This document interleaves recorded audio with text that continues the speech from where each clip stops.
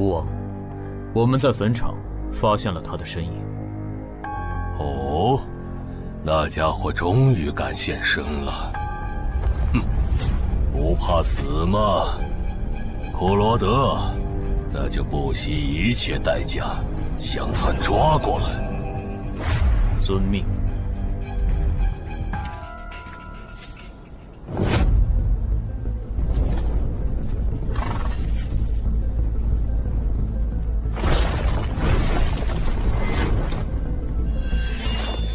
是不是打败你，才会放过我？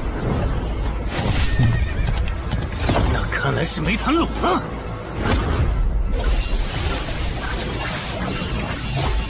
手下躲不掉，也来不及格挡。这就是你的实力。还没分胜负呢。敬酒不吃吃罚酒，那就把你变成亡灵，带回去。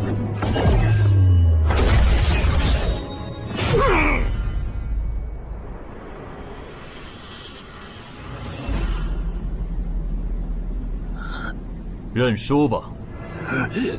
做梦。王不灵。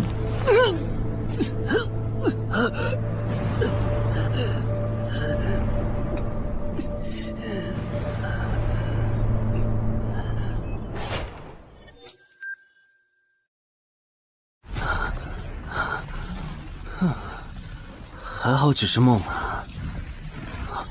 等等，啊！不是，这地下室入口竟然真的上到我家里来了！2030年，世界各地相继出现地下城入口。在经历了一系列探索、争夺、开发和地下城失控所引发的骚乱后，各国政府确认了5件事：一、入口无法被破坏，但攻略地下城可以使其关闭。2.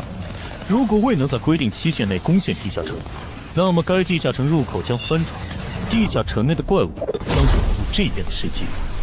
3. 步入地下城并存活的人类将成为冒险者，自此踏上超凡之路。4. 地下城内的怪物等级越高，攻略该地下城的收益越高。5. 最高等级的地下城 BOSS 连核弹也无法完全消灭。过去10年，地下城入口逐渐被公众所接受，有关地下城和冒险者的情报也被允许逐步公开给公众。冒险者周刊报道显示，冒险者人员十分稀缺，但却人均千万富豪。这一消息令冒险者这一职业变得非常受欢迎。对普通人来说，冒险者就是一步登天的门票。所以你过去3年的冒险家生涯，为你赚取了超5亿的财富。当然，对于刚刚成为传说级冒险家的我来说，这只是个开始。但少有人知道，每一位高等级冒险者的背后，都有许多普通冒险者和无辜平民的牺牲。而我们的主人公陈海，恰好是知晓这一秘辛的少数人。你还真是给我出了个大难题啊！能让人一夜暴富的地下城，可对我来说也没啥用啊。毕竟我又不缺钱，而且我记得地下城的死亡率好像很高，搞不好我会死。要不把它上交给官方冒险者协会算了，说不定可以换点特别的好处。嘿嘿嘿嘿。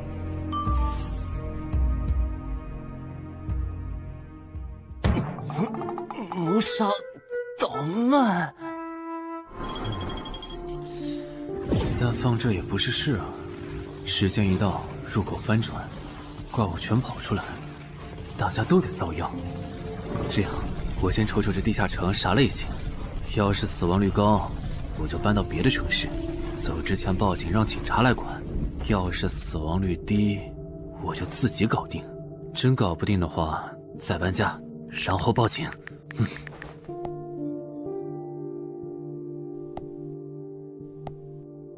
嘿，运气不错，是 Level 2的狩猎型入口。地下城入口的等级可以靠入口的规模判断，陈海家的入口太小，只能是入门级。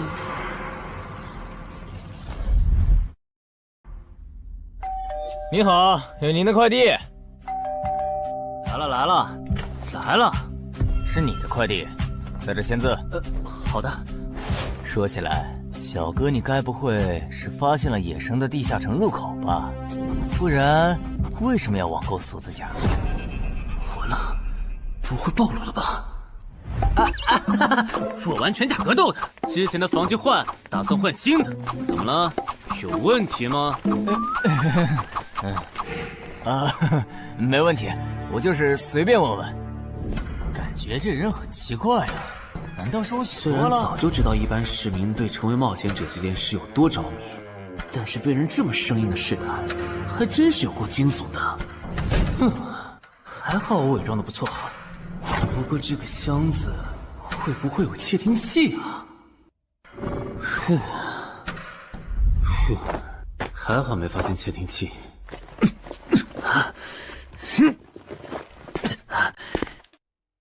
有点重，还有胸口也有一点点闷。怕眼镜在战斗中不方便，从而携带了隐形眼镜。没有防身武器，就在附近消防器材店随便买了把消防斧。啊，锁起来倒是不影响，还行。那么，出发吧。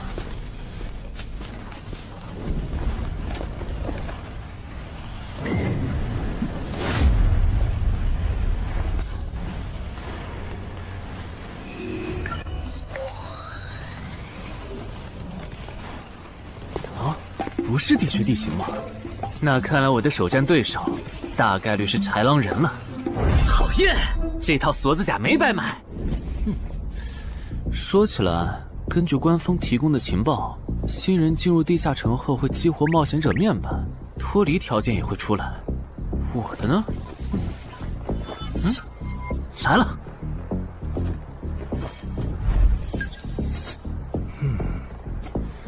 我记得普通人基础属性是10点，8点算弱，14点就很牛了。我不咋锻炼，力量和敏捷才9点，很正常。但智力有16点，真没想到啊！虽然智力和魅力是前期最没用的属性，但16点的智力，就算是协会或者财团内部也不多见吧？膨胀了，冷静，看一下地下城的脱离条件吧。脱离条件：杀死任意一只潮汐鱼人。通关条件是全灭一个潮汐鱼人小队。等一下，为什么是鱼人啊？我血产过敏啊！就不能给我安排点正常的对手吗？啊！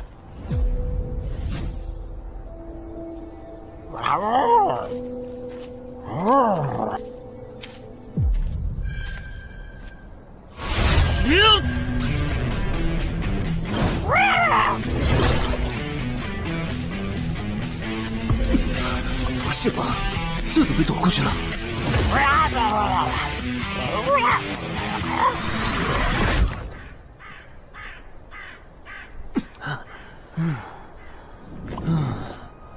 不是，这个地下城的难度标注是不是搞错了？一个落单鱼人就能把我打得差点翻车，如果遇到满编的鱼人小队，我岂不是要就地归西？啊，等级增加了 ，Level 2菜鸟，我的称号我与潮汐鱼人5-5开，这玩意儿侮辱人是不是？算了，今天就到这里。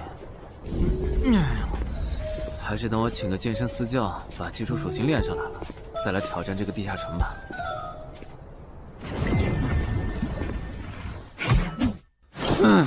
累死我了，半年的运动量都干出来了。又咋了？哦，任务结算呢？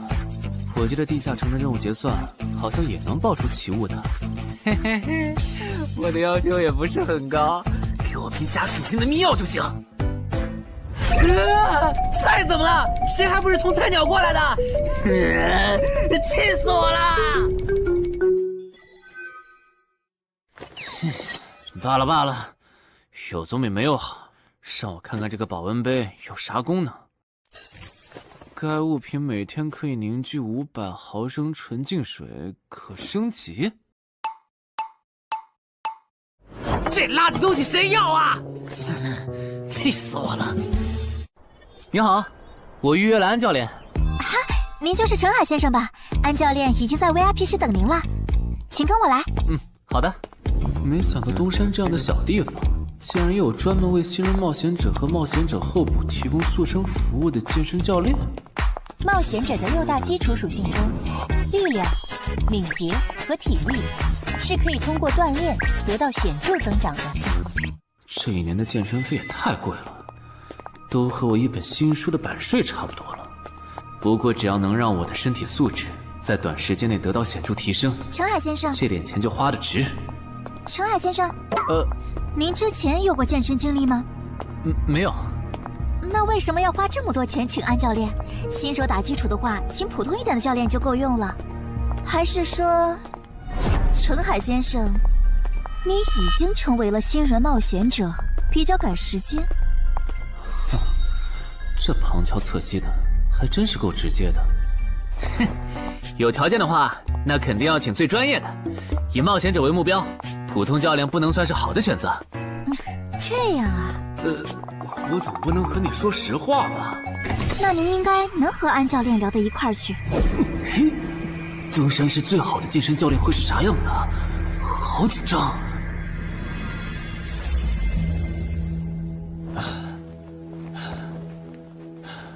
啊！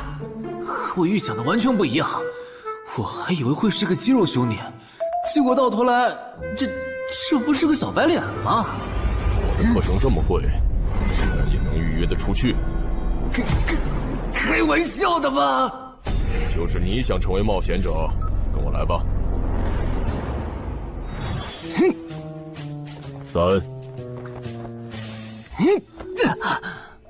4。我撑不住了，教练。 5，真的撑不住了。好，就到这里吧。30公斤举了5次，换算一下，你目前的单次最大重量应该在35公斤。作为健身小白，结合你目前的体重，你这个卧推成绩算是偏弱的。什么情况？虽然我知道我的身体能力低于平均线，但是这也太弱了吧？正常的老哥们不都是人均50公斤起步的吗？陈海先生的基础有点差呢。35公斤的极限数值换算到冒险者面板上的力量属性，应该只有9吧？普通人的力量、体能和敏捷数值是相对平均的，不会偏差太多。他现在这个状况，要在1个月的时间里变成冒险者，几乎不可能。那一般要多久？这个看你，如果天天练的话，差不多1个季度就能达到3个11了。这个11是你成为冒险者后面板上给出的约束，换算下来的话，就是比普通人略强。明白了。所以，办卡吗？那就先办一个季卡吧。我去哪儿交钱？转给我就可以了。好耶，以后撸铁不孤单了。认识一下，我叫徐茂，是健身馆的签约冒险者，以后多多关照。我叫陈海，畅销书作家，您也多关照。说起来，一般只有家境很好或者跟协会签了长期合约的冒险者，才会找安教练这样的专业教练。因为我不缺钱呀，我写畅销书赚的钱，在东山又花不完。既然以冒险者为目标，那肯定就要找最好的教练，打最牢固的基础。原来如此，我还以为你发现了野生的地下城入口，并且已经成为冒险者了呢。作为前辈，我得教你一些冒险者之间才流通的基础常识，免得你以后被人坑了。冒险者首次下地下城时，表现好能得个称号，带不带都行。要是带了会有加成，但也会被其他冒险者盯上。有些专找低等级地下城入口的猎人，就爱顶着称号，在可疑的人边上晃悠。要是被怀疑的人被称号吸引，表现不自然，那猎人就知道这人是冒险者了。接着只要跟着他，就能找到野生地下城入口。啊，这样吗？真是学到了。没啥反应，看来他真不是冒险者，就是个有点钱想当冒险者的弱鸡作家，那就没价值了。幸亏我先和超级人物开这个称号太丢人了，没装上，不然今天肯定暴露了。安哥那边应该已经快拟完你的健身合同了，咱们过去吧。好的。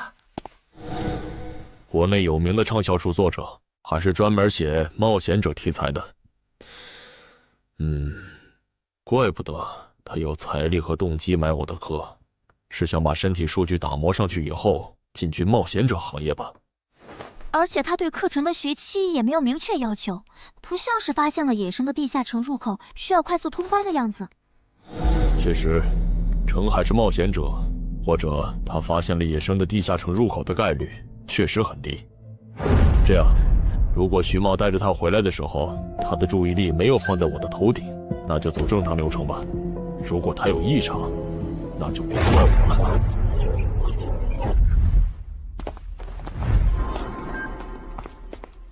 合同拟好了，你看完如果觉得没问题就签吧。好的。喂，不是吧？连健身馆的3A 级教练也……这边。那小子刚才看我的时候表情正常，视线也没停留在我头顶的称号上，看上去不像是刚发现地下城入口的小白。徐茂，你没做多余的事吧？怎么会呢？我可是健身馆的签约冒险者。那就没有持续关注的必要了。签好了。这份是您的，请收好。等下安教练会带您做体能测试。好。行吧。和我判断的差不多，你的体能也偏弱，敏捷测试就不做了。接下来的1周，我们主要做力量和体能塑造。你一般什么时候有时间？什么时候都有时间。行，那明天上午10点来健身馆找我，早饭别吃太油的。没想到国内规模最大的健身机构竟然会干这种勾当，依靠对新人冒险者和冒险者后部的身体塑造业务来钓鱼。如果我今天的演技再差一点，就要被他们瞧出问题，吃干抹净了。怪不得东山这种小地方会有3A 级教练常驻，恐怕全国各地……这样看，所有和冒险者沾边的服务应该都有坑，包括我买的锁子甲。还好我当时觉得在同一家店购买防具和兵器的行为有点不打自招，不然网购锁子甲的时候就暴露了。看来我还是低估了冒险者这个职业的潜在风险。得调整一下计划了。原本想着等锻炼的差不多了以后再来挑战这个地下城，但没想到现实世界如此残酷，针对低等级冒险者的坑到处都是。虽然今天运气好避开了一个坑，但我总不会每天都有这么好的运气吧？只能冒险来地下城提升冒险者等级了。这几个脱离条件是鱼人眼珠吗？对了，不知道昨天那只的眼珠可不可以？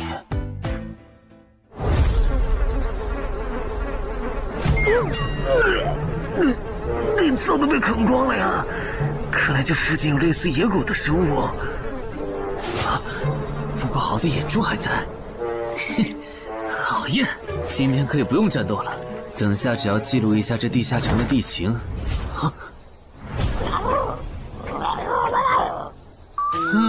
鱼人呢？我还以为是什么呢，吓我一跳。只是一只落单鱼人的话，我根本……一只还好，2只我肯定打不过呀！快run！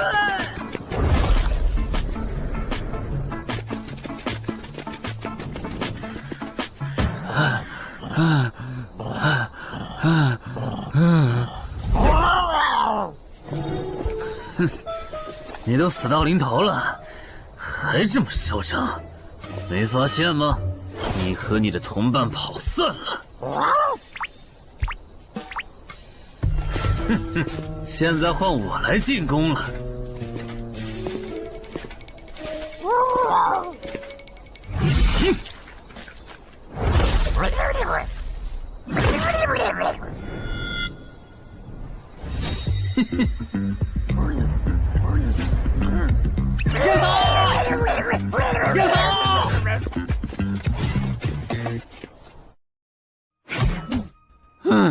累死我了。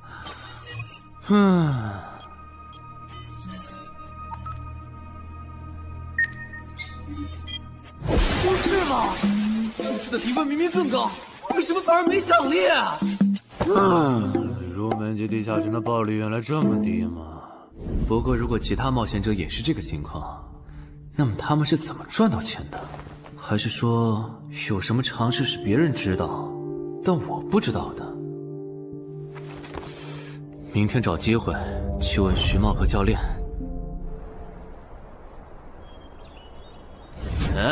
徐茂和安教练还没有来吗？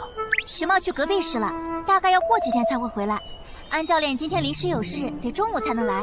好吧，那我先去 VIP 室做体能训练。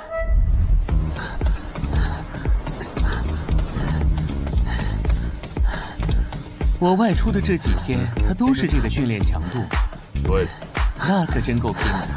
这样看，用不了多久，他就能把力量和敏捷提升到11了。对，如果他能一直保持1个季度下来，力量、敏捷和体质恐怕都能到12。说起来，教练你就没考虑过把他吸收进健身馆吗？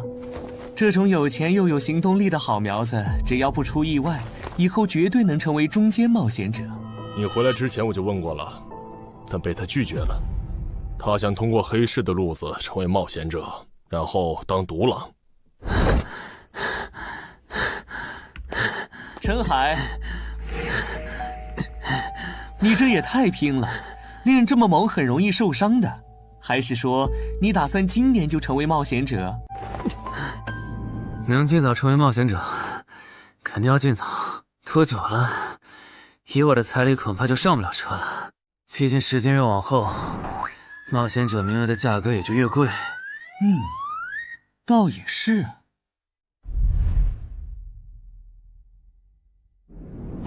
算上前天安教练的招揽，我大概可以肯定，徐茂和安教练已经排除了我拥有入门级地下城入口的可能了。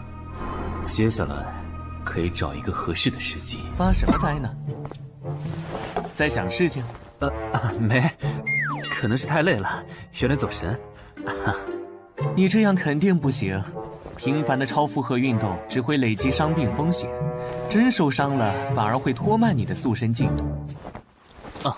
我也意识到了，后面应该会减少训练量。对了，截止到现在，你的前期投入都赚回来了吗？还早着呢，照现在这进度，起码得等我到11级才有可能回本。为什么是11级以后？因为1到5级的冒险者挺好混的，有老手带着，完成任务就能撤退，死亡率极低。没想法的就可以这么混等级，而6到10级后任务变难了，怪物的情报就值钱了。上阶段的混子在这阶段就去收集情报，死亡率虽然变高了，但还能接着混。只有到了11级，地下城的难度提升到混都没法混的时候，才是我这种冒险者开始盈利的时候。这个阶段的冒险者对实力的提升最为迫切，装备、奇物、技能书，一切能提高生存率的东西都能卖出很高的价格。不是，我不明白，11级后的地下城那么危险，为啥6到10级的冒险者不提前准备？不提升有很多原因，一是官方不管民间冒险者攻略地下城的事，好多冒险者到11级就想退回去过正常日子了；二是地下城的东西只能让一小部分冒险者在精英地下城混下去。11到15级赚得多，但风险也大，而6到10级有人光靠收集情报和做后勤就能回本了，所以他们也就没必要冒着生命风险去11到15级这个阶段打拼了。原来如此，所以冒险者在6级，不，在更早前就已经完成分流了。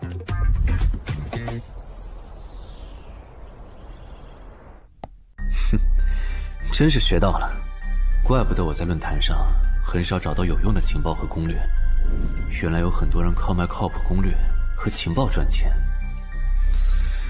不过更让我惊讶的还是这件事。同一个地下城，冒险者就算反复刷脱离任务，也只能得到1次结算奖励。这样看，这个地下城入口能为我带来的价值，就只有通关奖励，以及将误入其中的普通人转化为冒险者这2点了。考虑到我本身并不缺钱，我还是尽量单刷这个地下城，然后再考虑要不要继续当冒险者了。先用徐猫教我的方法，前期以收集情报为主，有十足把握了，再考虑通关的事。脱离条件找到湖？啊，这次的脱离任务竟然不需要战斗，还好买了一架无人机做辅助，不然纯靠人力搜索找湖肯定是个大工程。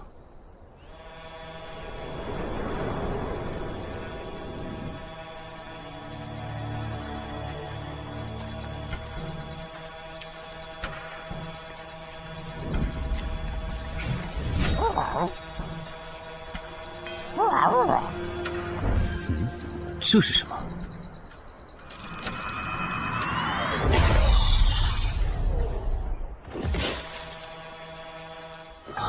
刚才那个应该是鱼人吧？虽然外形和气场和我之前遇到的鱼人有很大差别，但他应该也是鱼人，只不过等级应该更高。算了，先不管他。等我完成了脱离任务，再回来找那只橘红色鱼人。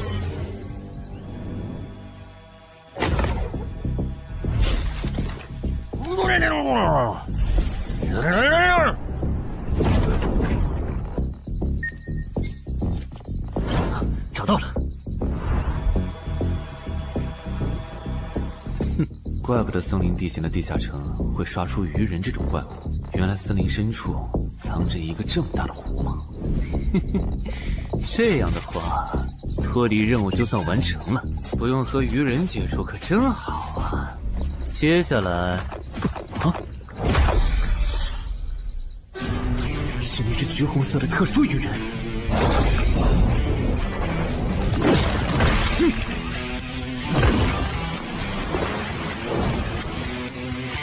幸亏我刚刚反应快，不然可就重伤了。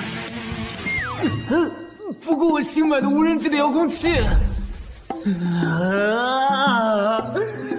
我的心在滴血啊！不对，现在不是想这些的时候。这只鱼人的速度太快了，我必须慎重对待。啊！1只、2只、3只、4……哼！好险！这情况，这个人怎么还没死啊？如果不是穿了锁子甲，我这条胳膊估计就废了。这家伙真的是新手级冒险者会遇到的对手吗？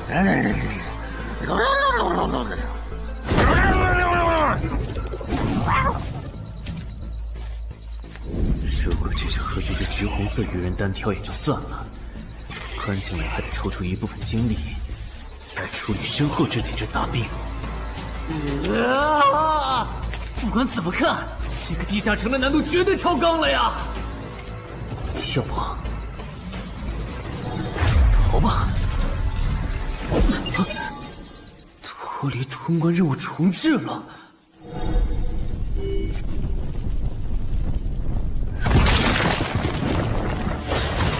我说全罪，你这样很像是在虐尸出气，有吗？归根结底，还不是这只哥布林太弱了，扛不下我的拳头。能扛住才怪呢！明明只是 Level 5，却有着不下于 Level 9冒险者的综合实力。你这样的怪物，在入门级地下城里，怎么可能会遇到对手嘛？有的哦。如果我能遇到传说中的 bug， 那就能在低等级地下城里遇到下一阶段才能遇到的强力怪物。只要能从他们手底下活下来，我就能拿到补偿奖励奇物升级券。到时候我成为传说级冒险者，就更有戏了。果然，我和你们这种明明还只是 level 5，但眼光却已经放在传说级冒险者上的怪物，是真的合不来。不过，奇物升级券和它的获取方式，无论怎么看，都只是博人眼球的谣言吧。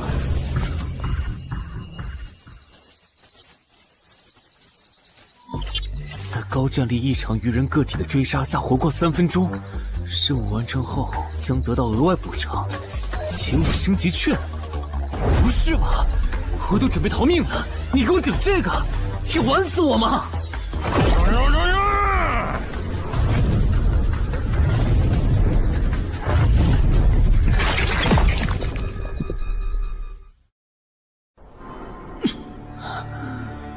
我这算是逼上绝路了吧？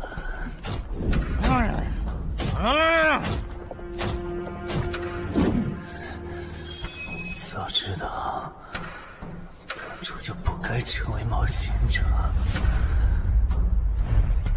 好好当个畅销书作家不好吗？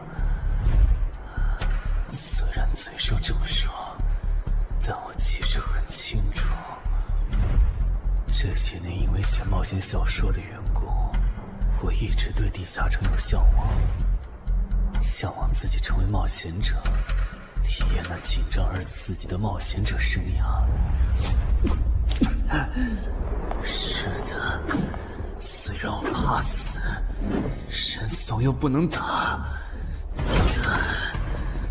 我的冒险人生绝对止步于此。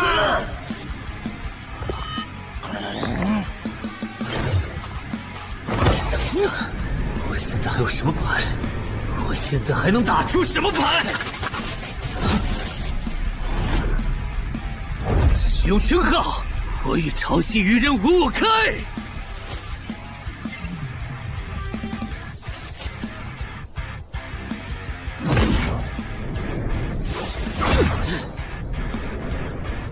身体变轻盈，力量也变强了一点。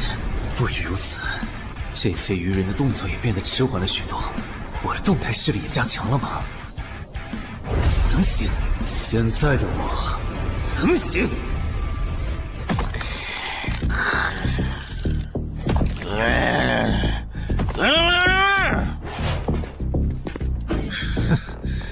没想到高级鱼人说的话，我竟然能听懂。就剩你了，头目。我是干掉了这支下级士兵，别再得意忘形了啦！我知道的，即使身体能力获得了大幅度提升，穿上这一层锁子甲的我，依然不具备能和这只橘红色鱼人拼速度的可能。机会只有一次，利用鱼人直线攻击和我头部暴露的弱点，对方的进攻方式、路线和目标都已确定。我要做的就是舍弃头部的防御，用它做诱饵，争取到一次以伤换伤，重创对方的机会。如果这一次机会我没有把握住，那么吃到教训的他，必然不会再给我翻盘的机会了。这种生死皆在一瞬间的体验，真让人血脉喷张，沉醉其中，无法自拔。就是现在！我这不是挺能干的吗？不可能，真的！开什么玩笑！我居然会被这种弱者可恶！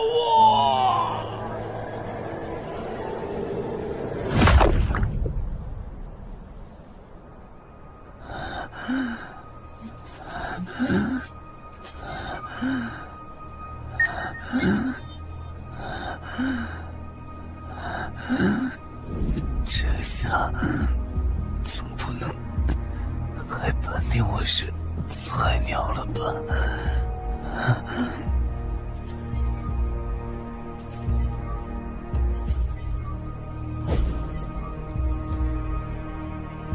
平平无奇的保温杯吗？对，平平无奇保温杯，使用起雾升级券。啊！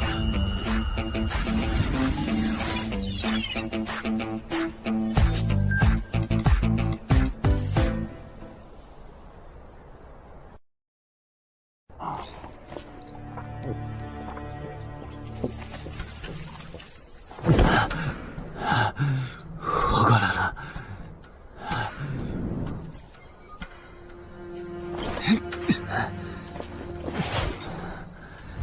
已经愈合了。冒险者面板，冒险者等级竟然提升了，不过还是菜鸟。哦，感知也提升了一点，还获得了一个新称号——至死地而后生。哼，倒是个意外之喜。再看一下通关任务重置后变成什么了。挑战等级上升了，脱离任务刚刚也完成了。不过这通关任务捣毁潮汐鱼人的孵化池吗？算了，这个通关任务明显不是现在的我能处理的。溜了溜了。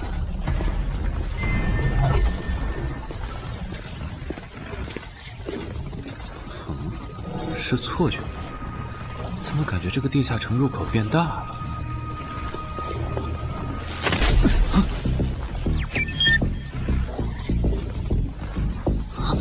等级不足，这个地下城升级了。这么看来，我刚才完成的脱离任务，其实来自更高等级的地下城。怪不得任务难度提升了那么多，脱离任务掉落的奖励这么丰厚。隐藏之夜，我没记错的话，论坛上有个大佬，好像一直在强调这个东西的稀有性和重要性来着。哼，那必须要转职啊！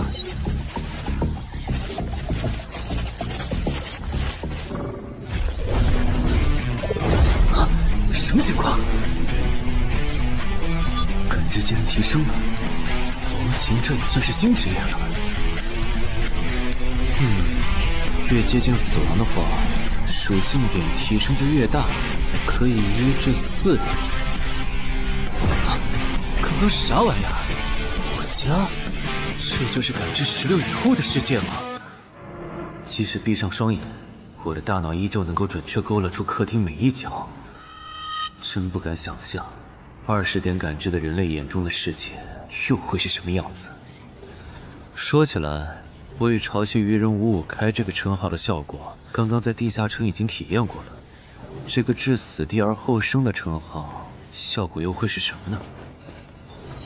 被逼入绝境以后，就能得到力量、敏捷、感知，每个加4点的加成。这个称号的触发条件和死亡行者的触发条件差不多哎。等等，也就是说，死亡行者搭配至死地而后生，极端条件下可以给我带来8力量、8敏捷、9感知的提升。哈哈哈哈！这也太超模了吧！胆子再大一点，以后遇到打不过的敌人，我完全可以靠自残触发效果让属性提升。等干掉敌人以后，再用稀奇古怪的回血药水把状态拉回来。而且回血药水的用处也不止于此，有了它，我再也不用担心健身过度肌肉拉伤了。反正每天都能回一次血，完全可以想怎么练就怎么练。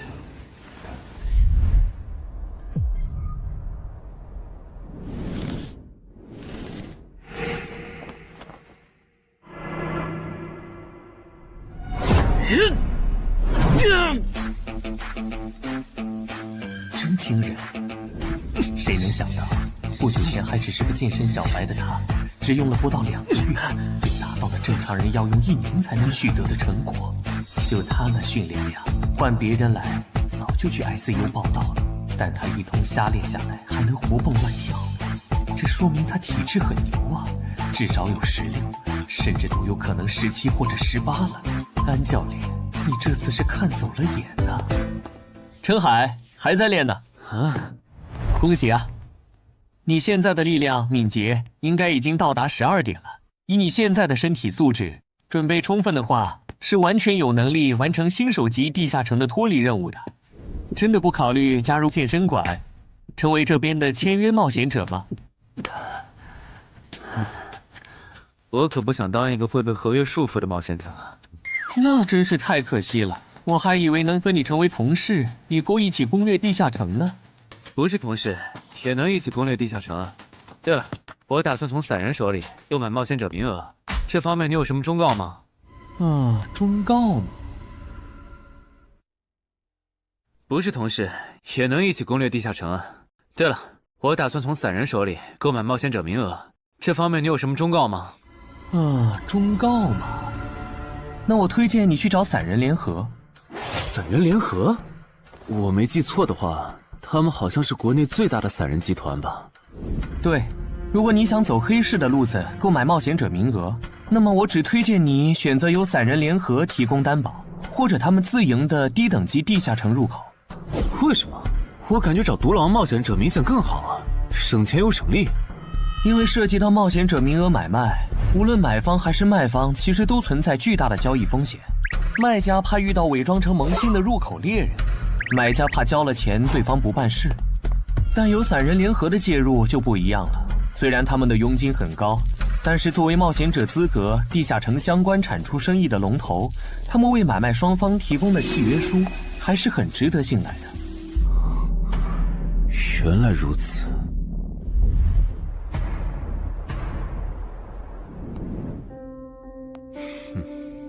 查了一下，整个漳州只有云霄市的这个老廖稍微靠谱点，找了散人联合做担保。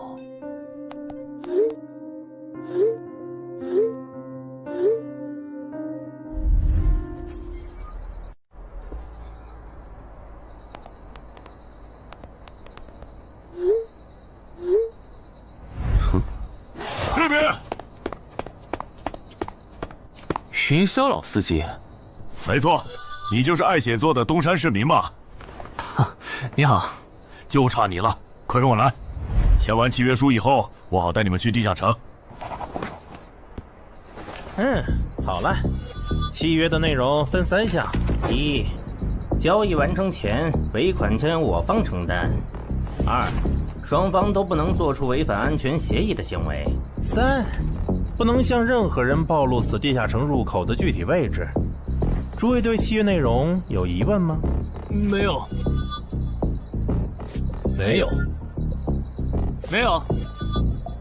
那么，契约成立。手臂在发光哎！哟，好神奇啊！好了，我的工作完成了，希望以后还有机会为诸位服务。等下大家再跟我走一段路，我带你们去地下城入口。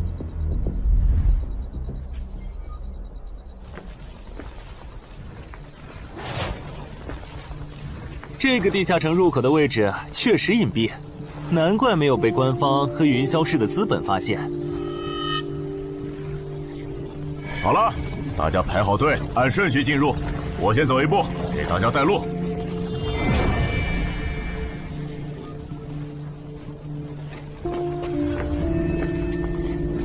这批新人怎么样？太酷了！我也是冒险者了，真好。还行，没有看起来像刺头的。那就好，等会儿记得我们之前说的。卖家原来有2位吗？好了，大伙儿看向我这里，学着我的样子对空气喊：“冒险者面板！”冒险者面板！大家可以在冒险者面板的个人信息栏查看到自己的基础属性，往下滑动，可以在任务栏查询任务。不是吧？我的基础属性原来这么低的吗？冒险者面板上的内容只有冒险者本人才能看到，所以不用担心个人信息暴露的问题哈。麻烦大家把你们的脱离任务报一下，我这边做一个整理。任务？妖，这个物种论坛的入门级地下城怪物图鉴里好像没有，这个地下城有问题。这个地下城该不会和我家里的那个一样，存在某种致命的设定吧？基于幸存者偏差，如果一个入门级地下城的怪物没有被收录进论坛的新手常见怪物图鉴，那只有2种可能：要么它确实很罕见，要么就是遇到它的冒险者基本都死在地下城里了。警告！警告！此人违反了安全条例，未说出正确的脱离任务。那个眼镜男说谎了？不是吧？这才哪儿到哪儿啊？就有人触犯安全条例了？你听我解释，肯定是他出 bug 了。契约式的契约当然不是绝对的，但对你这样的菜鸟来说，它是不会出问题的。你的脱离任务绝对不是采集高价值草药，你骗了我们。他刚进冒险者圈子，不懂规矩，做错事也情有可原。您大人有大量，再给次机会嘛，是不是啊？对，再给我次机会吧。下不为例。大家再说一遍自己的脱离任务哈，这次别搞错了。我的任务是找到湖中女妖，我是聆听女妖之声，我的是凝视女妖10秒，我的也是找到女妖。接下来我会带大家去女妖出没的林中湖泊，大家跟紧一点，别掉队哈。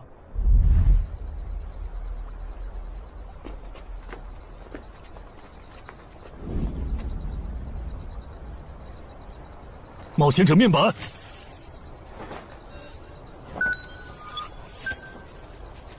哎，他在干嘛？呼唤湖中女妖。他怎么知道这样做可以召唤湖中女妖的？这就涉及到商业机密了。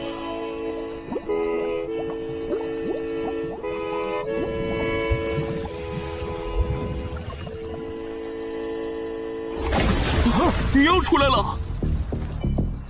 我的脱离任务完成了，我的也完成了。8、9、10。大家把耳塞戴一下，女妖马上就要唱歌了。不戴的话会怎么样？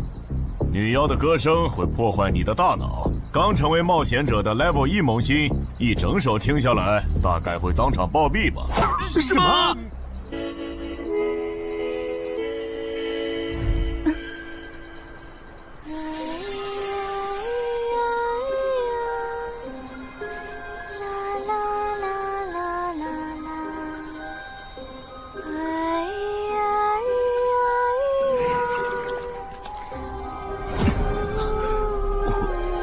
被醒了，就听了这一小会儿嘛。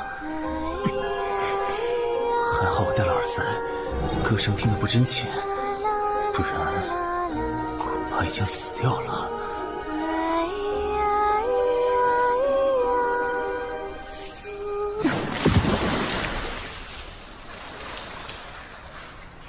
大家的脱离任务都完成了吗？都做完了，那咱们就原路折返回去了哈。搞笑，让我们原路返回？来之前我已经查过了，地下城里的植物和矿产都是很值钱的。你这么急着赶我们走，不会是想要独吞这个地下城的产出吧？我们可是付了钱的，为什么不能在这个地下城采集高价值草药和矿产来回血？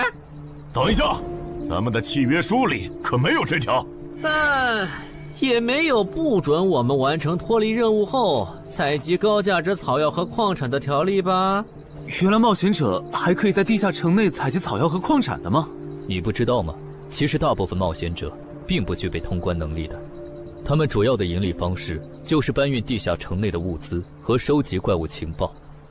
你是觉得脱离任务已经完成了，我们又碍于契约不能对你出手，所以可以发难了是吗？不然呢？真是笨蛋！但有一点你没考虑到，那就是我并没有和你们签订契约啊。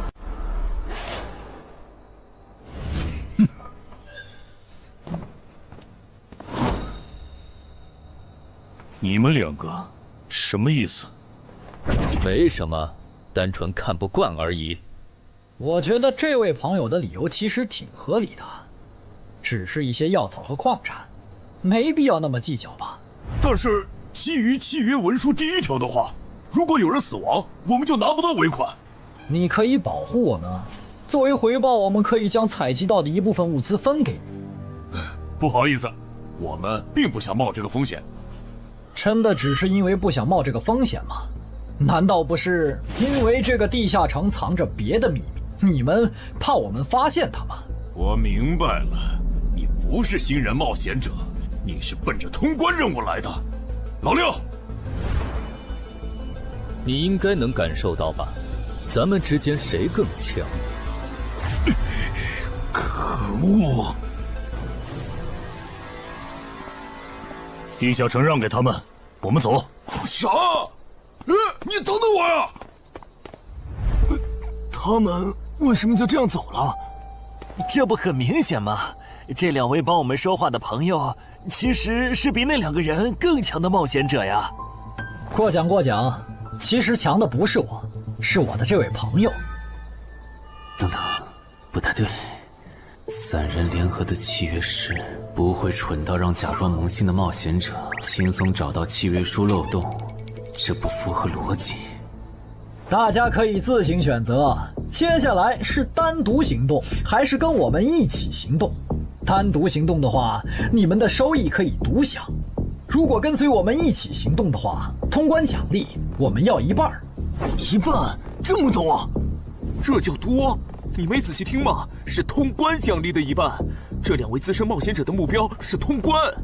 新人冒险者的通关率一般只有10%，甚至更少。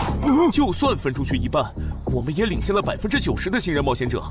大叔，你别得了便宜还叫委屈啊！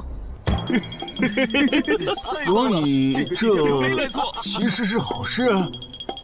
对新人来说，第1次通关时间是重要分水岭。新人冒险者越早拿到通关奖励，未来的冒险者之路就会越顺畅。那就是说，就算我只拿到1半的通关奖励，也会比绝大多数同等级的冒险者要强吗？如果你没有浪费这些开局资源的话，确实是你要强一点儿。请让我也加入你们，也包括我。我也要。那帮没良心的，签契约书前都说好了，只涉及脱离任务，其他不包的。任务一完成，他们就变脸了。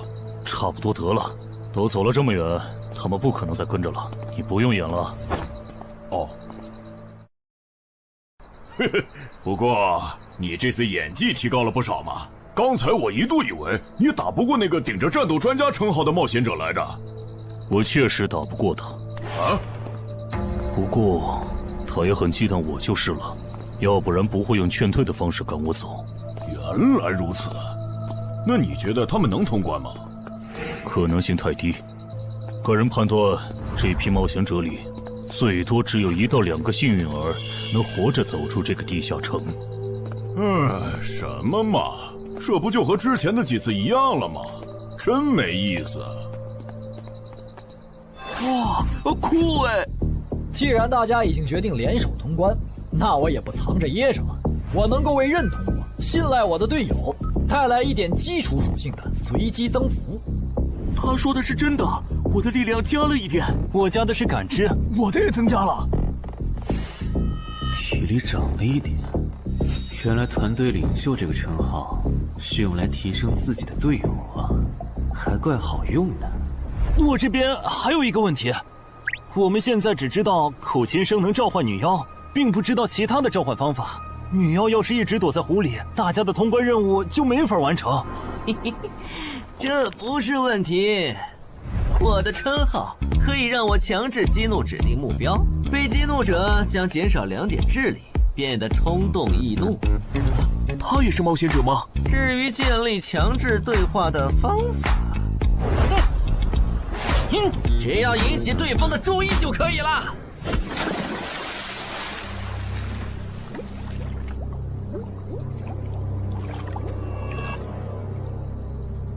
蠢货，你过来呀！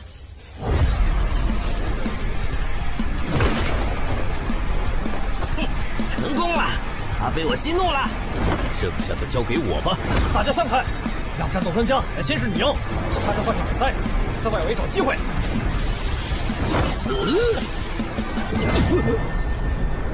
穿过去！开什么玩笑？竟然是灵体！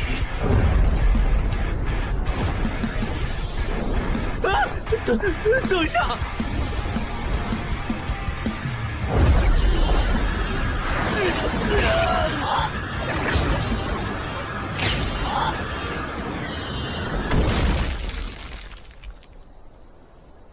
还好有2-3，只是鼻子出血。不是吧？这个女妖原来是个妖魂！娘，有把握吗？有，但是会比较费时间。上一个地下城刷出来的僧侣之拳应该会有效，但熟练度还没上去，打起来会很慢。慢就慢了，这只女妖应该没有其他攻击手段，对我们的威胁很小。我有预感，这个地下城的通关奖励会非常丰厚。哼，愚蠢的选择。等等，你先别走。不是吧？10万个人里都不一定能出一个的感知16点的人，竟然让我……你为什么觉得他们的选择是有问题的？使用称号，他们当我不存在。真晦气！喂，你搁这对空气自言自语什么呢？不是，我刚才……不是没人吗？幻觉吗？有东西过来了！什么东西？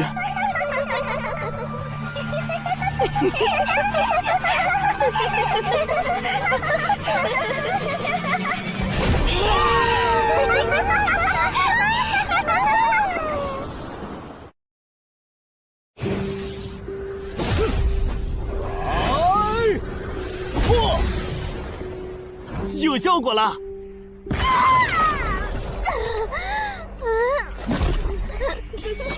什么声音？我们搞错了，这个地下城不止一个女妖，那2个卖家没安好心。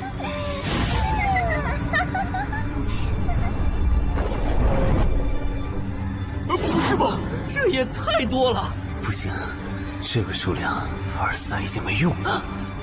还傻站着干什么？跑啊！为什么总是让我遇到这种事？天和子爷那时候是，现在还是。看在你老婆和女儿的份上，我觉得应该放过你。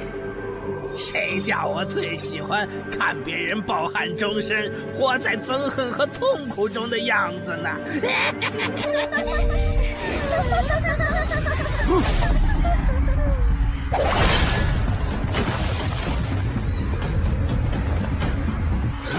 你们以为我是谁？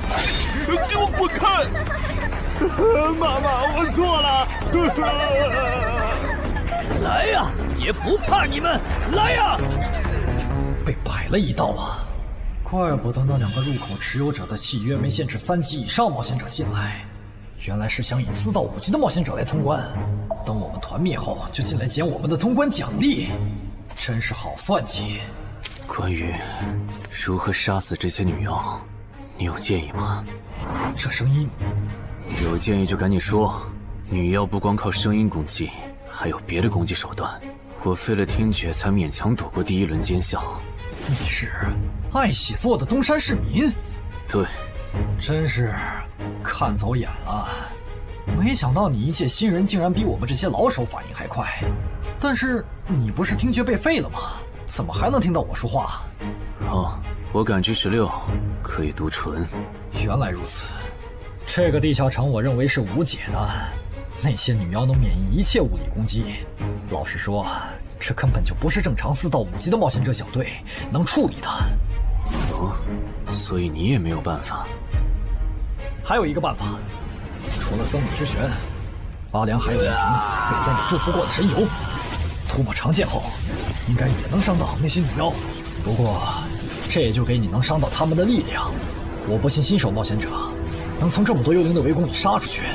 但总不能坐以待毙吧？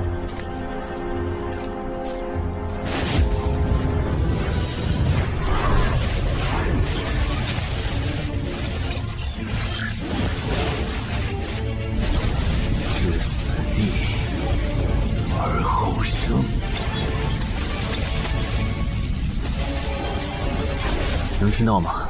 我问过你的同伴了，他跟我说，要通关必须从你那里拿到被僧侣祝福过的神油。通关吗？能帮我拿一下吗？不好意思，我眼睛瞎了，恐怕没办法操纵冒险者面板取出你要的东西。这样吗？不过我还有一个办法可以让你得到它。什么办法？你干什么？就是以死后掉落的形式让你获取。其实我也不是非要那碗油杀人夺宝不可。20点的敏捷足够我甩开女妖逃出地下城了。我就是想试试能不能通关。虽然无论怎样，你都不可能活下来。喂，真的很吵啊！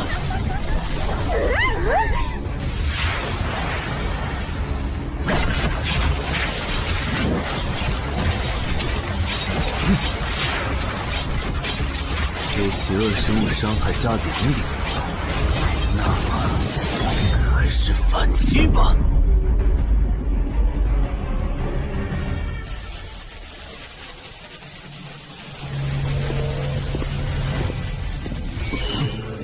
好像有人从里面走出来了。哪有人啊？你看错了吧？不是，我真感觉到了。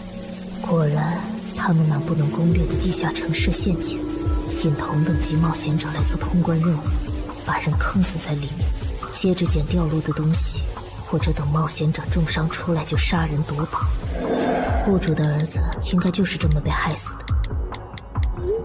石斧秃鹫是指利用高难度地下城坑杀同等级冒险者，然后拾取对方掉落的堕落冒险者。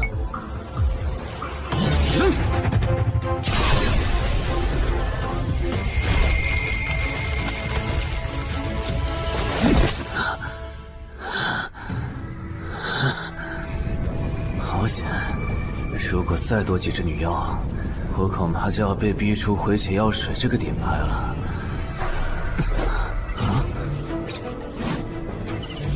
您的绝妙操作取悦了路过的死亡主宰，得到其恩赐，亡灵亦不能杀死我。该恩赐可以使您豁免一次来自亡灵生物的死亡判定，免疫一次来自亡灵生物的死亡判定。好霸道的额外奖励！额外奖励都这么丰厚了，合并结算的奖励还高于单独结算，那么肯定要合并了。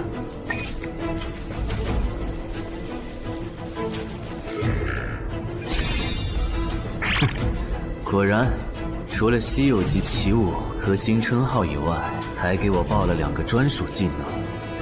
这个地下城的奖励太丰厚了，难怪它的难度如此超标。爱写作的东山市民，你还活着吗？怎么没声音了？哼，差点把他给忘了。你现在感觉如何？能站起来吗？有点难，那只能扶着你了。其他人是不是都死了？胖子、四眼、大叔，还有你的2位同伴，都死了。你应该不是第一次进入地下城吧？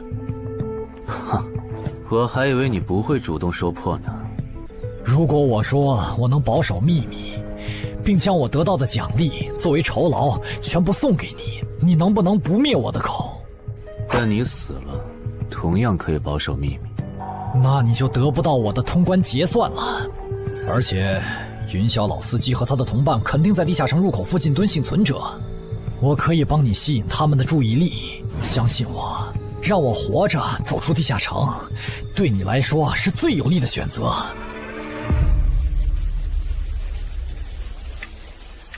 看到了吗？这才是真有人出来了。哎呀，刚才那次算我看错行了吗？等等，地下城在坍缩，他们通关了。不对，小心右边的冒险者，他绝对不简单，可能是狼。先干掉一个弱的，接下来到你了。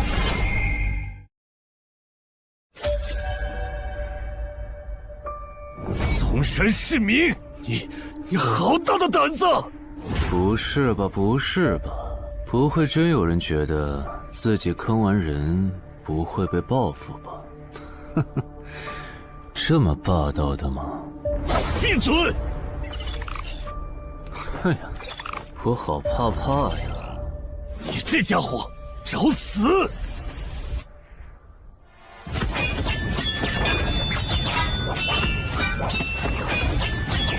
这俩人相互厮杀的程度，有些7级甚至8级的冒险者都没这么夸张的速度。不可能！带上这个称号以后，我的速度竟然还是没你快，真是离谱他妈给离谱开门，离谱到家了！你的敏捷难不成有17，甚至18？可，你猜？冒险者面板，哼，不比速度了。不比了。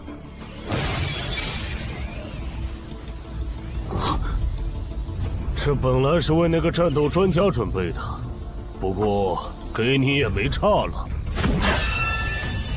那好好感受一下我从黑市高价购买的变种蜘蛛毒素吧。什么嘛！你这毒套完全不行啊，比普通人还差。连反击的力气都没有了吗？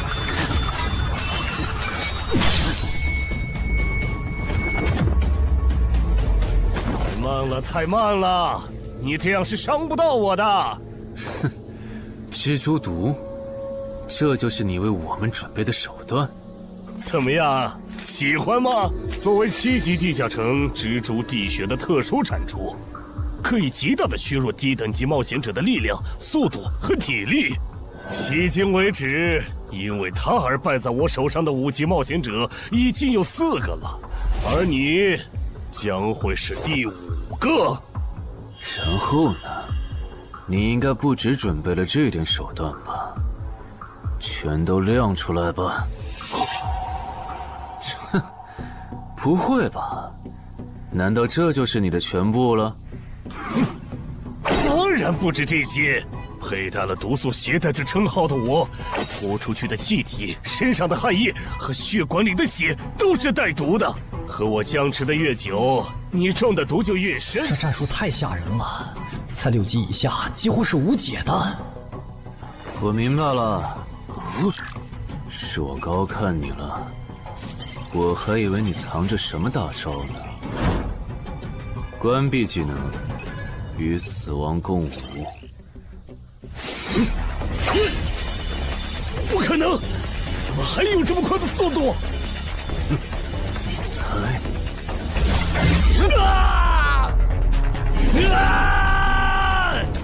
也太得意了！太慢了，太慢了！你这样可是伤不到我的。不可能，绝对不可能！你明明只是个独狼，怎么可能比杀了大量5级冒险者的我还强？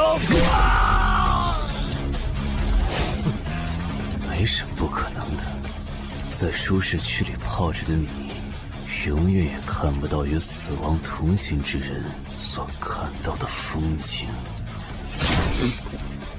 但是，溺死的往往都是会水的。散人只有劣势更弱小的散人，才能积攒出大量的财力和武力。我的路才是正确的。对普通人来说，或许你才是对的。不过，在我看来，与死亡同行之人，如果走到了极致的话，未必不能超越死亡。不是吧？那么强的人，竟然这么轻易的被……啊！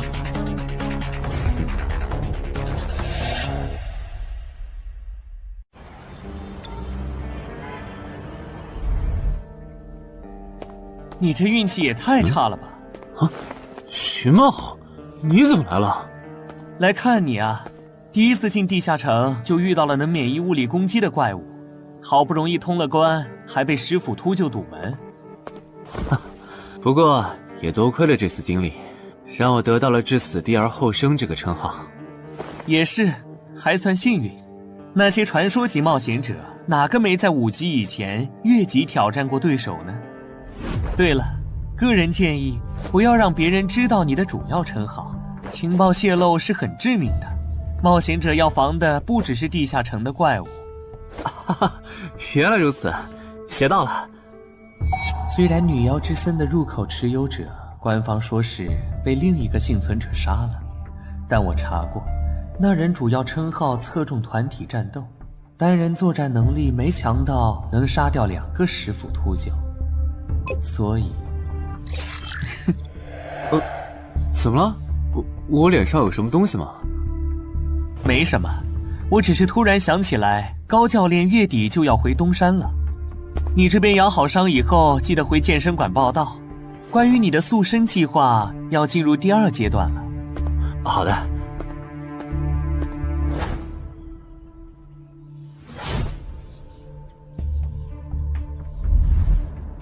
你不打算做攻略型冒险者了？没错，这次地下城经历让我明白，我没当传说级冒险者的本事。与其在这阶段的地下城拼命，还不如到6到10级的地下城多弄点钱，然后就隐退。哎，不过你和我不一样，你有成为传说级冒险者的潜力，但前提是你得改掉独狼的习惯。为什么这么说？独狼玩法在10级前的地下城能提高任务结算评分，多拿奇物、称号和技能，但11级到15级的地下城难度大增，光靠个人根本过不去。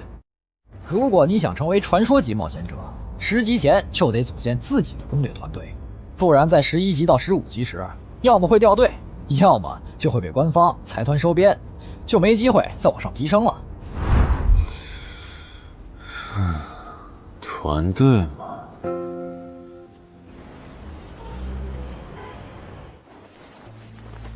害死我儿子的秃鹫们已经死了，杀死他们的人就在这2名幸存者之间。你认为谁才是帮我儿子报仇的恩人？他。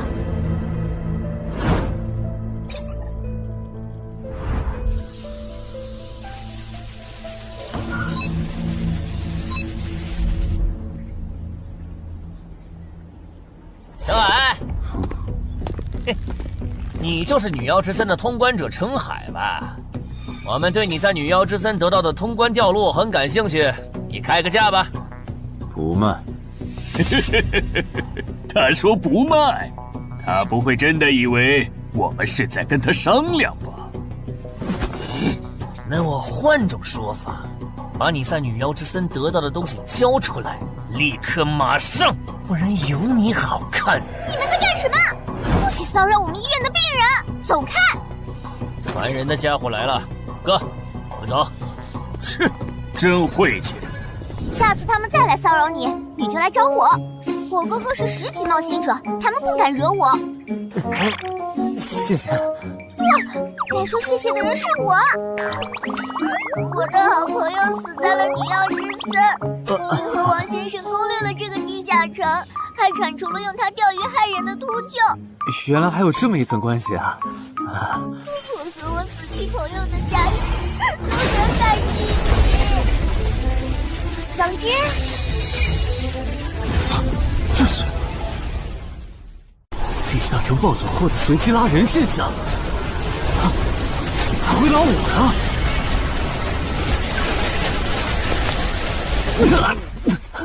突！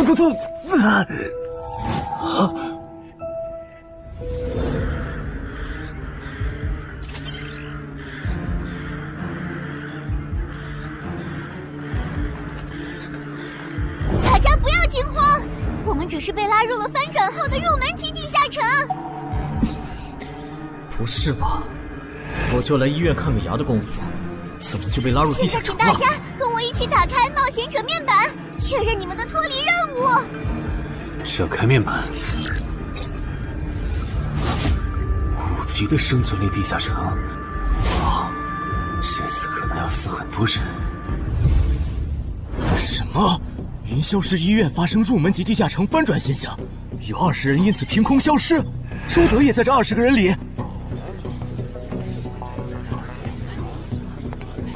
情况如何？失踪人员名单已经整理出来了。被卷入地下城的一般民众有17人，冒险者3人。我们还找到了失控的地下城入口。不过什么？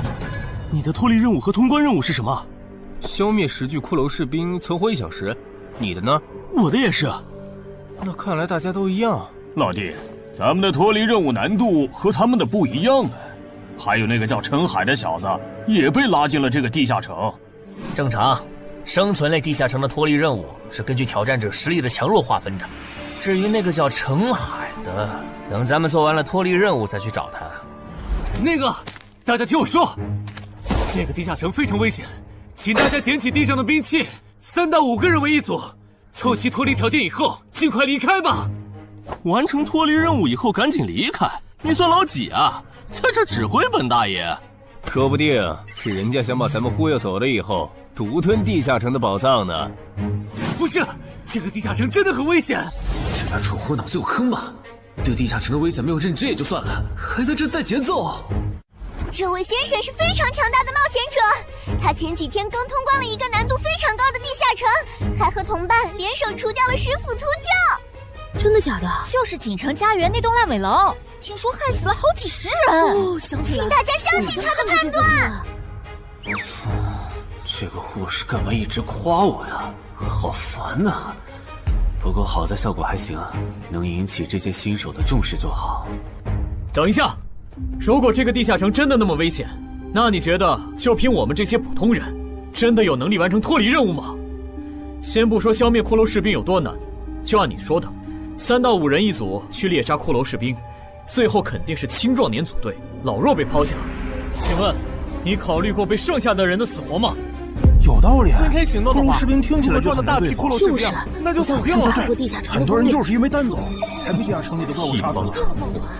姐夫说的没错，被拉入地下城后，一定要拉拢人心，来拿到话语权，再利用话语权来强迫冒险者当我的保姆。能通关高难度的入门级地下城又如何？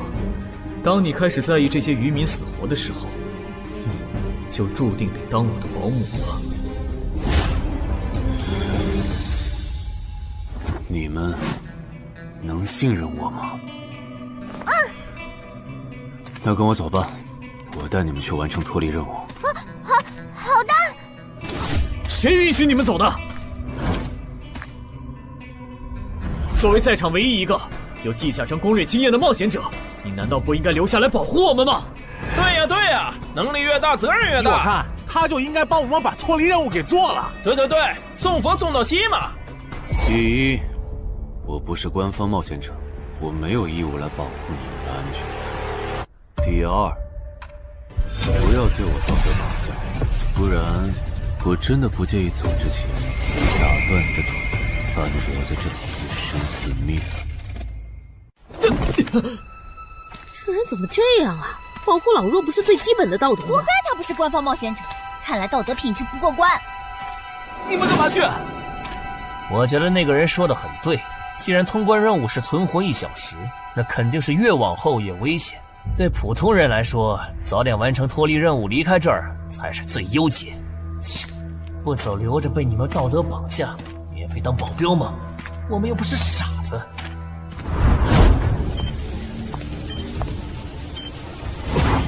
怎么是他？这个地下城有什么问题吗，尚科长？这个地下城最大的问题在于，接下来的1个小时，能有几个人活着走出来？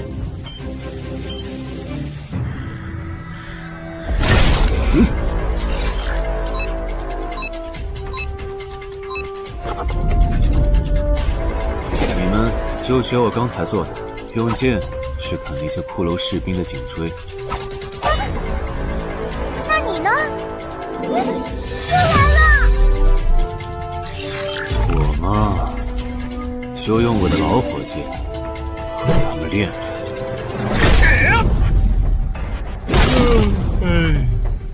打完这批记得换班啊，老哥。好嘞。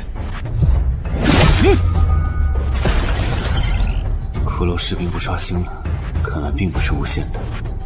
好消息是新人的压力小了，坏消息是我这样的老手完成任务更难了。这周围的骷髅士兵被咱们刷光了，换地方吧。好。受伤的人往后退，剩下的2人一组，交替清理从地里爬出来的骷髅士兵。再战40分钟，大家就可以回家了。好。亏我之前以为当冒险者有多难，结果就这儿啊！是啊，这些骷髅根本就没有那个老手渲染的那么危险。等这次结束，你也是个有名的冒险者。这些骷髅虽然弱，可不代表这地下城难度低。正相反，骷髅越弱，越说明地下城有极厉害的 BOSS。更让我烦的是，这地下城怪物也太少了。虽然我以老弱不宜参战为由，劝退了近半的冒险者，但是分到我这的怪物才4个。最后10分钟，这地下城难度肯定飙上。要是接下来10分钟都没有新的骷髅士兵刷出来，我就得自己想法子凑够剩下的6个骷髅士兵了。脱离任务做完了？嗯。你呢？还差几个？8个。把机会都让给他了吗？那你先回去吧，我们继续刷骷髅。等做完脱离任务以后，咱们3个在外面集合。10年来没有一个人通关。不止如此，这个地下城的幸存者们也非常奇怪，几乎所有的都是新人。怎么会有这么奇怪的地下城？正常不都是冒险者越强大生存率越高吗？因为这个地下城有一个被称为强者坟墓的机制。同样的脱离任务，新人的难度只有老手的1/10。当新人完成脱离任务离开的时候，实力远超冒险者的地下城 BOSS 会主动追杀冒险者。好多老手都栽在这机制上。周德，快点察觉到，这个地下城的本质是谁最先完成脱离任务，谁才能活下来的竞速比赛。好心的冒险者哥哥，护士姐姐，再见。拜拜。再见。等下遇到的骷髅士兵，我多分给你一点。你先完成脱离任务，和他在外面会合。好的。有人完成脱离任务出来了。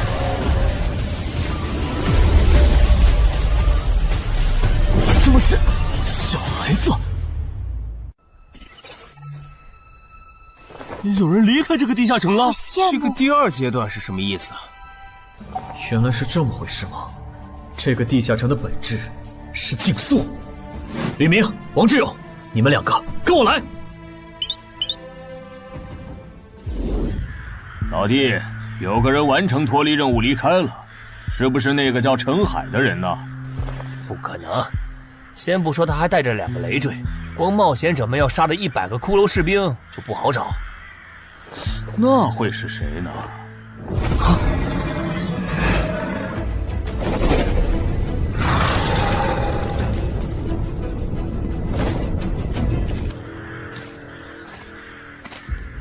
叫我们跟着他出来，都走这么远了，也不解释一下。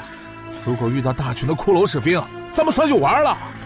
闭嘴吧，他这么做肯定是有原因的，你没注意到吗？他是看到任务栏变更以后才叫我们出来的，恐怕他比我们更清楚这个地下城发生了什么。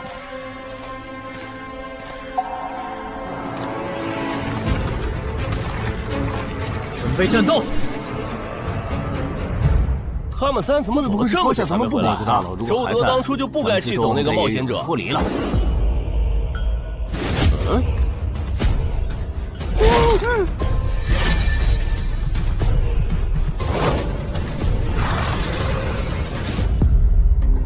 周德、吕明，你们2个王八蛋，竟然拿我当挡箭牌，用完就丢！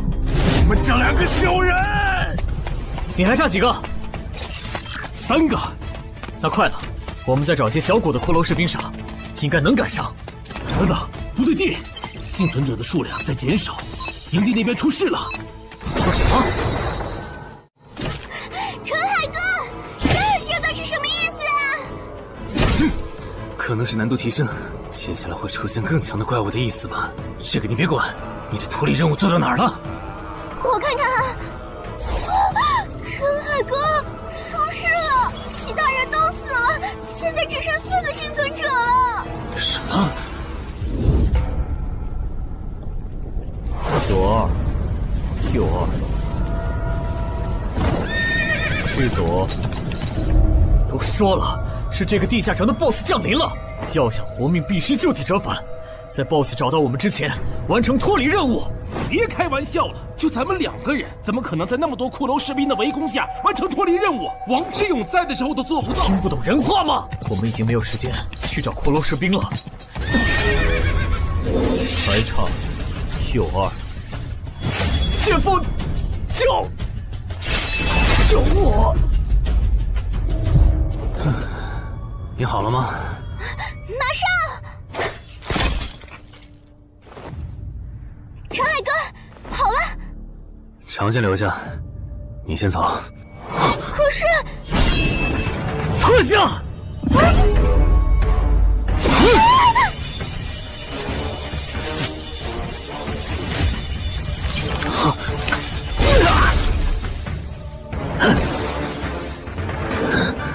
好强！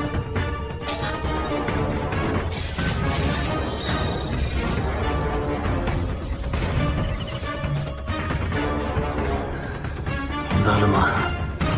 你留下来，只会碍事。我知道了，我去外面等你，你一定要活下来。好了，现在只剩下咱们2个，我猜你是不会放我走的，对吧？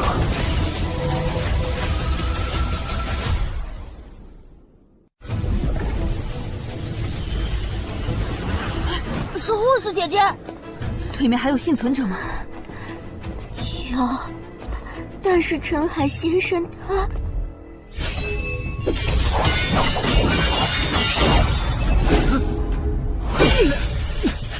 好强，想下去不行，速度和力量我都不是他的对手，就算能大概猜出他下一步动作，可因为一直忙着抵挡，一次出错的话就会死。要走！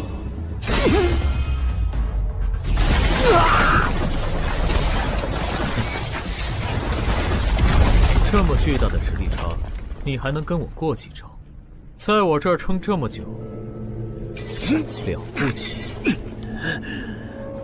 怎么好像在跟我说话？不对，现在不是该思考这些的时候。想一想，再想一下，到底该怎么做，我才能活下来？没戏了，把这边的情况汇总给漳州吧。就说云霄市医院地下城暴走事件，17名普通市民卷入，仅2名幸存，3名低等级冒险者卷入，无一生还。你在说什么？不是还没到时间吗？这才过去5分钟。就是。我能理解2位的心情，但是请不要再做不切实际的幻想了。这个地下城里的 BOSS， 就算是9级的我，也没有把握面对他能存活15分钟。你要等的人，哪怕是5级冒险者中的佼佼者，最多也就能坚持5分钟。你从地下城出来到现在都过去5分钟了，他还是没有脱离地下城，这意味着什么？你应该清楚吧？怎么这样？如果不是因为我们拖累了他的进度，护士姐姐，陈海先生肯定能活着离开这个地下城。都是因为我们。是啊，全都是因为你们。如果没有那个多管闲事的冒险者帮你俩完成脱离任务，周德才是最有可能活着离开这个地下城的人。我出去冷静一下，这2个新人的登记工作交给你了。那这个地下城入口怎么办？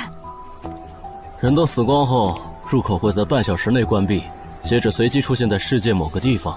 当然，如果你实在不放心，也可以盯到最后。好吧。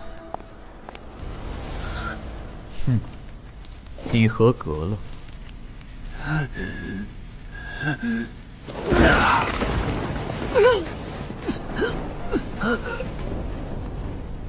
我很期待你成为亡灵后的那一天。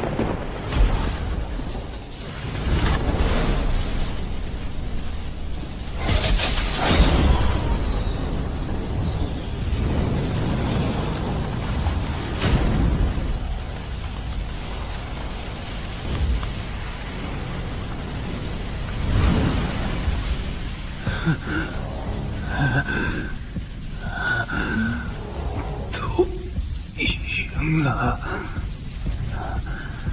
对这个 BOSS 来说，完整的我更有价值。在他回来之前，是死亡主宰的恩赐。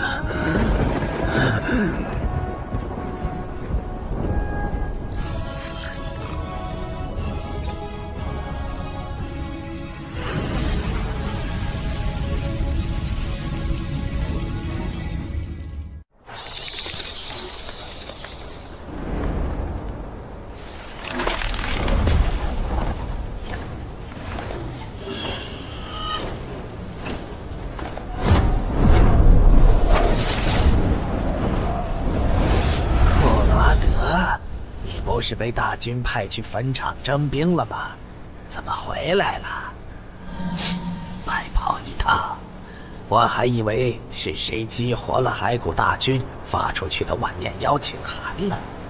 我发现了一个有资格成为我的同僚的新人，让他从零开始太浪费。我打算让大军把他变为预备役。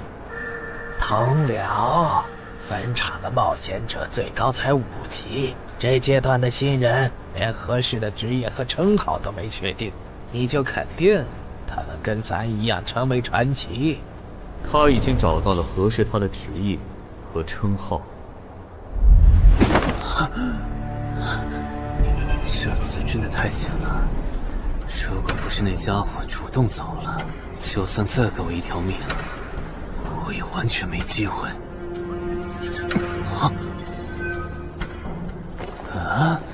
通关任务都显示完成了，为什么没有弹出来脱离选项？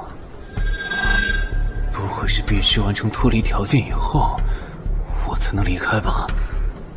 在那个怪物意识到我没死之前，那得抓紧了。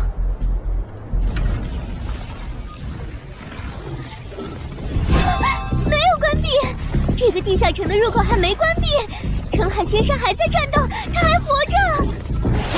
我去找尚科长。周德死在地下城里，他姐知道后一定会迁怒同期的幸存者。如果处理不当，尚科长，怎么了？慌张成这个样子？那个地下城入口没有关闭，结束的时间明明已经到了，但是他还在。怎么可能？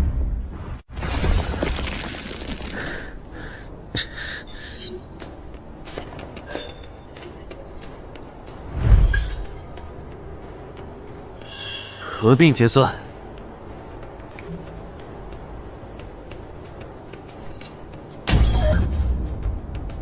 原来那个亡灵骑士叫库罗德呀，不过传奇级，坟场才5级，怎么会有这么超纲的 BOSS？ 说起来，这个地下城的 BOSS 强度这么高，以前真的有人通关过吗？尚科长，你看，尚科长，这地下城暴走后，超过关停时间仍然存在，怎么会这样呢？有2个可能：一，被卷入地下城的冒险者完成了通关任务，但却没有完成脱离任务；二，地下城升级。一定是第一种，一定是。不可能的，坟场很早以前就已经被世界冒险者协会定义为几乎无法被攻略级的地下城了。相比有人通关，我更相信是地下城内部发生了什么变化，导致地下城升级。有人出来了！是澄海先生，真的是他！哎呀，你们都在啊！担心死我了！可因为我的原因，没能坟场竟然真的被他打通关了。一辈子的。那么严重的？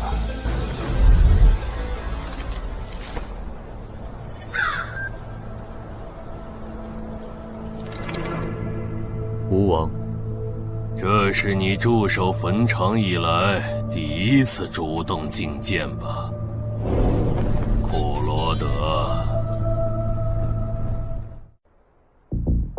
你知不知道，就在刚刚，你成为了全球首个通关坟场的冒险者。首通？我？对，你要火了。坟场这个地下城虽然等级很低，但是在冒险者圈子里很有名气。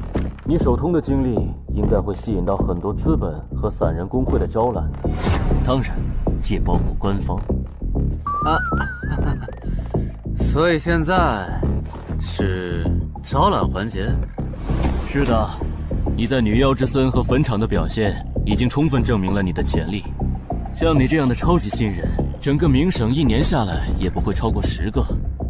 作为云霄市地下城负责人的我，当然不可能错过。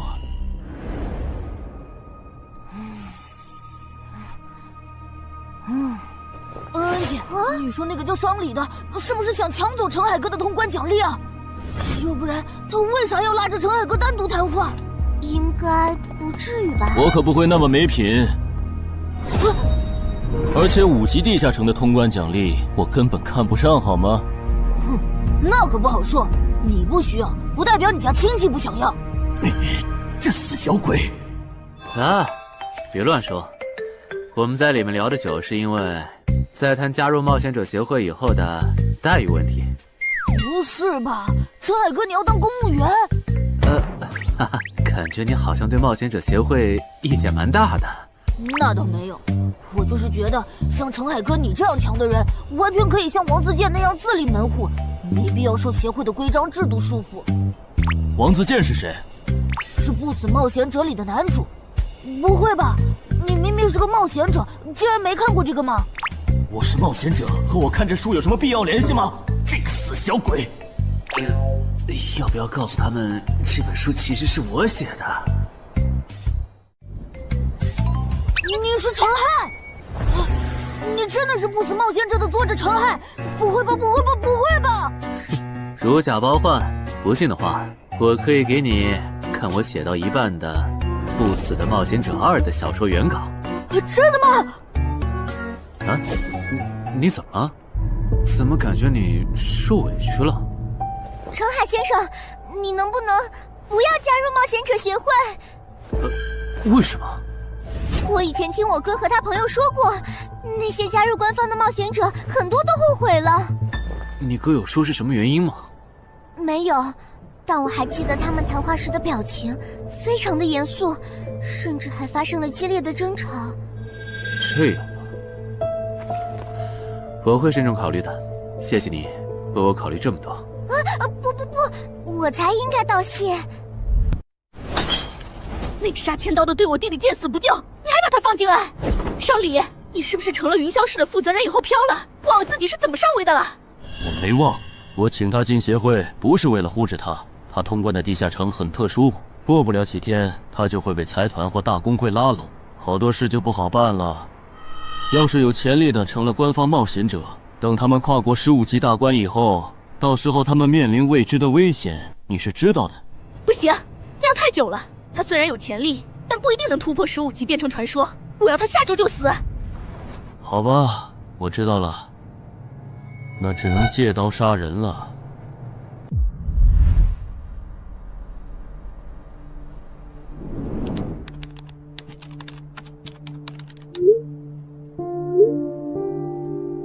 坟场，这个地下城的情报不是早就挖无可挖了吗？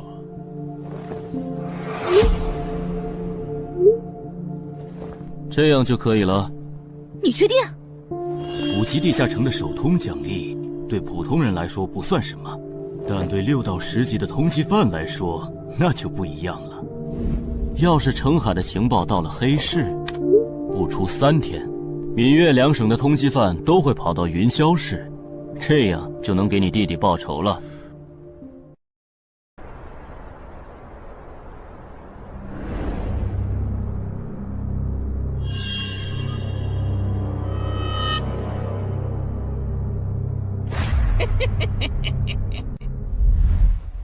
我的个人信息要3天后才能录入官方的冒险者系统吗？是的，我记得程先生你是东山人吧？要不我这边先给你安排一下暂住的酒店，这样你这几天就不用两边跑再折腾了。不用，刚好我要回东山办点事，那我3天后再来云霄。好的好的，那咱们3天后再联系。前提是3天后你还活着。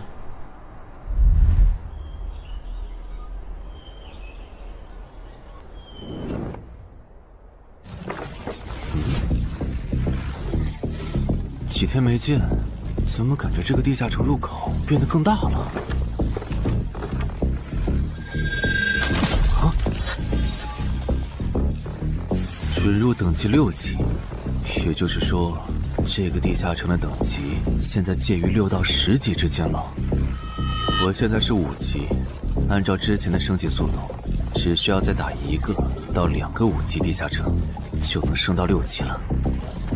上次翻论坛的时候，我记得东山这边好像有一个5级的地下城正在招募人手，我看看还在不在。好耶，还在。你好，请问你们的招募条件是？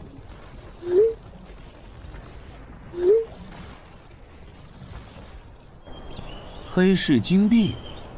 你问这个干嘛？我闲着没事翻论坛，发现论坛上的冒险者彼此之间做交易时，使用的货币不是现金。冒险者之间做交易，除了用地下城入口和掉落物，就是用黑市金币当货币。黑市金币有什么特殊之处吗？为什么不能用现金交易？黑市金币是挑战10级以上地下城的主要收获。我以前问过安教练，他说这东西10级后有大用处，可具体咋用没跟我细说。原来如此。对了，等级没到10级的冒险者，一般是从哪儿弄到黑市金币的？我也想搞一些。新手的话，你可以试试把不用的掉落物拿到鬼市去卖。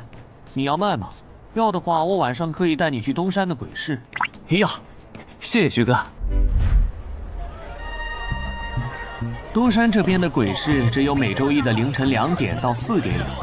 你别看这边人很多，实际上只有1/10是冒险者，甚至更少。这些摊贩也是卖的东西真真假假，很容易上当受骗。听起来有点像古玩市场。差不多吧。总而言之，东西先别急着卖，多转转，弄清楚物价后再卖东西。我这边还有点事，就不陪你继续逛了。好的。看不出他这人还怪好的。好了，到我来扫荡了。小哥，来看看这件，可都是宝贝啊！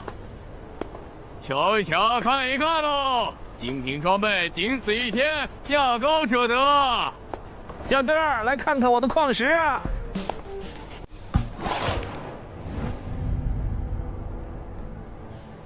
看他求购的内容，这个人想要攻略的地下城，该不会是女妖之僧吧？这位小哥，你有我要的东西吗？如果是对付女妖的话，口琴和长剑应该可以。哈，有啊。你打算以什么价格收？我得先看看货，货好，价格都好说。要看货，你得等我半个小时，我回家拿去。那你得快点，如果在这期间有别人卖我要的东西了，我可就不收了。哼，知道了。都在这里了。这个口琴确实可以吸引女妖，我可以给你6枚黑市金币。Nice。至于这把剑，这剑携带圣化属性，对邪恶生物伤害加2点，能够有效攻击女妖。哦，有点意思。爷呀，你这把剑我可以给你8枚黑市金币，咱们加个微信吧。之后我这边如果再有需要，交易起来也方便。好啊。加好了。慢走啊！赚大发了。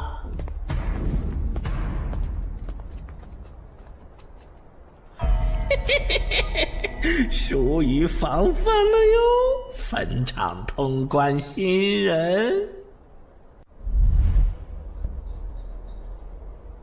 唉，都过去1个多小时了，那个叫四海为家的怎么还没来？算了，不等了。各位新老朋友，大家好，我是5级哥布林地穴地下城的入口拥有者搬砖小 C。我左手边这位是协会冒险者林女士。哟，本次攻略已在官方备案，大家可以不用担心秃鹫的问题。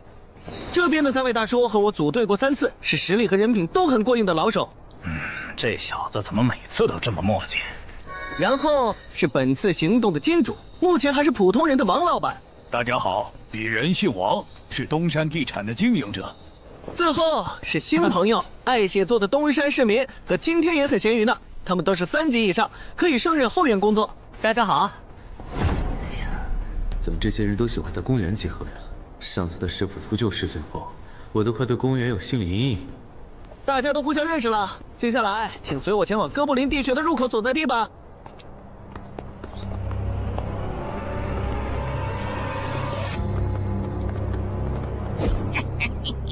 我就知道，他没用黑市金币购买装备，一定是用来换东山这边的低等级地下城的攻略门票了。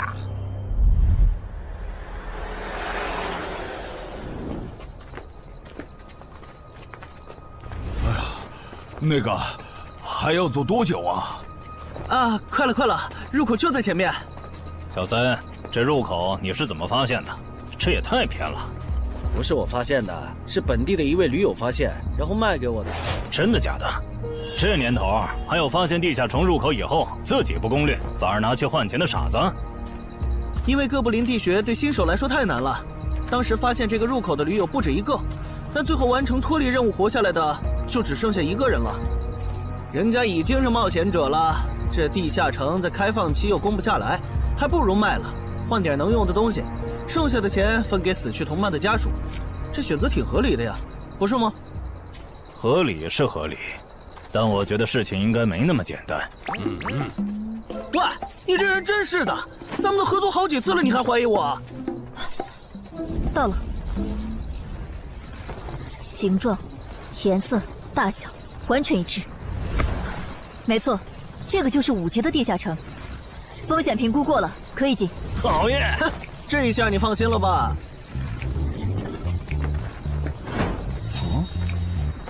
喂，我再跟你们说一遍啊，进了地下城，里面的哥布林归我们管，你们就负责保护王先生，都没意见吧？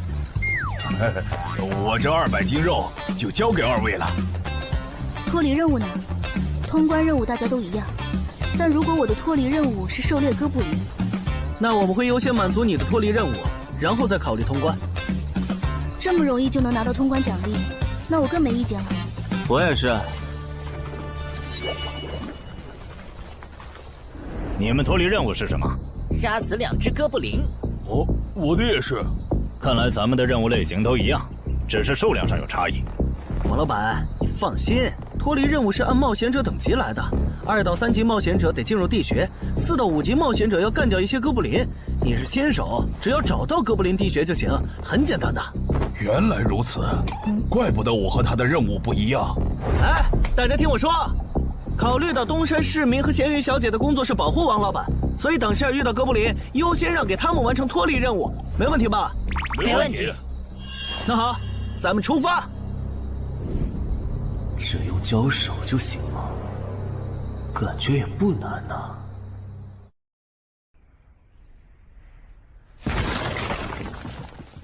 这个你不要吗？不要，你杀了吧。这就是5级地下城里的怪物吗？感觉也没多强啊。那是因为现在遇到的都是小怪，真正难搞的 BOSS， 得深入地穴以后才能遇到。一般情况下，哥布林地穴的 BOSS 哥布林勇士，得3、5个老手一起上才能干掉。哦，原来如此。那如果这个地穴里有2只甚至更多的哥布林勇士，咱们能对付得了吗？那肯定是对付不了的。不过一个哥布林部落只会诞生1只哥布林勇士，目前全球就1对冒险者遇过双胞胎哥布林勇士，这种小概率事件，咱们肯定碰不上。哦，那我就放心了。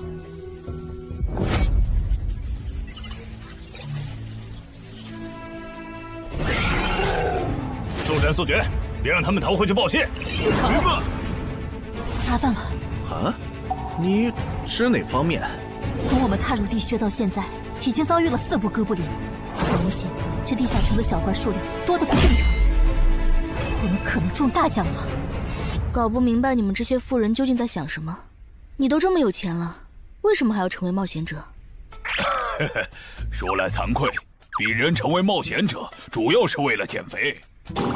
减肥？等等，减肥和成为冒险者有什么必然联系吗？这联系可大了，我特意托人问过。目前已知的职业里，有一种不需要锻炼，只要打坐消耗多余的体质，就可以不断变强的。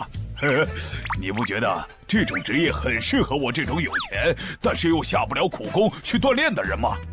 花这么多钱竟然只是为了减肥，你们有钱人的世界真难懂。你们在聊什么？嘿嘿，能让我也加入吗？哦呦，连锁子甲都准备了吗？程先生真专业。你之前进地下城的时候也穿的这一套？对啊，如果没有这套防具，我早就死在地下城里了。相反，我倒是很不理解，你们为什么不穿防具？搞定，换班了，下一波哥布林你们手里。行，接下来我们负责打头阵。评分机制，你不知道吗？在地下城内借助的外力越小，完成任务后得到的结算评级就越高。原来还有这种设定吗？我说你的脱离任务咋比我简单？原来是靠全副武装过了地下城。我看你到现在也没有几个有用称号，说白了，你就基础属性等级高些，跟新人比也强不到哪儿去。其实难搞，虽然知道野队不靠谱，但是没想到会这么不靠谱。8人组里竟然有2个新手要保护。你们3个等会儿再聊。拦路的哥布林小队已经清理掉了，可以继续前进了。好的。怎么有3个岔路？正常的5级地穴不是最多只有2个吗？看来我之前的担忧没错，咱们遇到了 bug。这是还不能透露给大众的地下城情报。平均每50个低等级地下城就会有一次实际挑战难度比当前等级高，甚至高很多的特殊情况，也就是 bug。bug 主要分3种情况，第一种是小怪数量的提升，第2种是 BOSS 数量的提升，第3种是 BOSS 强度的提升。比如我们现在遇到的，按照他这个说法，就很接近第1种。我之前经历的地下城，好像多多少少都有点问题。请问，出现 bug 的地下城，结算奖励会比平时多吗？这个要看地下城的实际攻略难度提升了多少。听说运气好，能出14、15级冒险者都眼馋的宝贝。所以，我们如果继续深入，可能会遭遇更多的哥布林。是的。听起来有点危险呢。要不这次就算了，咱们回去吧。反正我也成为冒险者了。不能回。这个地穴的哥布林数量虽然变多了，但 BOSS 的强度没变化呀。我们只要把 BOSS 解决了不就行了？只要速战速决，在大多数哥布林发现我们之前，找到并杀死这个地下城的 BOSS， 其实和正常通关没多大区别。BOSS 的强度没变化，只是你的猜测。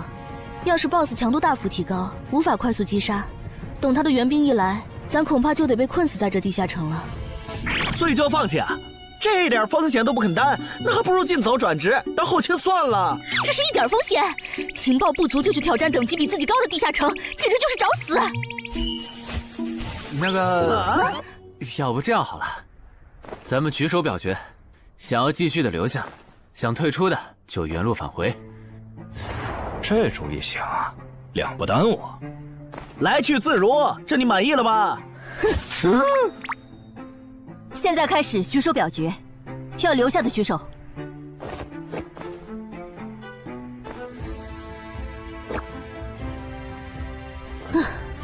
所以说野队就是野队，完全没有风控意识。不是，你有毛病吗？他们等级高，想拼一下我能理解，你实力还不如我呢，你凑什么热闹？但我还是想试试。既然大家已经做出选择了，那就在这里分道扬镳吧。王老板，你的通关费用我晚一点退给你啊。哎呀，不用，就当交个朋友了。走了。哎呀，你等等我！一定要走左边吗？我觉得右边更好啊。那就猜拳，谁赢了听谁的。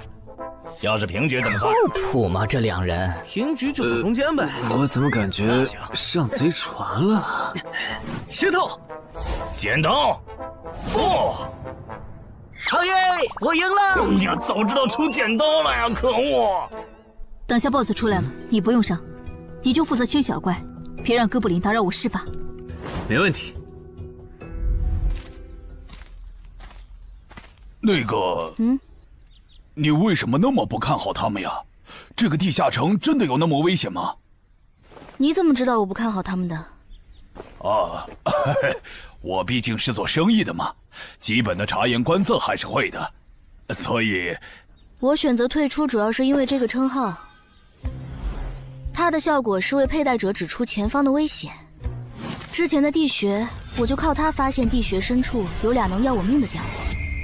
我听了官方冒险者给的消息，我认为这个入门级地下城是少见的双 BOSS 地下城。一般单 BOSS 地下城要3到5个同等级冒险者才能打通，那双 BOSS 的话，咱们这点人肯定不行。你信不信？我要是跟他们把话说开了，明天情报商人那儿就会有我和我这称号的情报。为啥要我牺牲自己的利益去拦着他们作死？大家又不熟。再说了，作为临时队友，我在保证自己安全的情况下，都尽力劝他们了，不听那是他们的事。那你为什么肯和我说这些？你不用担心，我不会害你。你又不在冒险者这行混，没必要为点情报费招惹我这种有潜力的人。说出来也没啥。哦，这样啊。怎么了？不能再继续前进了，外面有更致命的危险。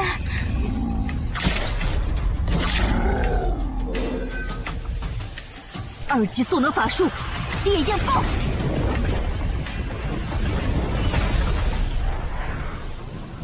原来林开战前套给我的元素护甲是干这个用的呀！不愧是官方冒险者，虽然同为5级，但他的称号、职业、技能和装备都已经毕业了，而且还是最难凑齐的一套法系职业。干得漂亮！换班，下一波哥布林你们来处理。好的。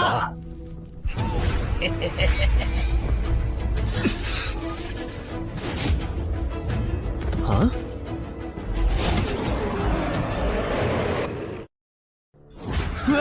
你们看，那是不是 BOSS 啊？怎么感觉有点不太一样啊？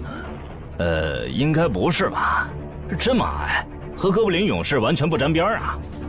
等等，这是，大家小心，这确实是 BOSS， 只不过不是哥布林勇士，是哥布林萨满。与我冲！大家速战速决，在哥布林勇士出现以前结束战斗，不然我们就危险了。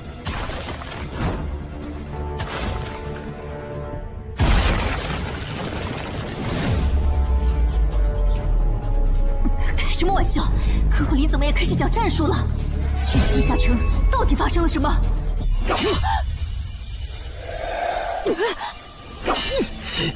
快走，我来会会这家伙。林那边好像遇到麻烦了，你们出个人去帮忙。你在开玩笑吗？这么多哥布林，我们哪抽得出人手？快去帮他们呀！这边我一个人能行。可是，走啊！你待在这儿，影响我发挥。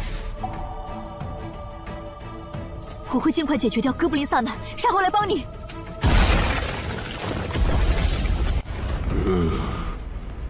可不，现在没人能打扰我们了。来。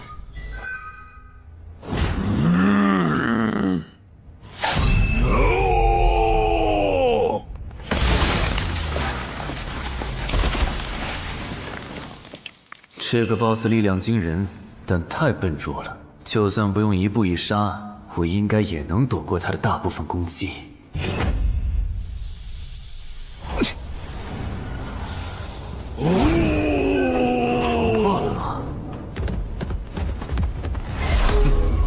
太简单了。虽然你狂化后的速度和力量涨了，可出招没个计划，反而更容易躲了。所以，这就是5级地下城 BOSS 的强度吗？说实话，有点扫兴。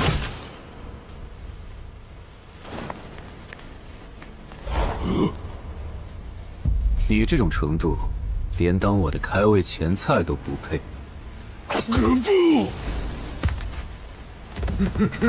可不！连死战到底的勇气都没有吗？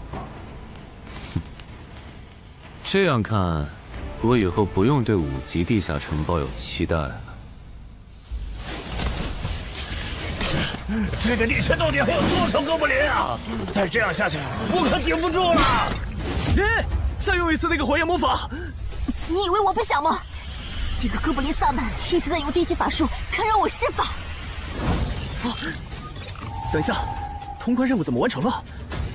我的也是。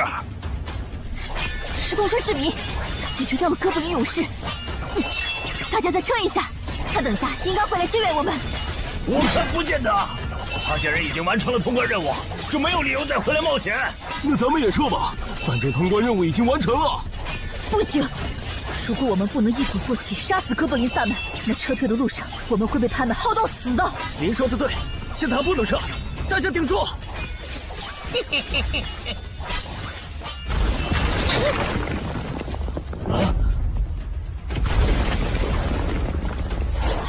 石头山市民，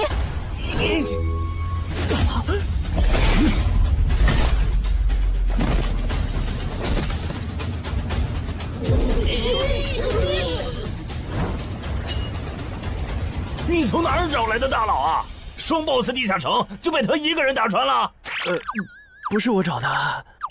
关于我的事情，麻烦大家帮忙保守秘密啊！明白。你这种有潜力的新人，容易被人盯上，等级没升上去前，确实不能太张扬。理解万岁。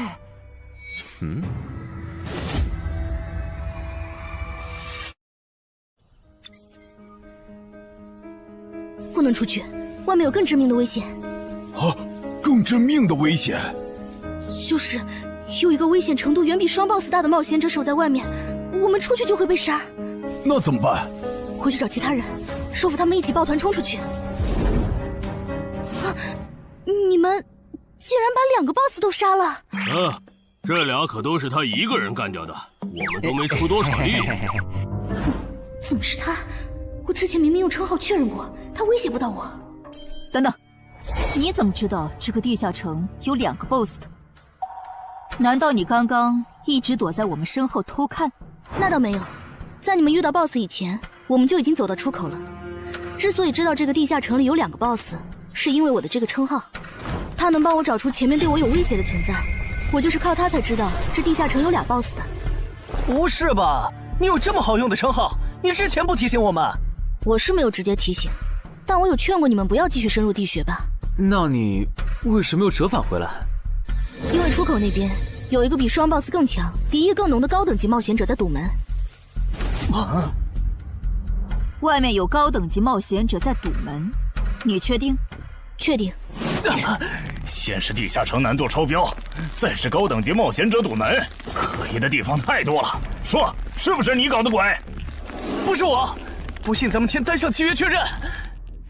等等，堵门的高等级冒险者，不会是那个爽约没来的四海为家吧？那个，我想问一下，你的称号可以预知危险，那如果我对你流露出杀意，你能判断我和堵门的人谁更强吗？能。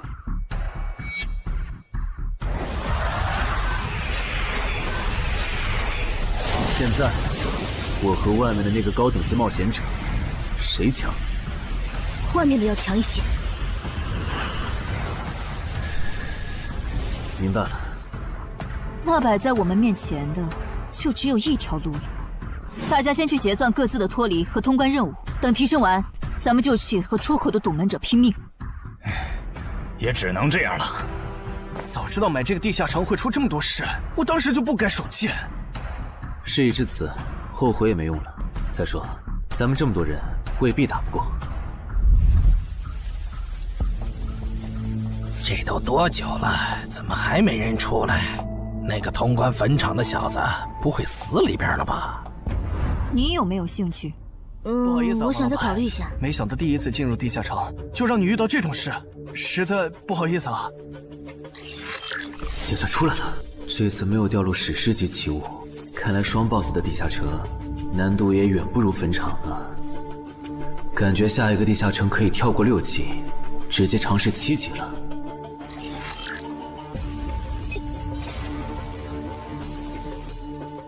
不算置死地而后生的话，能在一会的战斗中派上用场的，应该就只有扮猪吃老虎、奇迹生还者与传奇过招、自适应、暗行艺术和守护者。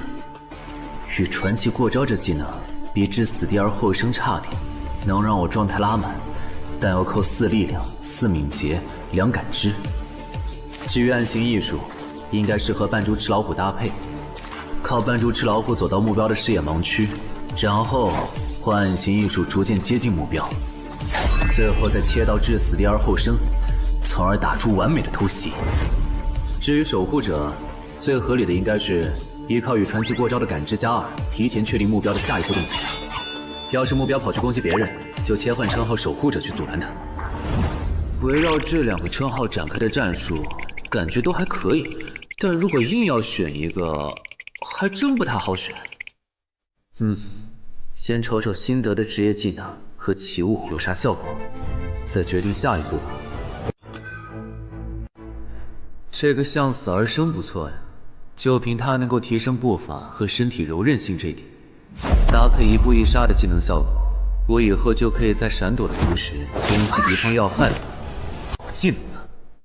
还有这个假死技能，考虑到在现实世界，冒险者死后是不会产生掉落的，我完全可以利用这个技能装死，然后找机会偷袭反杀，兵不厌诈。只要那个堵门的不是脑子有毛病，非得跟尸体较劲，我就能狠狠地阴他一把。当然，这是万不得已的选择。要是可以的话，我肯定想光明正大的赢。哇，这次掉落的东西都很棒啊！骨笛、萨满旗帜和传承之书，以后去地下城就能有个哥布林跟班了。而且这个哥布林的秘药搭配上骨笛，运气好的话，能拉来一只哥布林勇士当打手。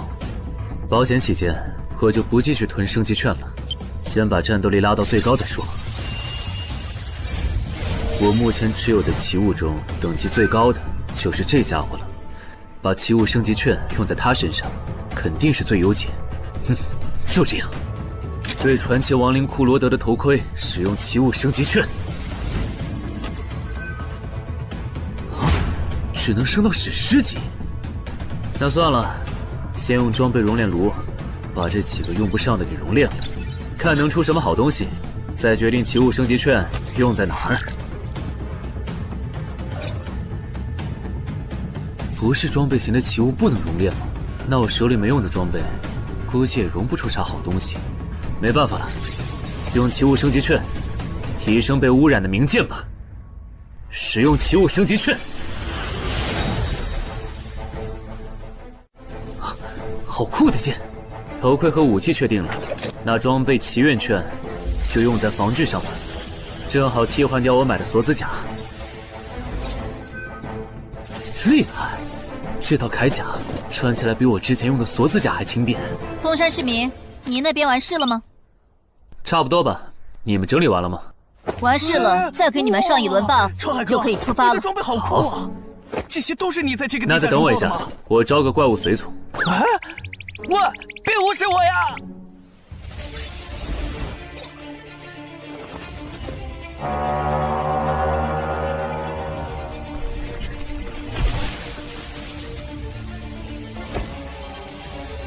哥布林，你招个这样的怪物随从，没什么意义吧？这小东西连半个战力都算不上，不帮倒忙就不错了。别急，我还没完事。接着，喝了它。干部。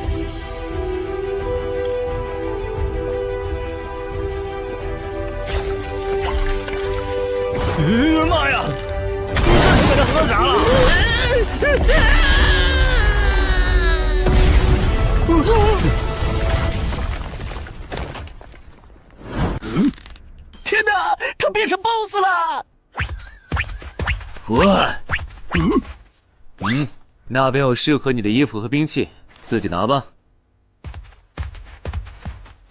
你的随从不会失控吧？毕竟是 BOSS 级别的哥布林。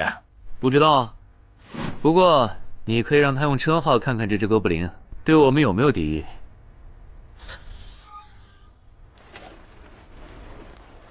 看了，他对我们没有恶意。那就好。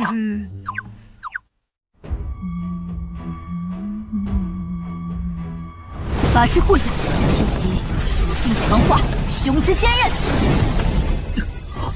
好厉害，体质竟然加强了2点。属性增益只有1个小时。法师护甲能给没穿护甲的地方加点防护，虽说比不上你身上这套的防护力，不过有总比没有强。我呢？好耶！你没事吧？没事，休息一会儿就好。嘿嘿，终于出来了！啊，怎么还混进去了一只哥布林勇士？说好的有人在出口堵门呢，这也没有啊。估计是藏起来了，你用称号看一下他在哪儿。好。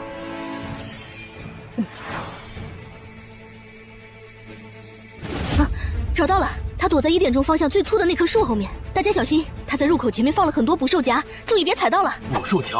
哪里有捕兽夹？有探查类的称号吗？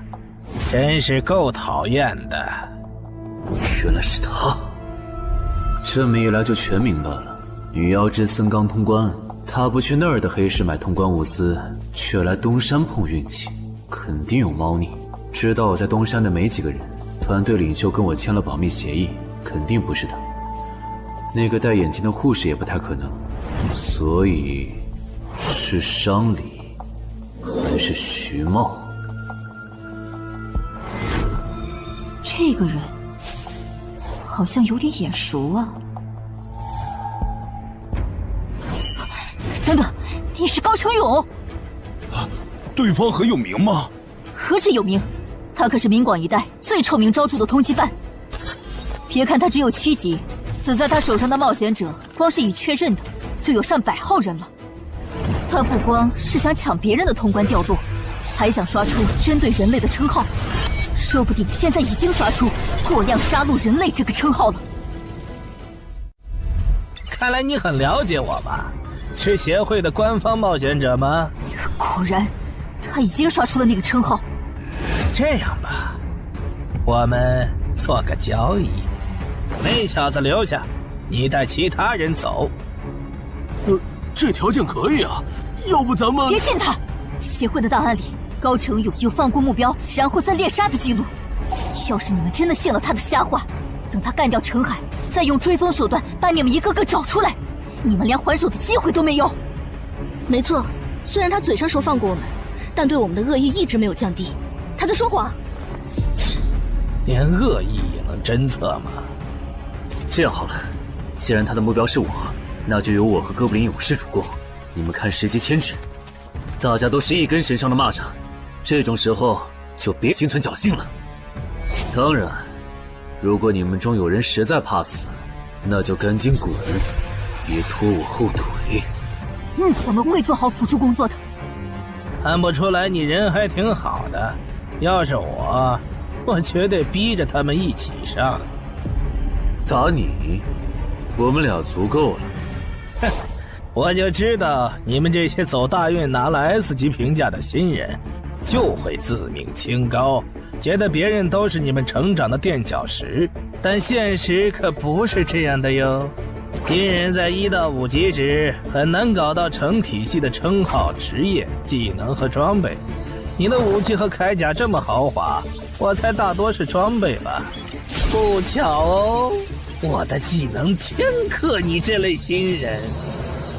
可是，迟缓术。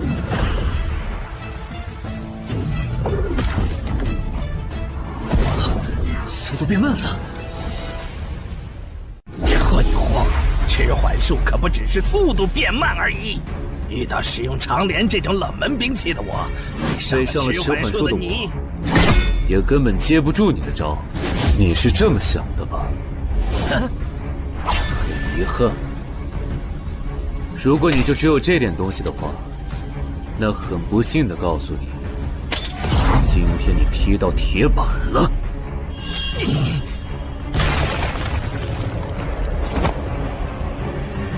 开什么玩笑！我百试百灵的组合技，竟然被他这么简单的破了吗？这真的是只经历了3个地下城的新人该有的水平吗？嘿，那个高成勇也没有你说的那么厉害啊！一上来就被陈海大佬没收武器了，感觉陈海大佬都用不上咱们了。不是高成勇不厉害，是陈海太强了。现在的他，恐怕和明省分部重点培养的那位超新星是一个水平。如果我说我认栽，那把长镰我也不要了，能放我一马吗？换位思考的话，你会吗？说的也是。消失了，那件披风的效果是隐身。唉，一想到超新星要死在我手里，我就感到惭愧呀。如果你没遇到我这样的新人杀手，大概会成为传说级冒险者吧。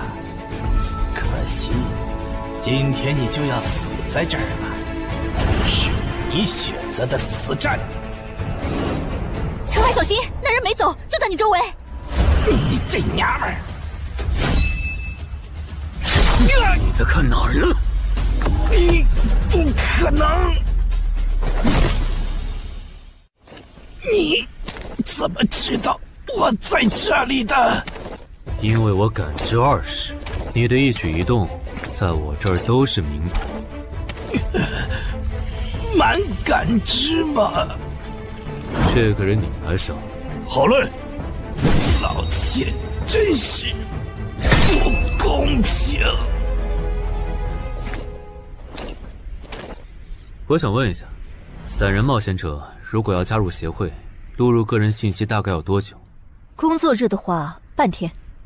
这么看来，就是云霄市协会泄露消息的。我申请加入东山的官方冒险者协会，不过我前天口头上答应要加入云霄市的，他们还没录入我的个人信息。现在换到东山，程序上合规吗？当然，我代表东山市冒险者协会欢迎你的加入。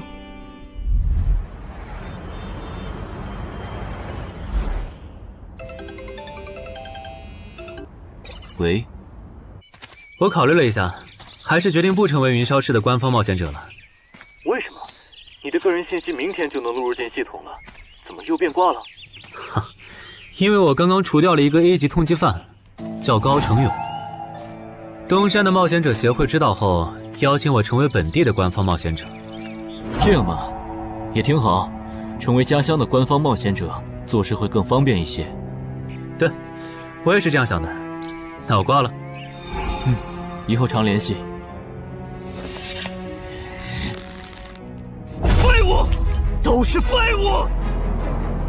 你那边说完了？说完了。哎，你怎么还没走？因为林姐也邀请我加入东山的冒险者协会了，等下要和你一起录入个人信息。这样啊？说实在的，你也被协会邀请加入，我都有点怀疑官方冒险者头衔的含金量了。我不就是在地下城的时候嘴了你几句吗？至于这么阴阳怪气吗？小心眼。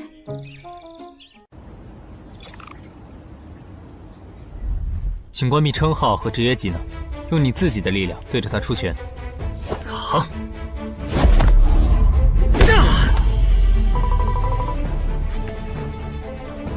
不愧是官方，测技出属性的工具比变身馆的强太多了。12点，那我呢？他们测完了吗？测完了，他的力都是12。17点，只有12吗？这跟他之前的表现差太远了，我以为他至少14甚至15呢。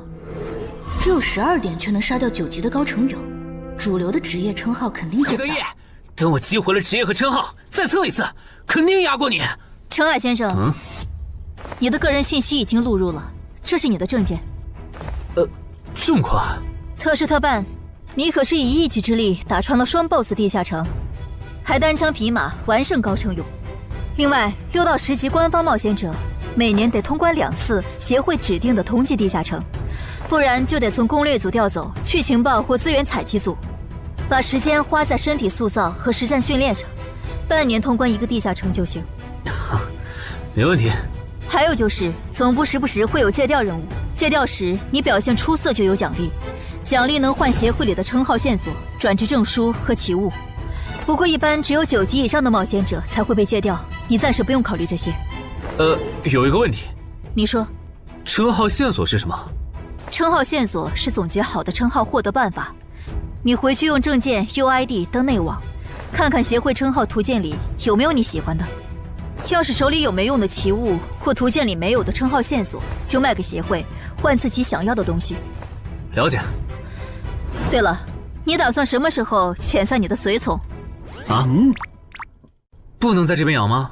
我这只哥布林骨笛是随机召唤哥布林啊，送回去的话，下次召来的可能就不是这只了，那我不就亏了一瓶秘药吗？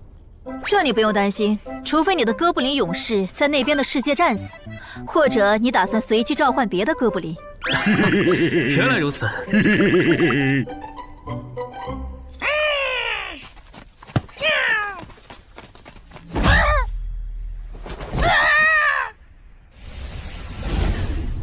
跟我来吧，我带你们去认识一下同事们。好。大佬好，我叫梁家坤，是东山这边的冒险者候补，目前的力、米分别是。喂，你别每次见到厉害点的冒险者都跟报菜名似的，把自己的力敏数值甩出来啊，这样很得罪人的。哎，有什么关系嘛？我的数值总不可能比澄海大佬的还高吧？不，你的就是比他高。你是东山这边的入口管理者？在东山专家级地下城没打通前，干不了入口管理者的活。好，所以入口管理者另有其人是吧？那他没来是因为在攻略东山这边的专家级地下城？那倒没有，他没来是因为在处理昨天突然涌入东山的通缉犯。据说好像是因为东山市出现了坟场的通关者，那些人都是奔着他来的。哈哈，这样吗？坟场那个老手坟墓啊，哟，那可是出了名的 bug 级地下城，能产出奇物升级券。啊！你们这样看我干什么？我说错话了吗？你还没意识到吗？意识到什么？那个，我就是坟场的通关者。什么？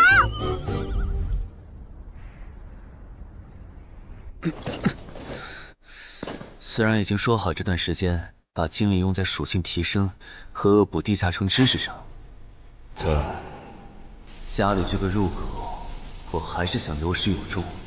一个人单刷的，我全力以赴的时候，大概相当于10级，完成脱离任务应该也没什么难度吧？感觉也没怎么变。咦？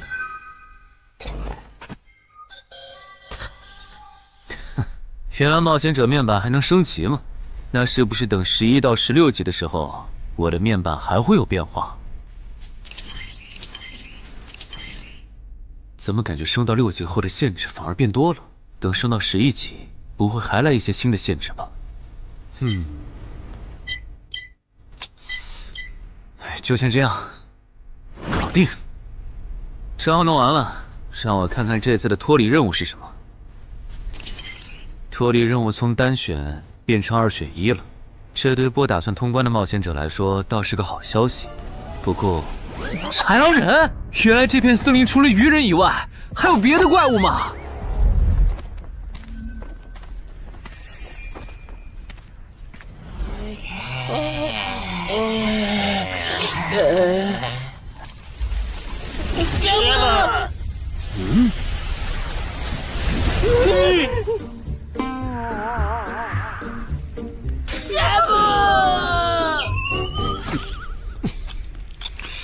所以在你看来，那些豺狼人阴险狡诈，并且还特别喜欢欺负弱小，是吗？没错没错，就是这样。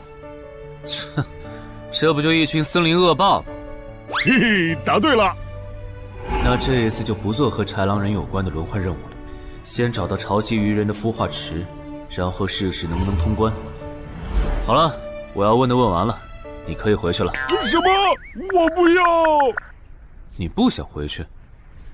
是的。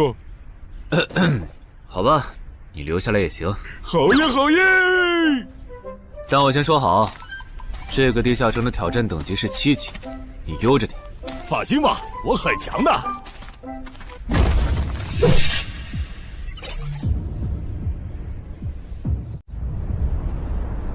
结果你还真组了个野队，让人家带你通关。嘿，还是5级的地下城，你这胆子够大的。嘿嘿，其实还好啦，虽然中间出了一些意外，但也因祸得福，认识了2位很有潜力的冒险者。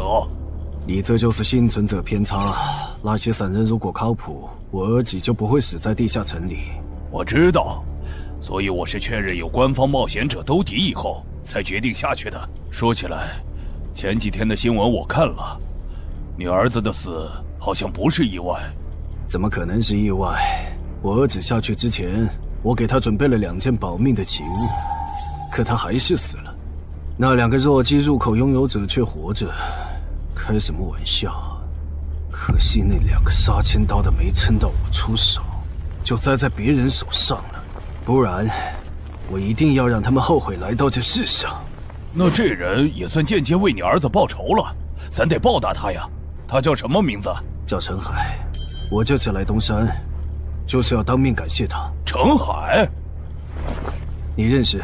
我组的临时野队里也有一个姓陈的，可能就是他。什么？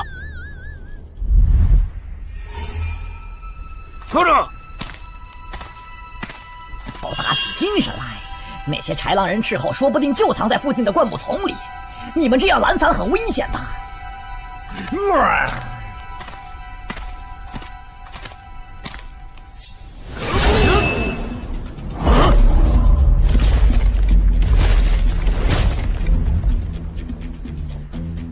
话说，你会说他们的语言吗？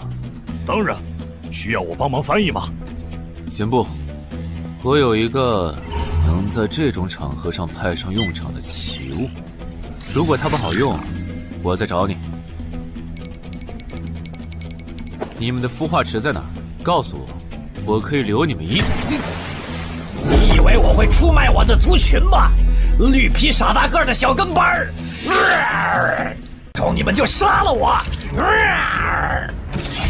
队长死了，别得意，领军大人会为我们报仇的，咕噜。在湖底有一个水下洞穴，穿过洞穴会抵达一个天然的地下洞窟，我们的孵化池就在那里。你叛徒，咕噜！这只留他一命，挂树上，之后咱们去找湖。你跑那么远干什么？人类果然都不是好东西。那个冒险者很强。不好，是白战的霍格。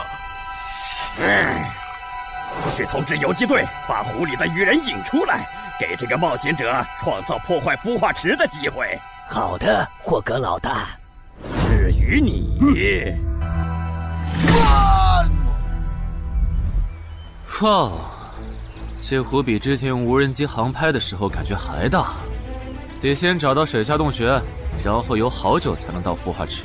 就这要求，能把99%的冒险者都给淘汰掉。不过好在我有海之炎能水下呼吸，虽然不会游泳，但头盔里有库罗德水下战斗的经验。老大，我不会游泳，我可不可以先回去啊？你不会游泳？行吧，那我先送你回去。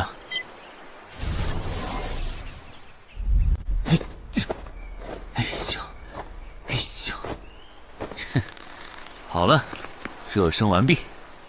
那出发了。果然，依靠海之炎和库罗德的头盔，就算是我这种旱鸭子，在水里畅游，那还不是小菜一碟。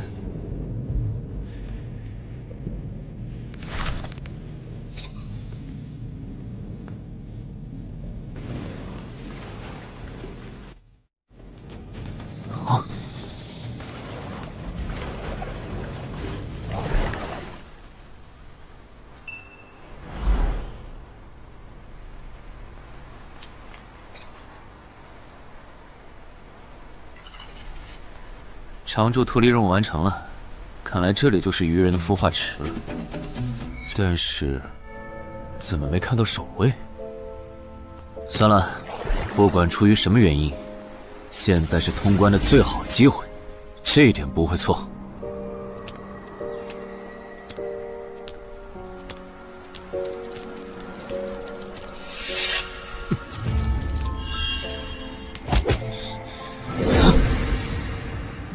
就一个咕噜，有点不够分呐，咕噜。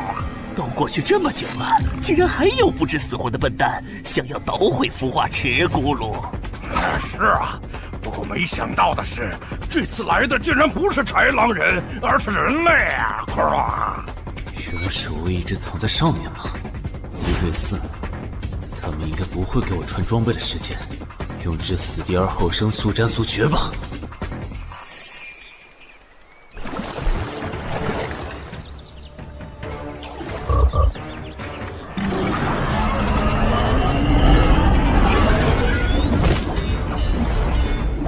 有人类闯入孵化池！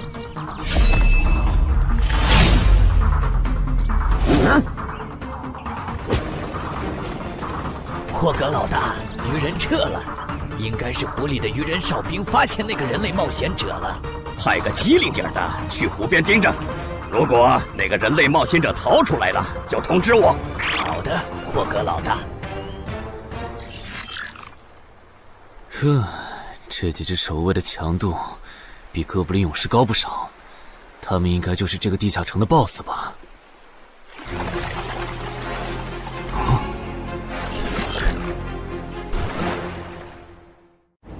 6到10级这个阶段的地下城 BOSS， 通常可以划分为团队增益型和个体高战型2类。前者实力一般，但可以为同种族个体提升综合实力。独狼面对这种类型的 BOSS， 几乎很难靠一己之力通关。每次上我的课，你不是翘课就是打哈欠，怎么？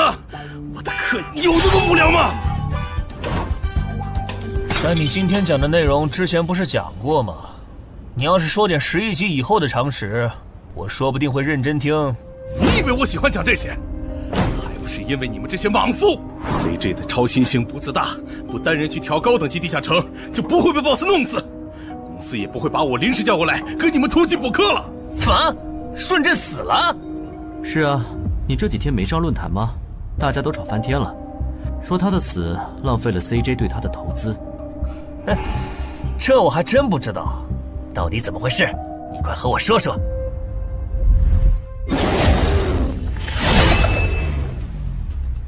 小心，这个人类是极其罕见的高感知个体，偷袭对他没用，大家一起上，咱们耗死他！那个鱼人 BOSS 什么情况？都被我杀了这么多精英鱼人了，他怎么还在旁边观望？难道这些实力比哥布林勇士还强的鱼人，在他眼里都是小喽啰吗？这个人类的实力和霍格好像差不多，好在他是一个人来的，可以用数量耗死他。这样的杀戮速度，等精英怪把他体力耗得差不多了，剩下的精英种恐怕也没多少了。到那时，霍格如果察觉到我方兵力空虚的话，恐怕……算了，还是冒一点险吧。终于感到心疼，要亲自出马了吗？奇迹生还者，在这个很久了。禁军大人小心，这个人类冒险者和霍格一样强。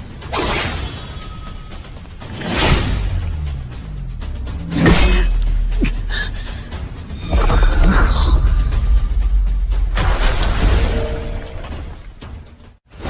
领军大人，别管我，他伤得更重，还不擅长水下作战。就算没我帮忙，你们也能轻松杀掉他。把脑袋给我带回来。是，领军大人。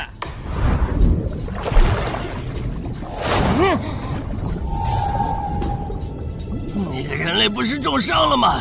他咋能这么快逃到这儿，还迅速干掉鱼人哨兵的？他是被人潜到身后，然后一招毙命的。那个人类很擅长水下作战，所以领军大人的判断可能是错的。什么？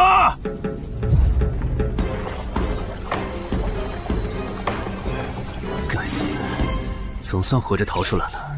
多亏了这个奇迹生还者呀，不然我就得交代在这儿了。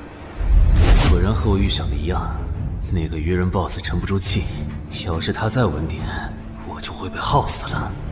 怪不得团长说，独狼到了更高级的地下城会越来越吃力。一挑多肯定没胜算呢，看来我还是得找些厉害的队友了。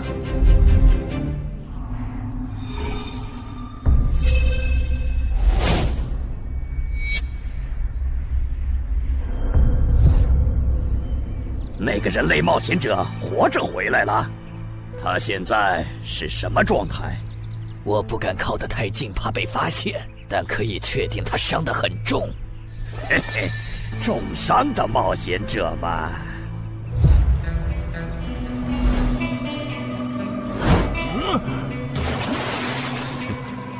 下次再找你们算账。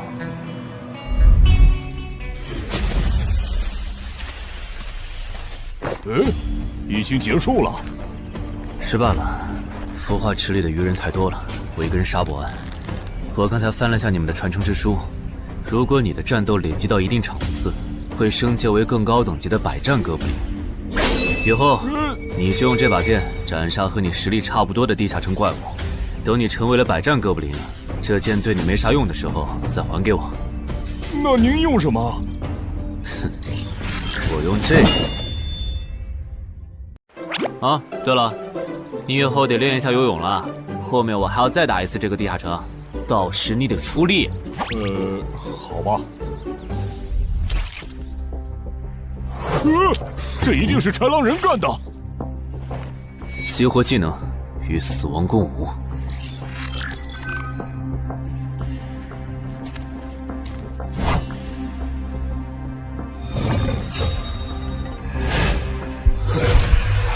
就挑破绽，快！切！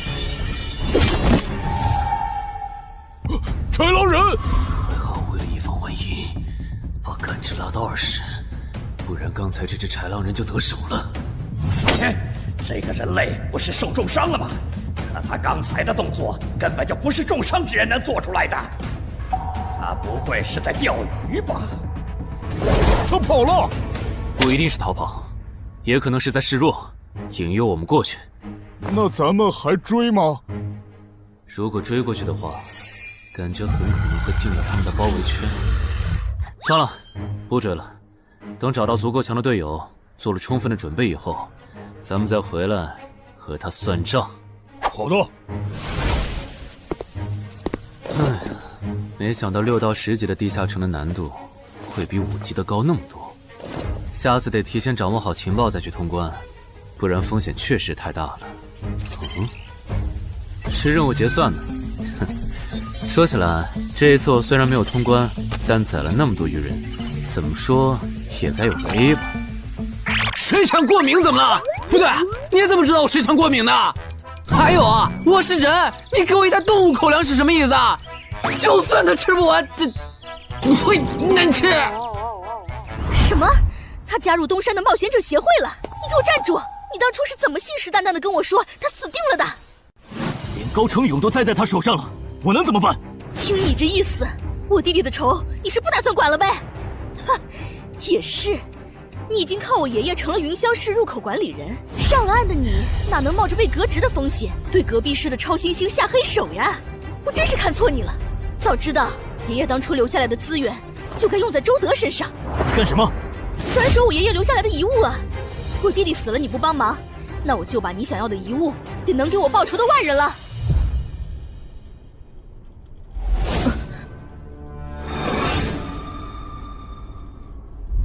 361、362、363。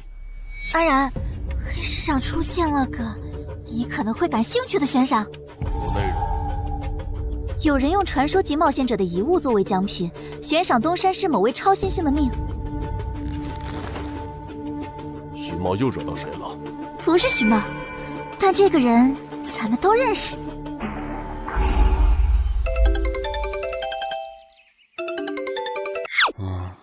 喂，陈海哥，你你被人盯上了。我知道呀，这问题不是已经解决了吗？这次不一样，有人在网络黑市高价买你的命。哎呦，你别不当回事！发出这则悬赏的人出价很离谱。我哥说，如果不是你救过我，他说不定也要分一杯羹。具体怎么回事？你再详细说一下。就是我哥他们在网络黑市上看到。还真有你的悬赏。能查出来是谁发的吗？不用查，就从这则悬赏的报酬反推，发出者大概率是已故的传说级冒险者周建明的直系亲属。你怎么和他们结上仇的？他们为了你把遗物都掏出来了。不知道，我都没听过这个人。行吧，那我现在联系老大，让他说服对面撤掉这则悬赏。如果是误会的话，看能不能让老大组个局帮你澄清一下。好的，那拜托了。对了，这几天你就待在协会吧。传说级冒险者的遗物一定会吸引很多人铤而走险。被人捷足先登了？不对，这里似乎没发生战斗。看来那个叫程海的，当时应该在攻略自己家里的地下城。真不知道他是幸运还是不幸。虽然因为家里的地下城躲过了第一波袭击，但被堵在地下城里的话，他连逃都没地方逃。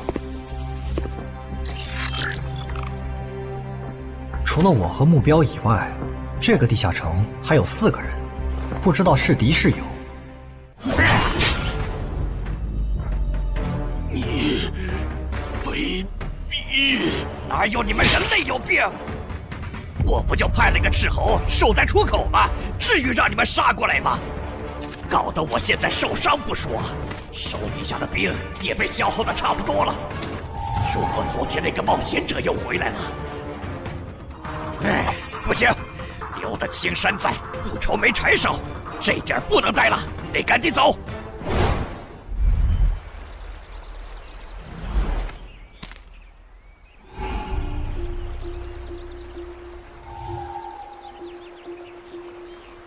3个猎人，也就是说，目标那边顶多只有1个同伴吗？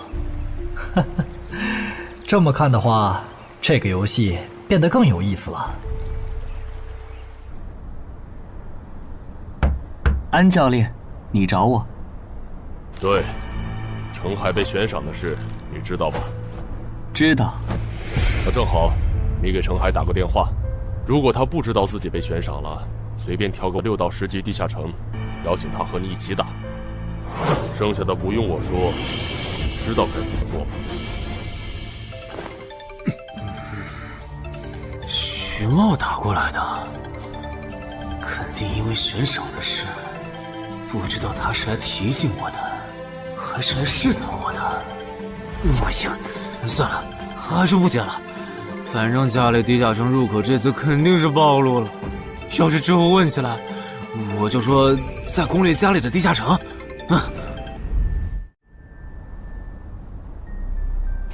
咱们来晚了，那个叫程海的，应该是被前面的人逼进这个地下城里。我们还进去吗？进。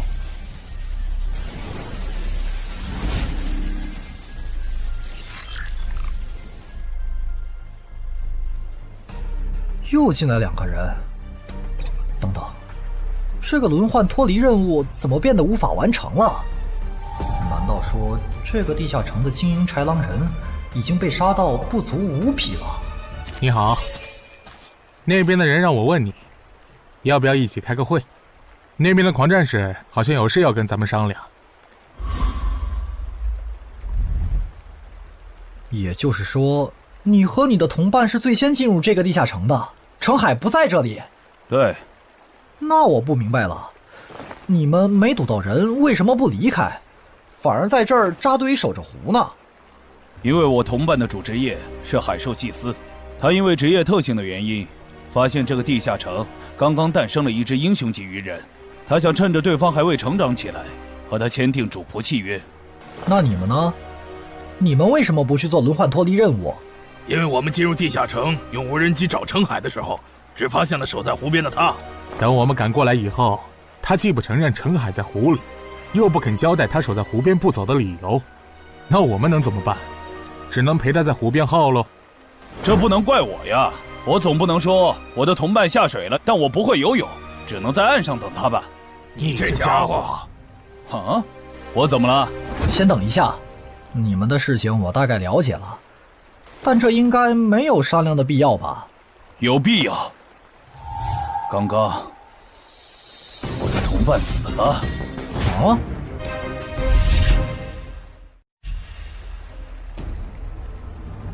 力量涌上来了。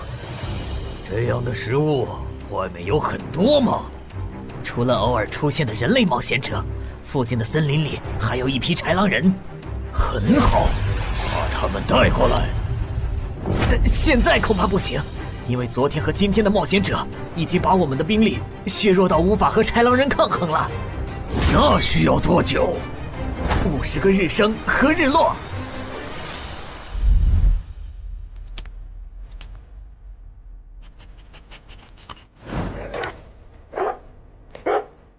没想到独狼闪木竟然死在了这个地下城。他不是一直这样忙吗？遇到克制自身的地下城，就会因为没有人帮他兜底而陨落。是这个道理，但这白痴为了断其他人的后路，单独猎杀豺狼人，结果把自己给玩死，是我没想到的。那我们之后怎么办？鱼人的孵化池大概率在水中，我们的职业和奇物都不适合在水下作战。完不成脱离任务的话，我们会被困在这个地下城的。这个地下城的最大挑战者数是15，除了我们和这个白痴以外，还有12个名额。只有其中有擅长水下作战或者能帮助我们完成脱离任务的，我们就能脱离。所以，回出口。我都说多少遍了，我的同伴是海兽祭司啊！这个职业的水下作战能力很强，以他的实力，不可能连逃回来都做不到。这个地下城绝对不正常。关键是现在要离开这个地下城，只能靠常驻脱离任务。这下麻烦了呀！回出口吧，排除掉那个搞崩了轮换任务的王八蛋，这个地下城还能再进7个人，说不定其他人里面就有能帮助我们完成脱离任务的。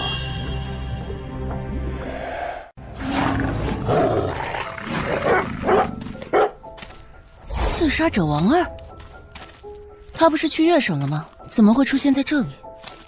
你们得手了？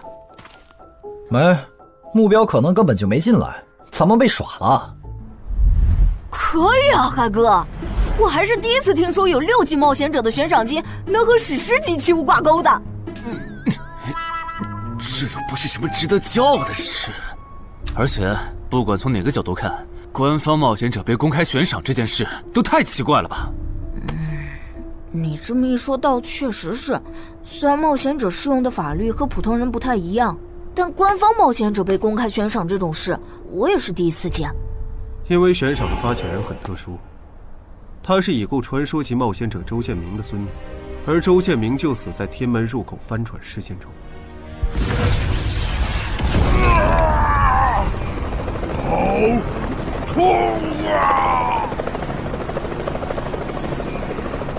上吧！所以，战死在天门的周建明的后人才会继承遗物，拥有诸多特权。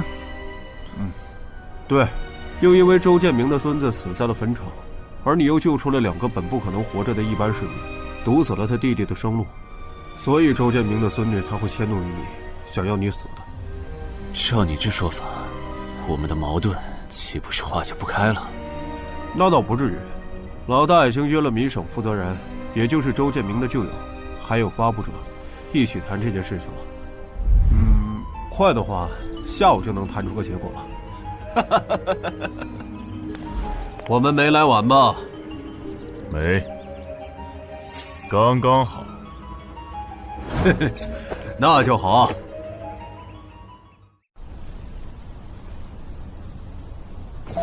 啥情况？怎么进不去？刚刚那个人还可以的，不会刚好到我就满员不让进了吧？我觉得我们现在得团结起来，一起完成任务。话说，你们找到程海了没？他根本不在里面。啥？程海不在这个地下城？脱离任务需要下水才能完成？对，本来轮换任务不用下水的，现在任务推进不了，只能等入口翻转以后再进去了。关键是这片森林里的物资，可能不够我们撑到入口翻转的那一天。那怎么办？有人的物品栏里带了足量的食物和水吗？我可以高价收。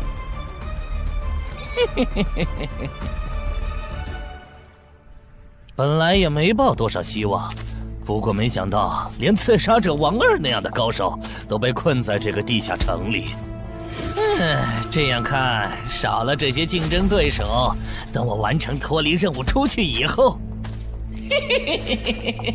说不定真的可以燃制周建明的史诗级遗物了。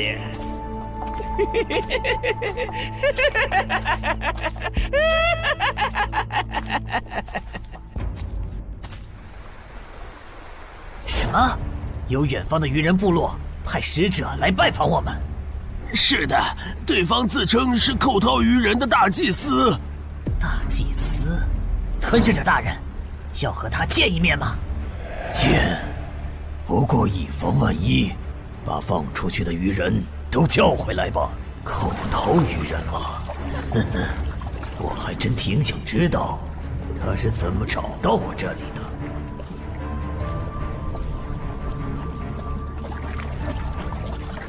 领军大人答应见你了，跟我来吧。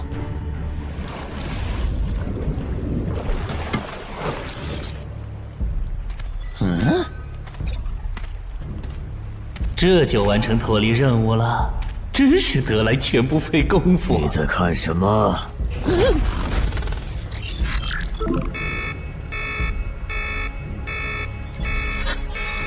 英雄级单位，7级地下城怎么会有英雄级单位？你在发什么呆？吞噬者大人问你话呢。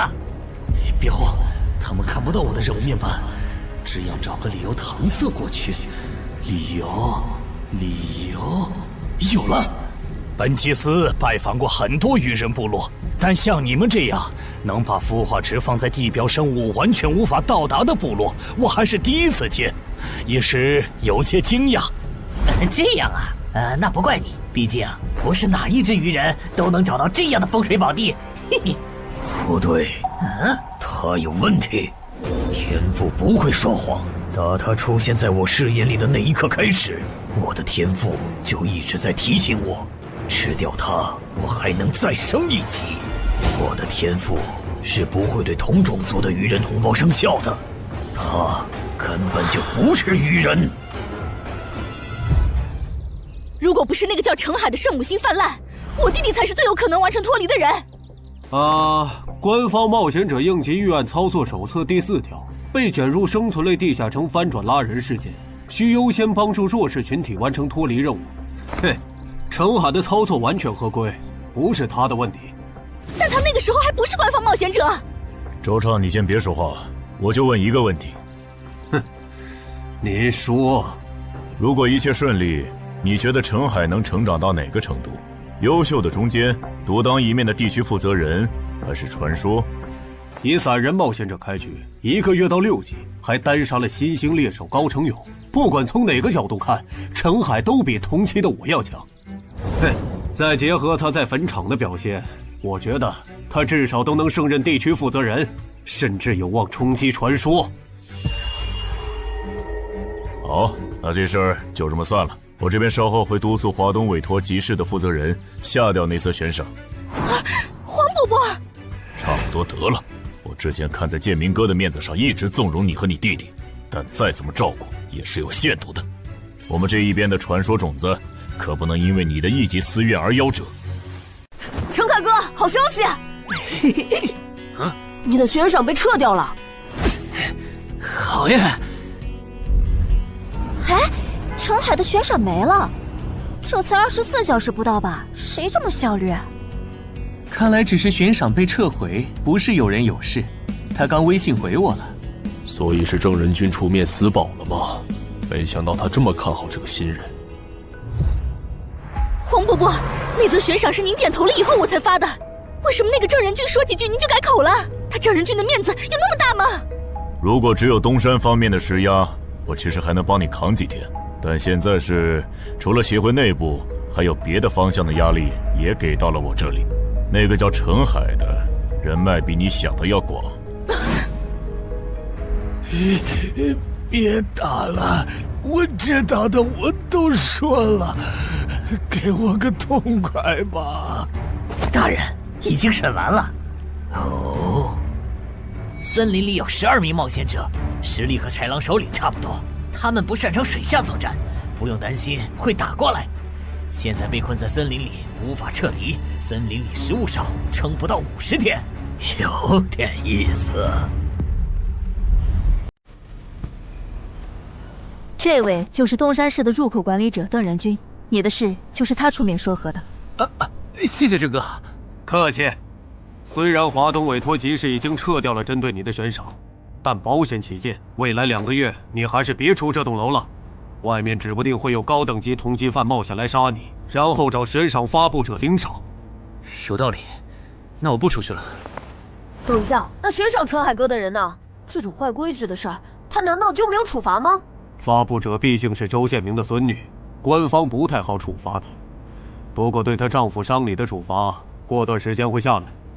她应该当不了云霄市的入口管理者了。周建明遗物的保管权现在归民省负责人黄雪了。虽说所有者还是周畅，但以后交易赠与都得在黄选监督下进行，这样他就没法再给你使坏了。对了，我家有一个7级的地下城入口，距离反转还有50天。既然未来2个月我都要住在这里，那我用不上了，我选择上交。什么？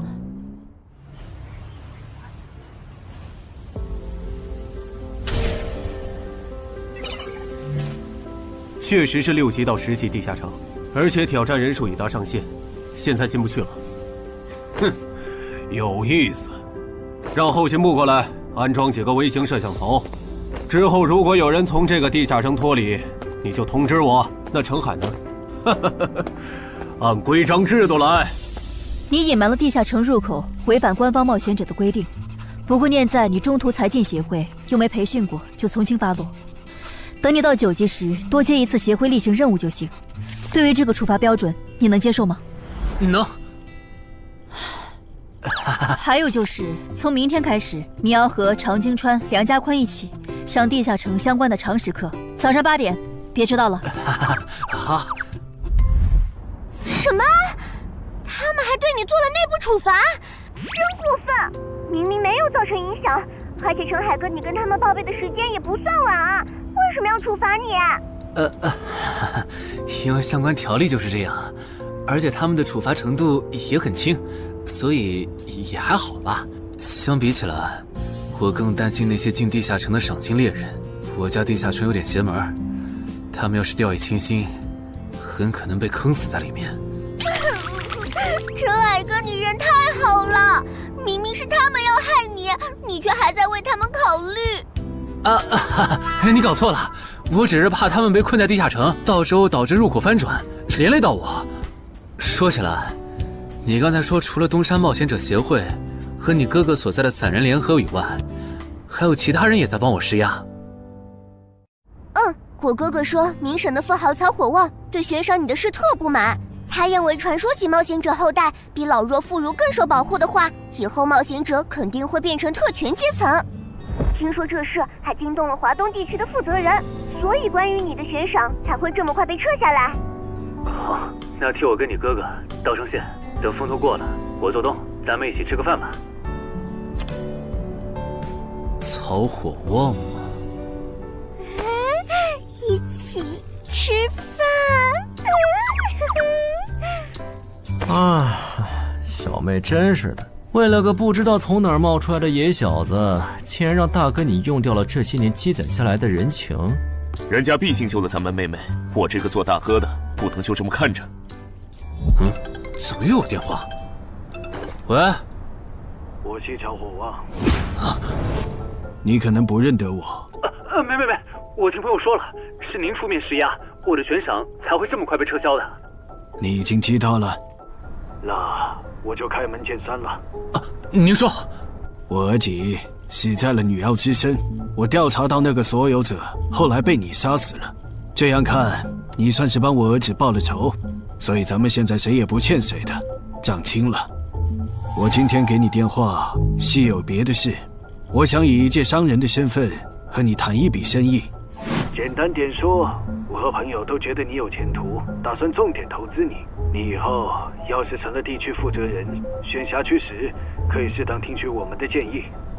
如果你觉得可以谈，咱们线下细聊。我是基础属性与称号常识课的客座讲师朱伟，很高兴认识大家。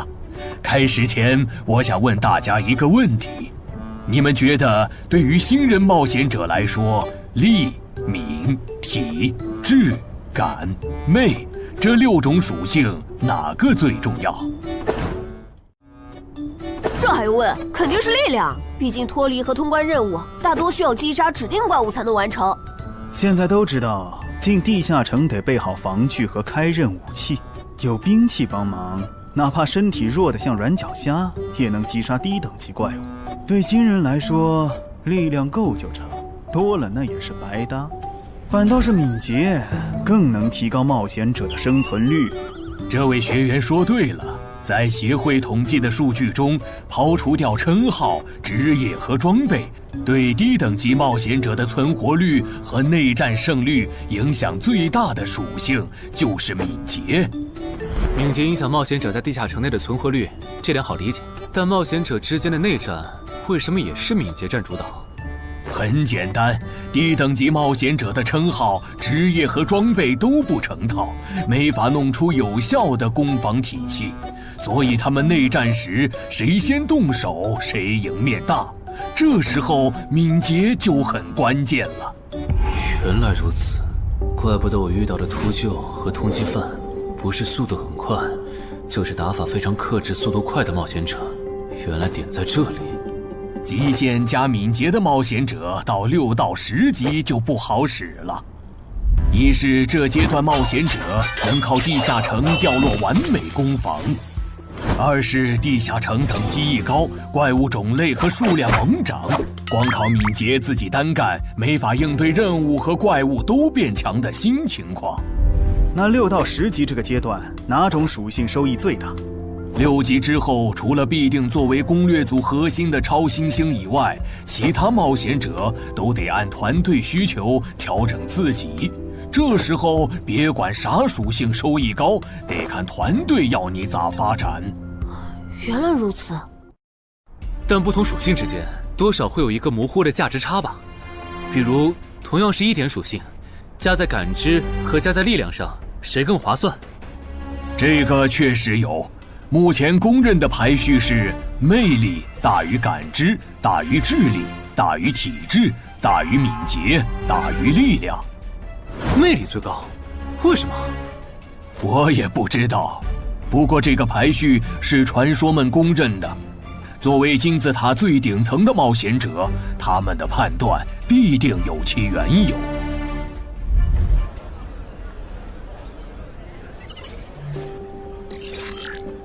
这英勇骑士转职成功，加1点魅力，还是隐藏职业。可我主职业就是近战，副职业再选同类，会不会最后效果1+1小于2啊？想什么呢？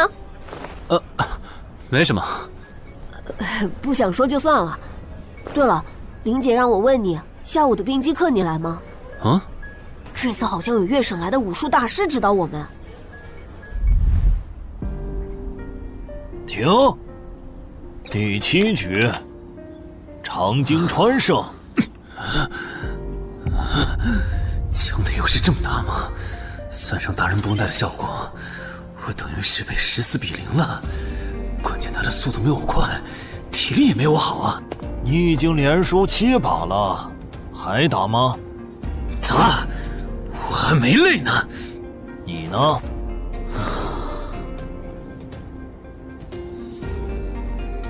打。好，休息3分钟，然后继续。怎么感觉不用称号和职业技能的陈海哥表现还不如我？你说的没错，他做了个基础身体塑造就去女妖之森了，靠着地下城和坟场暴走事件成了华东新星。要是光论基本功，他确实比不上你。啊，这样吗？不过作为冰姬的门外汉，他的表现已经足够出色了。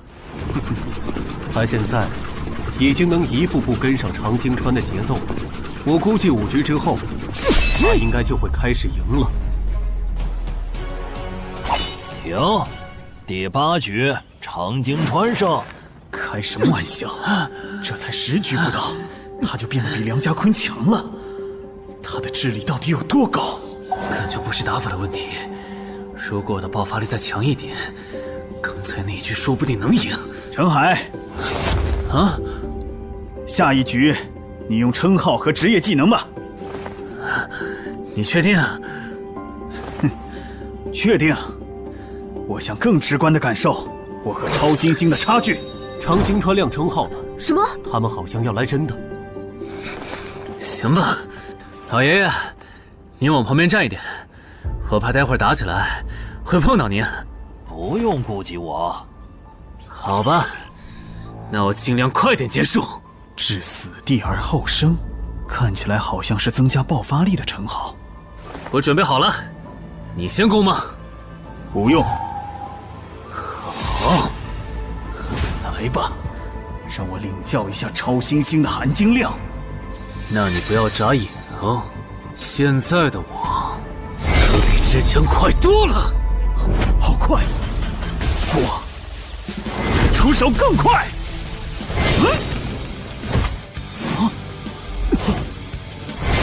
不可能，好快！你输了，今天就到这里吧。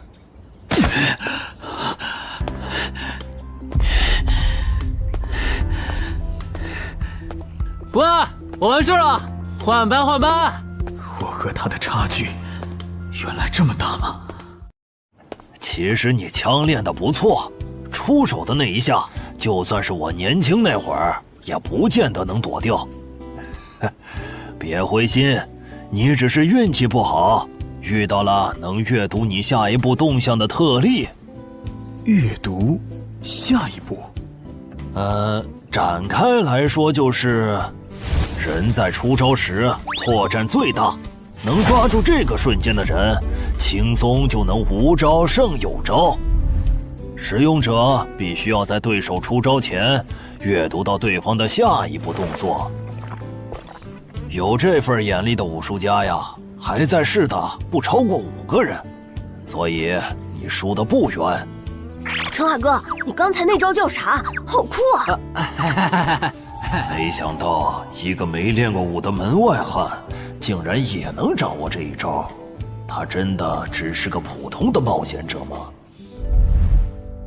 陈海哥，你也太牛了吧！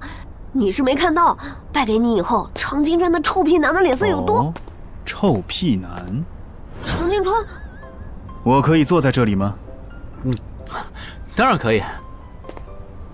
其实，我原本是把你当做我的竞争对手的，但现在看来是我没眼力见了。以你的实力和潜力，东山这种小地方根本就留不下你。这不明摆着吗？坟场那种全球公认的 bug 级地下城都被陈海哥打通了，他肯定不会自降身份来跟咱抢下任东山市入口管理者的位子呀。说不定到那个时候，他已经是1手负责人了。喂，等一下，你说他以后能成为传说级冒险者，我不反对，但1手负责人，这俩人真吵啊！啊？你问我副职业怎么选？哎，对，我这不是6级了吗？之前探索地下城的时候，发现冒险者面板升级了，除了在用的职业以外，我还可以再激活一个副职业。但我不知道副职业该怎么选，所以来问问你。哦，这个在主副职业常识课上会讲。不过你既然问了，那我就简单说下。一般来说，冒险者主职业分常见和隐藏2种，常见职业很多，进阶方法也大都搞清楚了。你的主职业要是常见的，去内网一搜就知道和哪个副职业最配了。那如果主职业是隐藏职业呢？果然，你是隐藏职业。隐藏职业因其获取难度，目前协会只掌握了个别职业的最优路径。其余的就只能凭感觉来了。啊？凭感觉？那如果选错了，或许不就完蛋了？谁也打不过了呀？不一定。毕竟常规职业冒险者，就算是成为传说，实力也只能排到中等偏下这样。如果你真是隐藏职业，只要没选和主职业互拖后腿的副职业，那上限就不会低。说起来，有一些隐藏职业，甚至不需要副职业就能直指传说，甚至还是上位传说。这样吗？不过这种，就算在隐藏职业里也是非常稀有的，就像8美和骑士。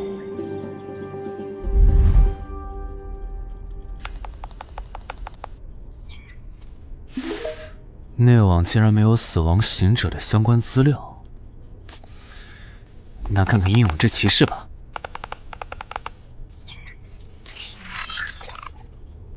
没想到我手痛坟场得到的转职道具，竟然在全球冒险者圈子里被无数人追逐。看他们的评论，这个转职徽章除了挑战难度高的离谱以外，没有别的缺点，而且挑战次数也没有限制。那么只要转职成功，就必然能成为上位传说。嘿嘿嘿。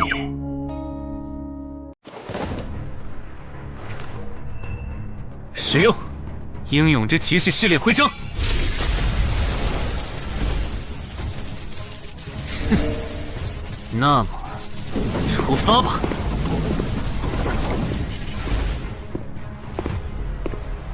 啊？不是吧？让我挑战他？啊？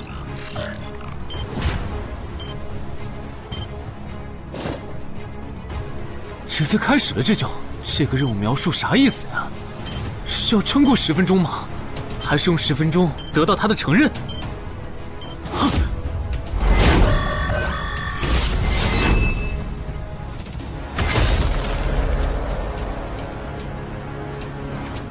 这家伙该不会比库罗德还强吧？完了，第一把先试试水，先弄清楚我和他的差距。这谁能撑过10分钟呢？我这种配置都3分钟嗝屁，10级以下，我不信有人能完成试炼。感觉得换个能保命的称号，但那样感知就不够18点，没法开一步一杀的隐藏效果。这么搞下来，说不定输得更厉害。等等，我不是还有那个吗？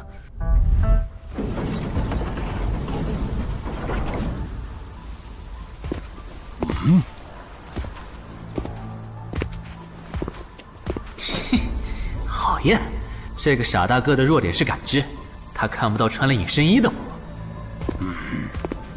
啊？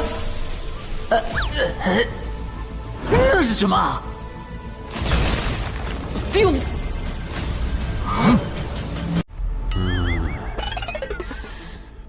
他怎么能有看破隐形到位的技能啊？不行，我就不信邪了。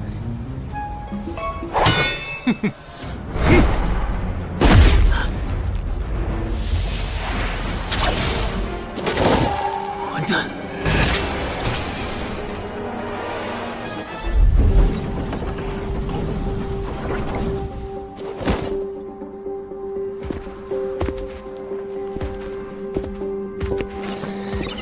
再来！啊！那些冒险者还在我家？对。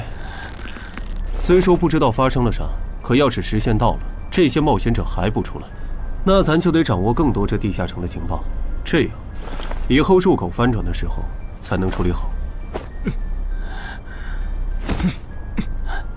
换个地方聊吧。还是没找到乔敏吗？没有啊，周围都找遍了，没有他的痕迹。那看来他不是下湖了，就是去更远的地方找豺狼人了。希望是后者，不然我们的麻烦就大了。我希望他是去找豺狼人了。老七那边应该也发现了，这地下城难度会越拖越高。等孵化池孵出大量的鱼人后，我们恐怕都会死在这儿了。说什么？你家地下城的通关任务是捣毁潮汐鱼人的孵化池？对啊，怎么了？我先冷静一下，林，你来给他解释。好，目前官方已公布的地下城翻转规则，你都知道哪些？基本上都知道。入口翻转后，攻方守方位置互换，我们这儿会变成鱼人需要攻略的地下城。没错。那你知道来咱们这边的地下城土著也需要满足指定条件才能回到他们的世界吗？什么？等等，你的意思是那些土著也会有脱离和通关任务？是的，而且绝大多数情况下，两边的脱离和通关任务会很接近。比如捣毁潮汐鱼人的孵化池，换算到咱们这边，恐怕是破坏人类的重要设施。快，你再听嘛！这下摊上大事了。他已经吓傻了。你说东山市下个月会有一个7级地下城翻转？对，地下城的土著是鱼人和豺狼人，类型是探索，通关任务是捣毁鱼人的孵化池。所以他们想要征调咱们的徐茂。是的，报酬是官方掌握的同等级地下城的随队通关名额。等等，郑哥不是14级的冒险者吗？处理一个7级的地下城不是很简单吗？因为你家的入口翻转后，我就没法随意出手了。啊？你不知道正常，这涉及到未公开的地下城翻转规则。当入口翻转后，我们的世界就会变成鱼人眼中的地下城。因为入口翻转前后规模不变的铁律，所以在有鱼人完成脱离任务之前，等级高的正人军不能动手。原来如此，怪不得坟场明明只是5级地下城，但却存在传奇个体。怪不得小鬼头脱离后，坟场就立刻进入到第2阶段，这样就解释得通了。这个规则不是强制性的，我不能出手，主要还是因为有人曾经尝试过这样做，结果导致入口等级提升，对面的高等级个体也能来到我们的世界。简单说，用同等级处理同等级翻转问题，是各国冒险者协会试过好多回后得出的最优方案。那军队呢？郑哥这样的不方便出手我理解，但军队和热武器明显更靠谱吧？用军队和热武器对付入口翻转，攻略地下城确实最效率，但过去10年来，所有这么做的国家，最后都后悔了。不悔了？为什么？因为那意味着 bug 要出现了。军队和热武器要是掺和进来，地下城的实际挑战难度就会远超它本来的等级。如果军方很快镇压了翻转的地下城，那后面入口的挑战难度会接着涨，一直涨到跟这片区域守方的战斗力正好对上为止。再说了，从11级地下城开始，枪就不咋管用了。再往上，16到20级的地下城，里面有些怪物甚至得用核弹才能干掉。总结一下，军队插手，问题只是被推迟了，并没有真的解决。等到问题彻底爆发的那一刻，我们得直面那些能跟最厉害热武器硬刚的怪物。现在你明白了吧？不是我们不能用军队来解决地下城翻转问题，而是那代价对于人口众多的我国来说，有些过于沉重了。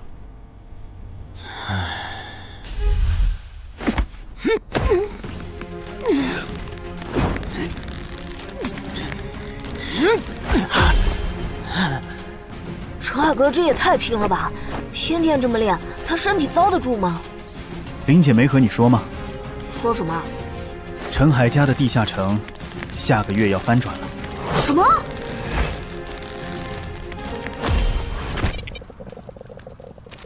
你那边怎么样了？老样子，湖里的鱼人不肯上岸。我猜这个地下城的 BOSS 已经察觉到我们被困了。正常发展的话，那些鱼人应该会在最后几天发起总攻吧？其他人呢？他们怎么看？都蛮乐观的。小敏的失踪并没有引起他们的警觉。唉，那这下不好办了。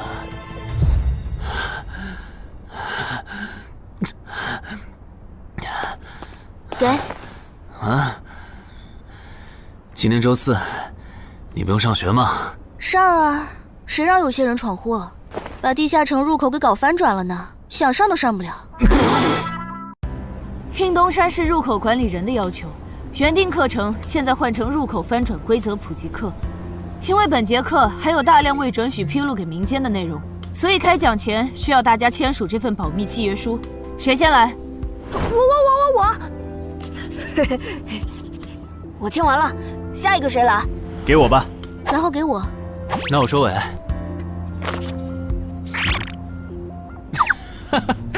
原来你叫苏玉啊！哎，你爸是不是三国迷，喜欢荀彧啊？闭嘴，快点签！最后重复一遍，我接下来讲的内容，你们不可以透露给协会外的人。一旦违例，协会的档案师和守密人就会针对违反保密协议的人进行内部处罚。相信我，绝对会让你们后悔泄密的。下面开始正式上课。官方已公开的入口翻转规则，你们都看过吧？看过。好，那我就用东山市要翻转的7级愚人地下城做切入展开来讲。地下城翻转完后，入口还在老地方，东山市会出现对愚人来讲难度一样的7级人类地下城。在该区域内，你们将无法使用称号。为什么？目前学术界尚无定论，但主流观点是，这是基于守方有利现状做出的平衡性调整。其实很好理解，攻方愚人们初入城市，不了解地形，处于压倒性的劣势。要是这时候守方战斗力还不限制，攻方可就太吃亏了。有一个问题，还是用这个愚人地下城做例子。如果愚人来到我们的世界，那他们的实力会变强吗？在他们完成脱离或通关任务前，实力并不会有明显的提升。也就是说，愚人完成脱离任务后，因为有好处拿，就更想把通关任务也给完成了。这机制，不就是让人等死吗？我也有一个问题，这次的入口翻转事件就不能用枪来解决吗？用枪的话，地下城难度会高得多。要是不想以后碰上更多入口翻转的事儿，就别想用枪解决问题。那找2个9到10级的大佬堵门怎么样？来一个杀一个，这总行了吧？地下城入口翻转后，以入口为中心那一片，攻的一方占大便宜，守的一方在这地儿，称号没法用，职业带来的基础属性也没了。多找几个人呢？如果来5个9级堵门，应该就稳了吧？5打1的话，咱们经验更多，绝对是咱们这边优势更大。是，之前确实有人这么做过，而且效果也不错。但对攻方不利的地下城，也会因此变更为生存型。按照镜像法则，要是咱们守着的地下城变成生存型，这世上某个地方就会出现同样等级区间的生存型地下城入口，来和它平衡。比较典型的就是坟场和恐惧之墓。所以，至少在我们国家，现在是尽量避免这样做了。哎呀，好恶心啊！这里不允许，那里又有限制的。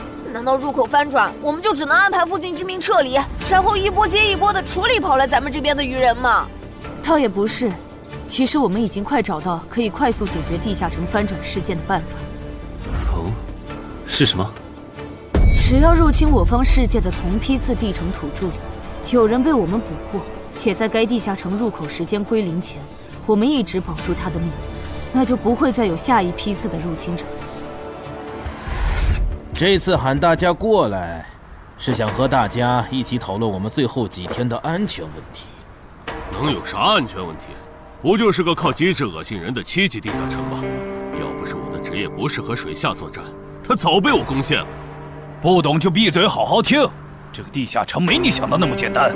啊？搞得你好像很懂的样子。你懂你说呗，我洗耳恭听。没看这个地下城的名字和任务内容吗？摧毁潮汐愚人孵化池，这么明显的暗示你都没反应过来，我真是服了。要现在这样下去，到最后几天国里的愚人能多到数不过来。如果他们的 BOSS 是团队增益型的，那某些不抱团的蠢货绝对死定了。你骂谁呢？所以召集我们过来，是要商讨最后几天愚人上岸时咱们怎么自保吗？对。上个月我去月省处理当地10级地下城翻转的事，知道了一些不能透露给民间的情报。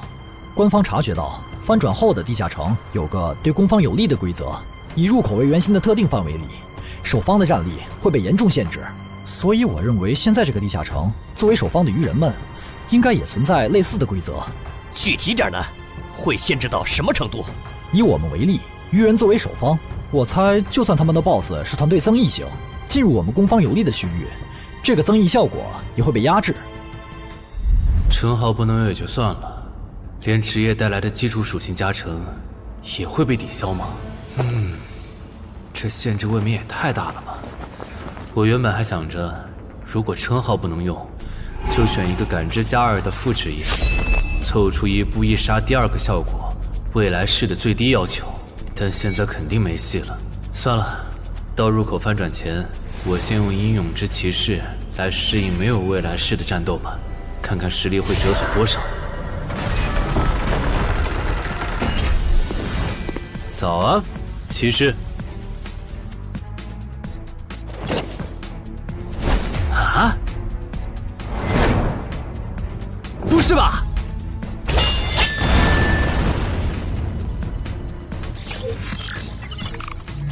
没了未来式和称号加成的我，实力原来会下降这么多吗？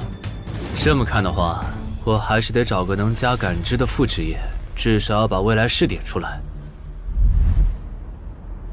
你找姚文忠？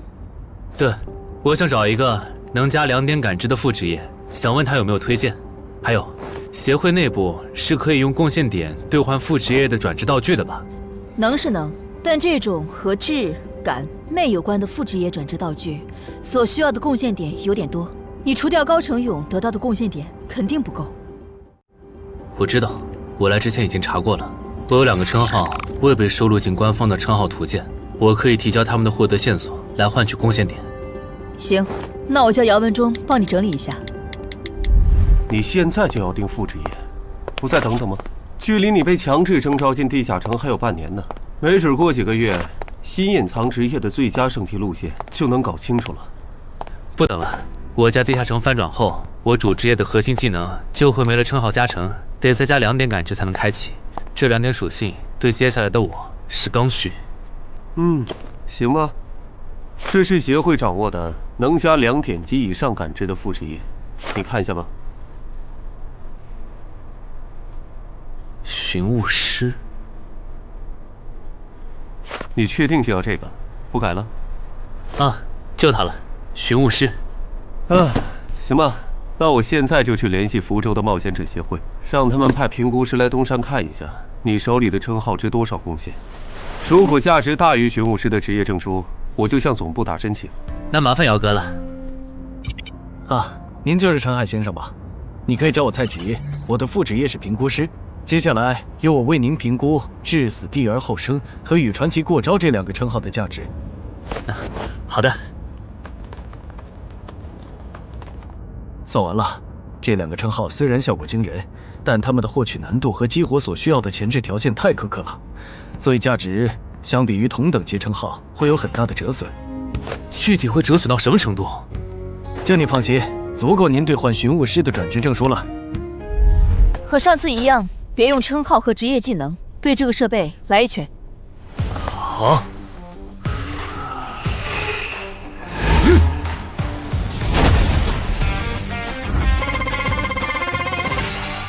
陈海哥的基础力量怎么只有13？我还以为他至少有14的。你别看他现在只有13，等他家鱼人地下城翻转的时候，他保底能练到14，也有可能是15。虽然陈海哥很拼，但13到14这个阶段，就连姚哥都用了2个月。陈海哥再快也不至于到15吧？不信算了。说实话，我挺眼馋你这个达人绷带的。等你以后用不上它了，能不能考虑一下平价卖给协会？可以啊，不过那得等我的力敏双16以后。原来你们在做力量测试啊！我说怎么找不到你们？陈海，你的副职业转职证书到了。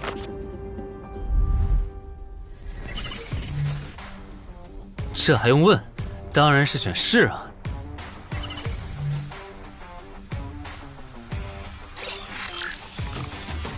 等等，不会吧？不会吧？蒙对了，死亡行者的最佳搭配竟然是寻物师。我原以为死亡行者的效果1和效果2已经够超模了，没想到它的效果3更加离谱。考虑到大多数人靠锻炼得到的粒米的极限数值是16至17，如果到达极限以后再去挑战这8项试炼的话，发了，这下发了！明天不，我现在就去健身房撸铁，以后只要练不死就往死里练。至于英勇骑士那边就暂时不去了，反正我现在也完不成那个转职任务。有没有搞错？他东山市的地下城翻转事件，为什么要拉我这个云霄市入口管理者去帮忙？因为你老婆在我这边的人情已经用光了，还有，你下个月就不是云霄市的入口管理者了。身为官方冒险者，被附近的协会征召，不是很平常的事吗？而且，别告诉我你不知道，东山市的愚人地下城是因为谁才闹到要翻转这一步的？11121、11122、11123。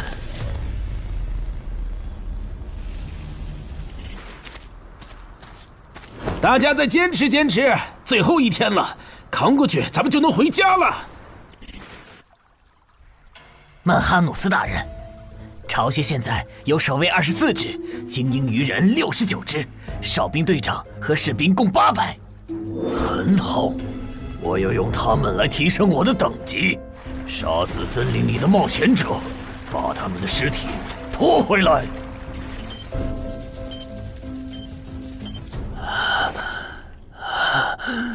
冒险者面板。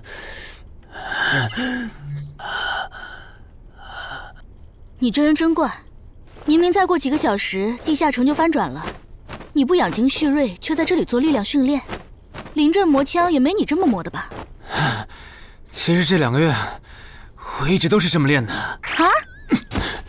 倒是你，大晚上的不睡觉找我干什么？如果我说我的称号在催促我尽快离开这个城市，你信吗？什么？我有一个想法，如果那些鱼人真的会在最后几个小时上岸，我们要不要试着做掉他们的 BOSS？ 只要 BOSS 死了，剩下的鱼人就算数量再多，也不过是一群小喽啰。不是，你有毛病吧？明明已经说好了，大家守在出口，等任务时限到了就一起回去，你加什么戏啊？而且任务没完成，你杀 BOSS 也没奖励啊！不是我非要杀 BOSS， 是我问过王二了，我们没完成脱离任务，想搭地下城翻转的顺风车回家，是会占用翻转后地下城的挑战名额的。确实如此。那么基于镜像原则，翻转后地下城的挑战人数上也会是15。如果最后几个小时鱼人 BOSS 带着手下和咱们争夺这15个翻转名额的话，只要有4个鱼人比我们先冲出去，那我们之中就有人要永远留在这儿。等等，话不能这么说吧？万一那些鱼人最后没来呢？万一咱们守住了也成功撤离了呢？不，他们一定会来。我的副职业是塔罗牌占卜师，我刚刚给自己算了下，接下来的几个小时，我的运势是凶多吉少。真的？你啥时候知道的？2个小时前。我记得你这称号只能找出有危险或敌意的人吧，不然高成勇那次你察觉到危险早就退了，这次你咋发现待在东山是有危险的？就因为那次我发现称号有预警盲区，所以才加入协会，想用称号线索换贡献点，在内网找点能补称号短板的奇物，要不然这次又要被你连累。等一下，什么叫又被我连累啊？果然你和林姐一样，根本就没意识到你家地下城翻转后到底有多危险啊！你再想一想，处于战场外的我竟然触发了危险预警，这到底意味着什么？说明风险区的防线拦不住鱼人，他们的活动范围会扩张到整个东山市。对，然后我就倒霉了，因为协会肯定会强制拉我和常金川去阻拦那些鱼人，这就是为啥我的称号一直催我赶紧离开东山市。这些推测，你和姚哥、玲姐他们说过吗？说过，但他们认为那15个冒险者回不来，最后能从你家走出来的鱼人也不会超过15只。鱼人单体作战能力不强，就算突破防线，有10级的陈华宫和吴龙也能快速抓捕他们。你信他们还是信我？信他们的话，我就拉着我爸妈去隔壁云霄市躲几天了。我是想信你，但光凭咱们俩又能做什么？毕竟在你预见的未来，连10级的冒险者都失手了。不，我们能做很多。有我预警，再加上你的隐身衣，咱们先去收拾那些弱小又落单的鱼人，把鱼人对咱们世界的破坏降到最低。结果咱们3抽到的不是塔，就是死神，都不是什么好兆头啊！别告诉我你们真信了。如果张志兴的副职业真那么好用，他又怎么会沦落到和咱们一样的处境？这个他刚才不是解释了吗？他出发前占卜到的运势是愚者，但他错误地解读了它，不然其实可以避开这个地下城的。而且你看，咱们之中最强的王二和郎奇夫妇，他们的占卜结果都对应着象征顺利和成功的女皇世界。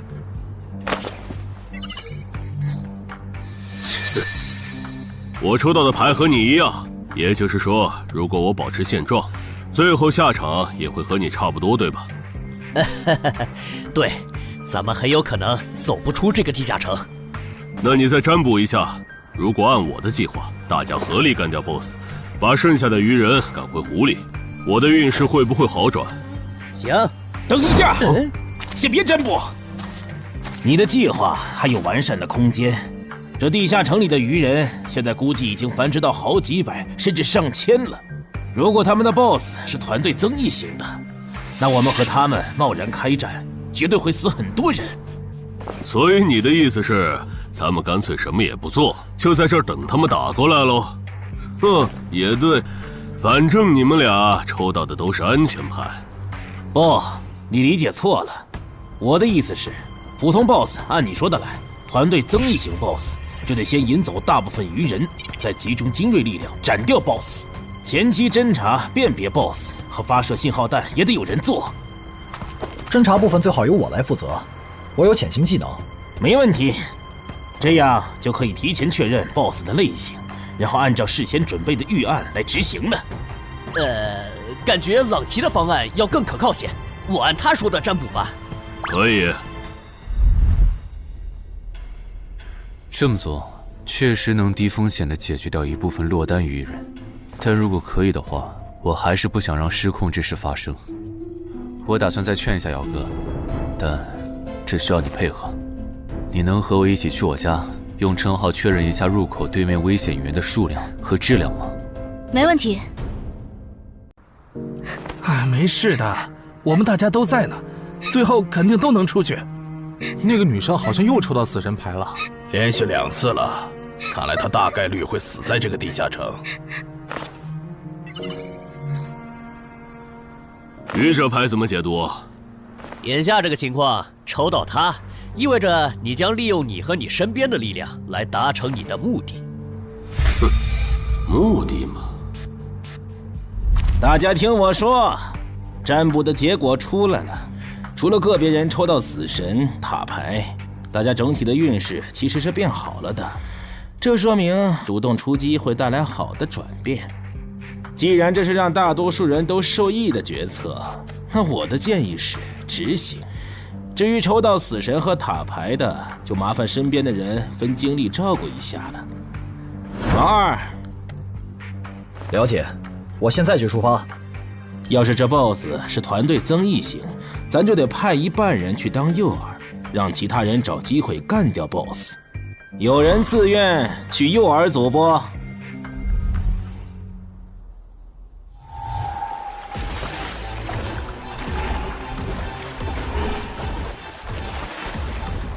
坐镇后方，身边还有同种族精英保护，是团队增益型 BOSS 没错了，得赶快把这个情报同步给朗奇他们。开始了吗？鱼人的总攻，红色的是团队增益型 BOSS。惨喽，要当诱饵了。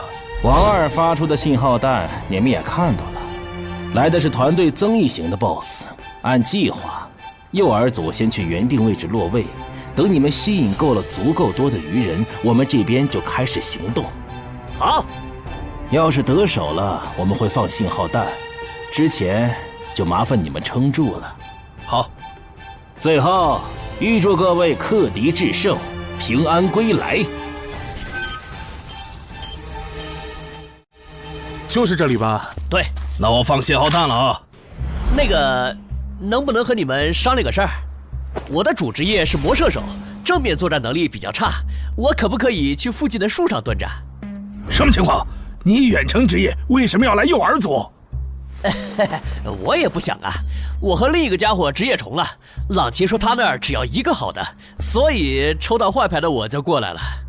行吧，那你过去吧。谢谢啊。这玩意儿怎么用的来着？笨死了，给我。其实张志兴说谎了，他不是真正的塔罗牌占卜师，而是能模仿其他副职业的模仿师。当他不模仿占卜师，去模仿别的副职业时，当下所做的占卜就没有效果了。张志兴靠老切能力，让占卜的人抽到塔、死神这类危险牌，哄着冒险者听东丸仔和朗杰的话去办事。之所以出老切，是因为张志兴自己抽到了死神牌。为了改念，在东丸仔提出干掉 BOSS、把鱼人赶回湖的计划时，他就赶紧站出来帮忙拱火。而这显然很成功。现在有11个冒险者帮他牵制鱼人，张志兴可以从容地回到入口，等待地下城翻转。说起来，东丸仔有那实力，鱼人杀过来他也能保住自己，为啥要提那么激进的计划？朗奇和王二也在暗地配合他们，这对他俩又没好处。哎，算了，不管他们干啥，都跟我没关系了。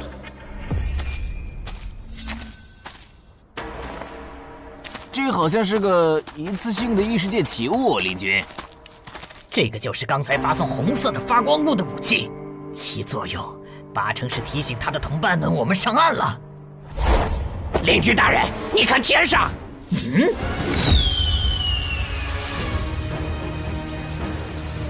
原来如此，这就是你们下的战书吗？人类，我接下了。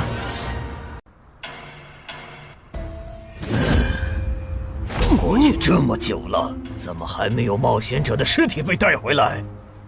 可能是因为那些冒险者藏得很深，领军大人光是找到他们就要费一番功夫。您再等一下嘛。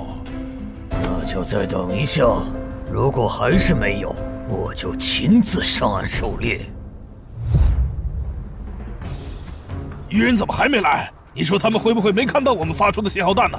应该不至于吧，毕竟这玩意儿这么显眼。护住我身后，鱼人来了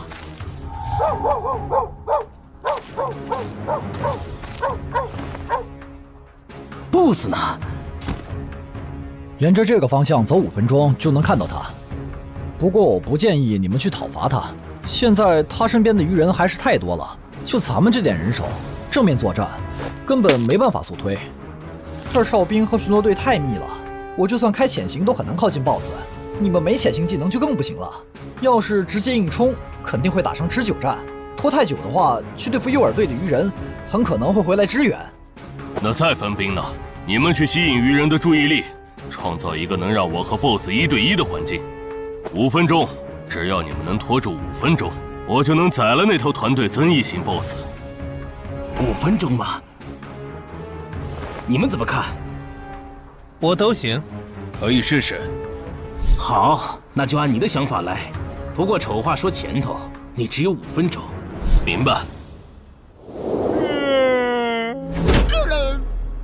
这么紧张的时候，你竟然还能犯困？不好，有人来了！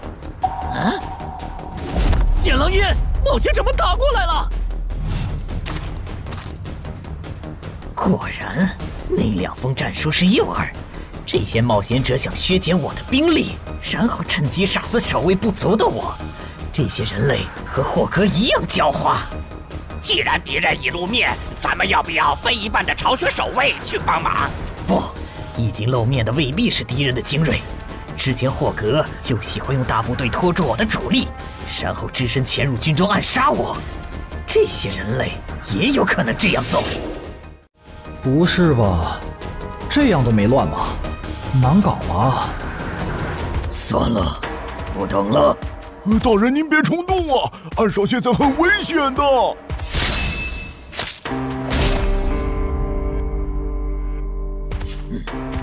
危险？难道你认为我不如那些冒险者吗？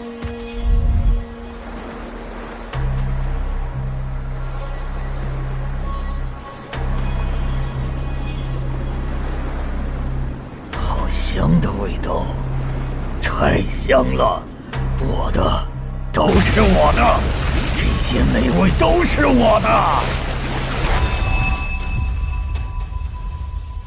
不知道东莞仔那边咋样啊？不过和我同组的那2个傻帽肯定是死定了。等朗奇、王二他们回来，我就说我们遇到的鱼人实在太多了，队友死后独木难支，只能回撤。嘿，这样应该可以应付过去。死神牌又如何？还不是被我找到机会改命了。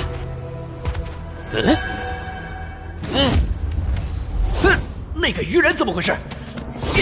绝不能放他活着离开，至少在地下城翻转前，不能让鱼人知道入口位置。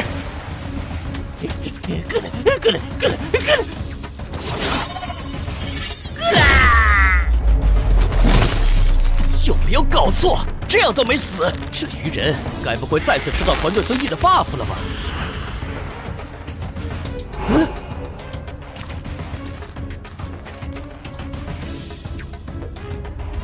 靠北呀！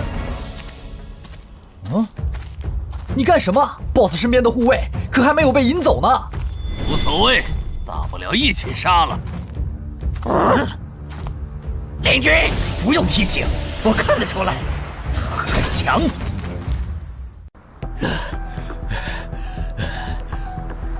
靠北，被摆了一道。这些鱼人跟谁学的诱饵和埋伏？我差点被他们给阴死了。等等，不会吧，BOSS！虽然咸吃你有点浪费，但没办法，谁让你落单了，而我又需要快速提升等级呢。这个地下城的 BOSS 怎么会出现在我这儿？东莞仔和朗奇他们到底在干什么呀？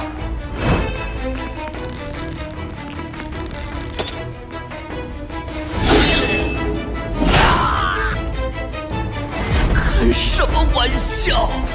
我堂堂8级魔射手，竟然会栽在一只低等的鱼人的手上！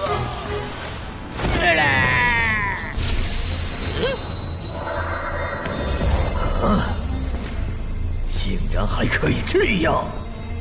原来低等级的鱼人击杀高等级的人类冒险者可以升阶。小子，大人，你把发生在你身上的事一字不差的去说给鱼人领军，然后让他分一点鱼人来我这边。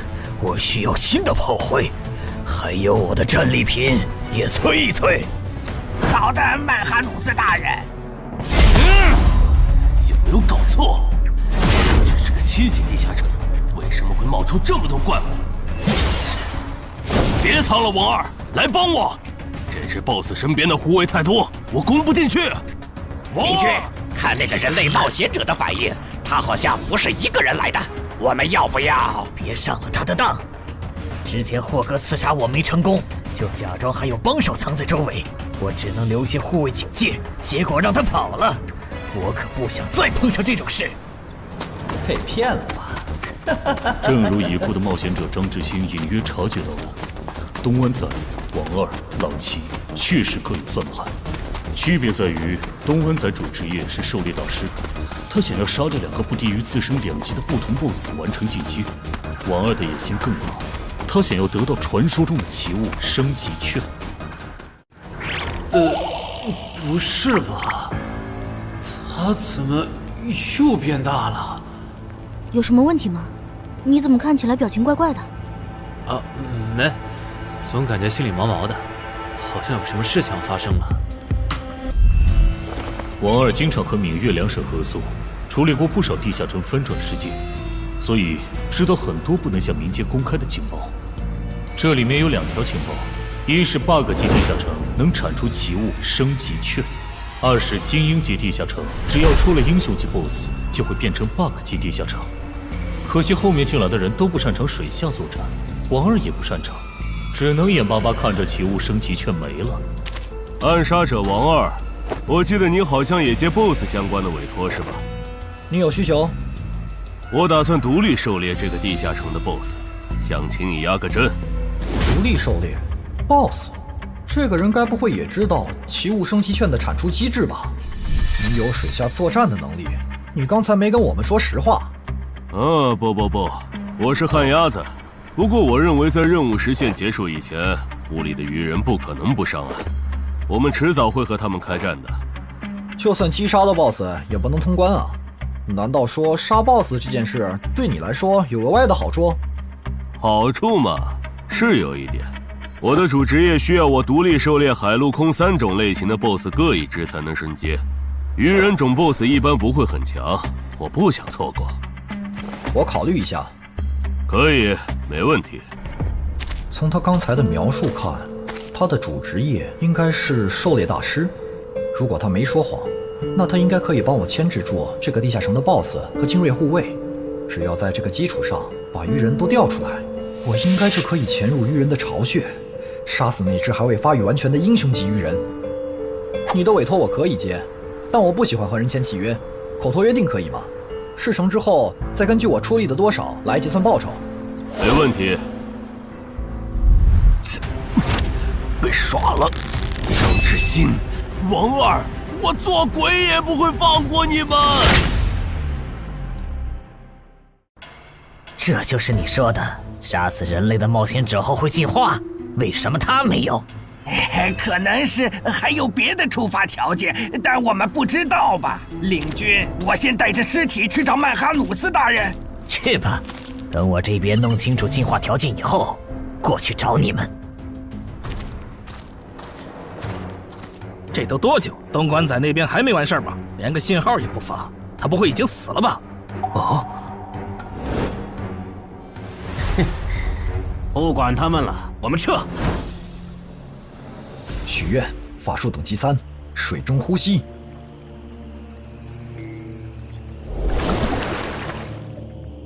啊！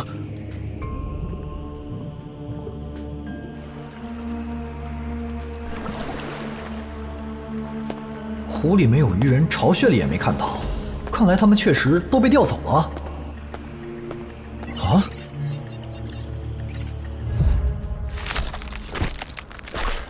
曼哈努斯大人，这是您要的尸体。可以，但我要的炮灰呢？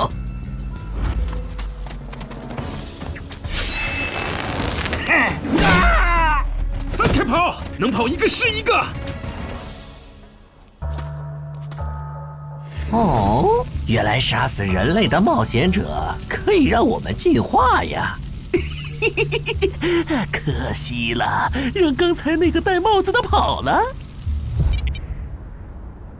喂，姚哥，我家小区这边的居民撤离安置工作做完了吗？做完了，我现在就在你们小区复查。怎么了？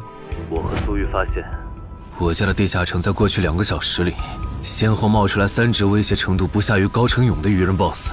除此之外，还有一个很特别的危险源，也在快速变强。完蛋，我放不出魔法了！张志兴，你这个王八蛋！你说你的职业适合躲在暗处放冷箭，我们就没让你站在明处。结果鱼人来了，你人没了。太好了，你们还活着！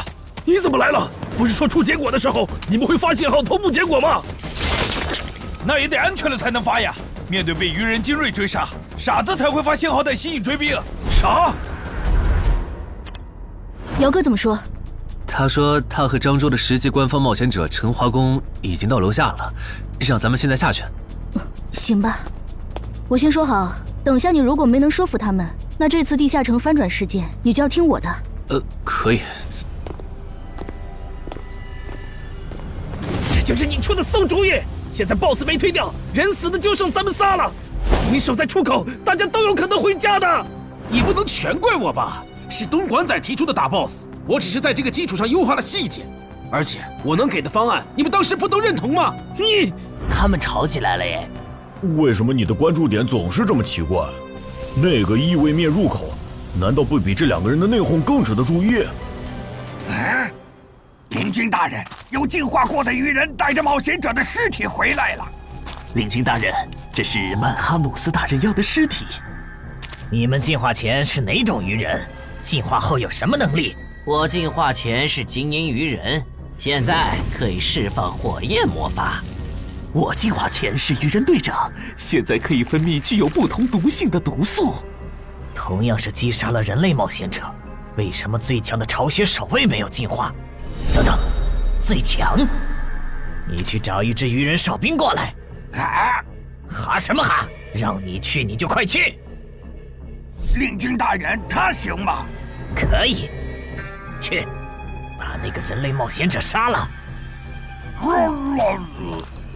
原来领军大人想要现场观摩进化的过程啊！他在测试进化的门槛，笨蛋。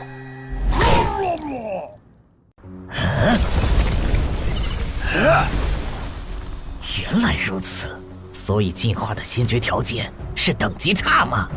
难怪我和巢穴守卫没能进化，因为我们和这些冒险者的等级差没达到引起海之母布里伯杜普注意的程度。这样的话，把森林里的鱼人都叫过来，我有事要说。遵命。那边的，带着这些人类冒险者的尸体去找曼哈努斯大人。好的，领军大人。可惜那只英雄级鱼人不在这里，不然 bug 级地下城的任务的合并结算，说不定除了能拿到奇物升级券，还能掉落史诗级装备呢。啊！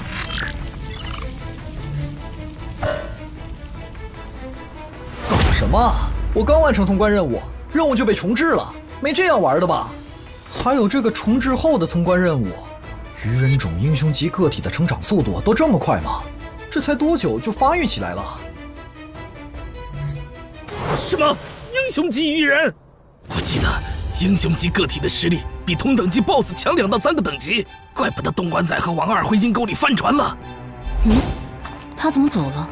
不用管他，正好咱们接下来做的事不方便被别的冒险者看到。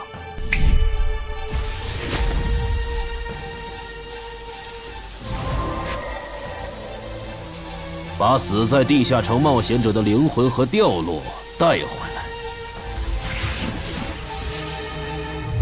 啥情况呀？更新的通关任务是怎么回事？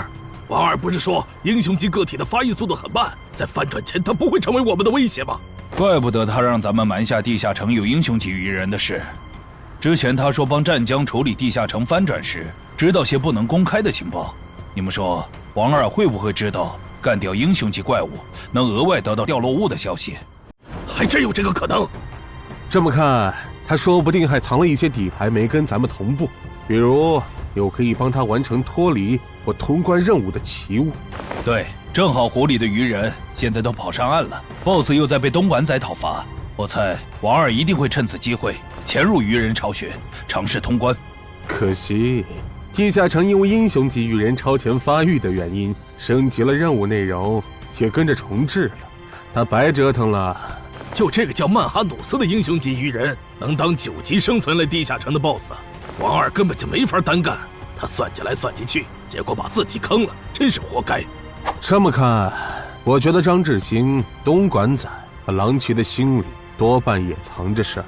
既然任务都重置了，要不咱别回去了，省得跟他们耍心眼。也行。李军都到齐了。好，就在刚刚，海之母布里伯杜普再次眷顾了我们。我们的族群出现了新的首领级鱼人，而他不久前还只是你们中的一员。不同以往的是，这次升级不用那么麻烦了。你们只要在这片森林里找到人类冒险者，杀死他们，就能成为和我们一样的首领级鱼人。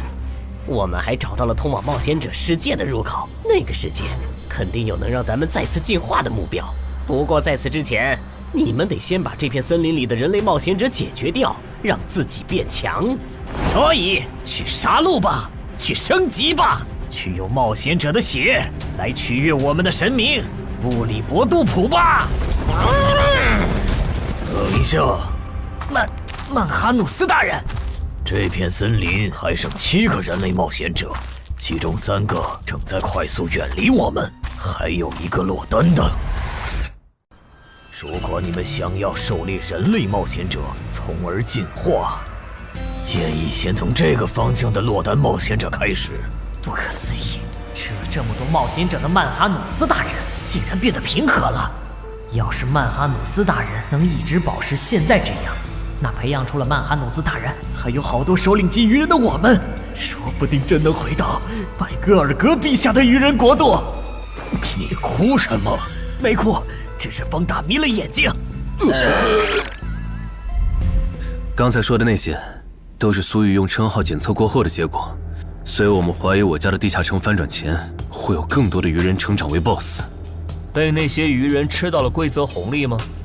这算是比较冷门的规则了。正人君应该没跟你提起过，在探索地下城的时候，弱者击杀等级远高于自己的强者，会获得特殊奖励。对鱼人来说，这个奖励是进化；对咱们来说，就是属性点、超稀有称号和罕见掉落。那几个变成 BOSS 的鱼人，应该就是杀死冒险者的幸运儿。不过他们的挑战等级不会很高，顶多和地下城等级持平就是了，不用在意。但被困在地下城里的冒险者不是有15人吗？如果让鱼人大量进化，我们岂不是要同时面对15只鱼人 BOSS 的入侵？不至于，他们敢来找澄海的麻烦，说明他们比同级的冒险者要强很多。这些人聚在一起，不是一个小小的7级地下城能将其团灭的。当然，如果你实在不放心，可以用称号测一下我，看那几个新出现的 BOSS 鱼人和我比，谁更具威胁。激活技能，精力提升。好夸张的体魄！基础属性加职业带来的加成，不是最高只有20点吗？为什么我激活称号和职业技能的时候，没有这么大的体魄变化？现在的我和你感知到的3个鱼人 BOSS， 谁更强？你更强，而且要强很多。那没问题了。这次来的冒险者里，还有比我更强的。就算最坏的情况是跑出来15只鱼人 BOSS， 我们也能全部击破。啊，好吧。这次东山之行，没想到会这么一波三折。是啊，本来目标不在，咱们又完不成脱离任务，我都以为要白来一趟了。谁曾想，竟被咱们拿到了5个精英冒险者的掉落和灵魂，再加上咱们在上个地下城的斩获，这次应该可以和眼魔做一笔大交易了。怎么了，哈尼？还差一个，只要再吞噬掉1个等级不在我之下的人类冒险者，我就能脱胎换骨。什么？你说这片森林里最强大的鱼人正带着几个实力仅比你差一点的手下向我们靠拢？8成是冲咱们来的。我问了诸酋之眼，他们说这片森林里有一只靠吃人就能升级的怪物，应该就是通关任务里提到的吞噬者曼哈努斯。那怎么办？这个 BOSS 咱们肯定打不过，更别说他还带着一大批手下。只能先保命了。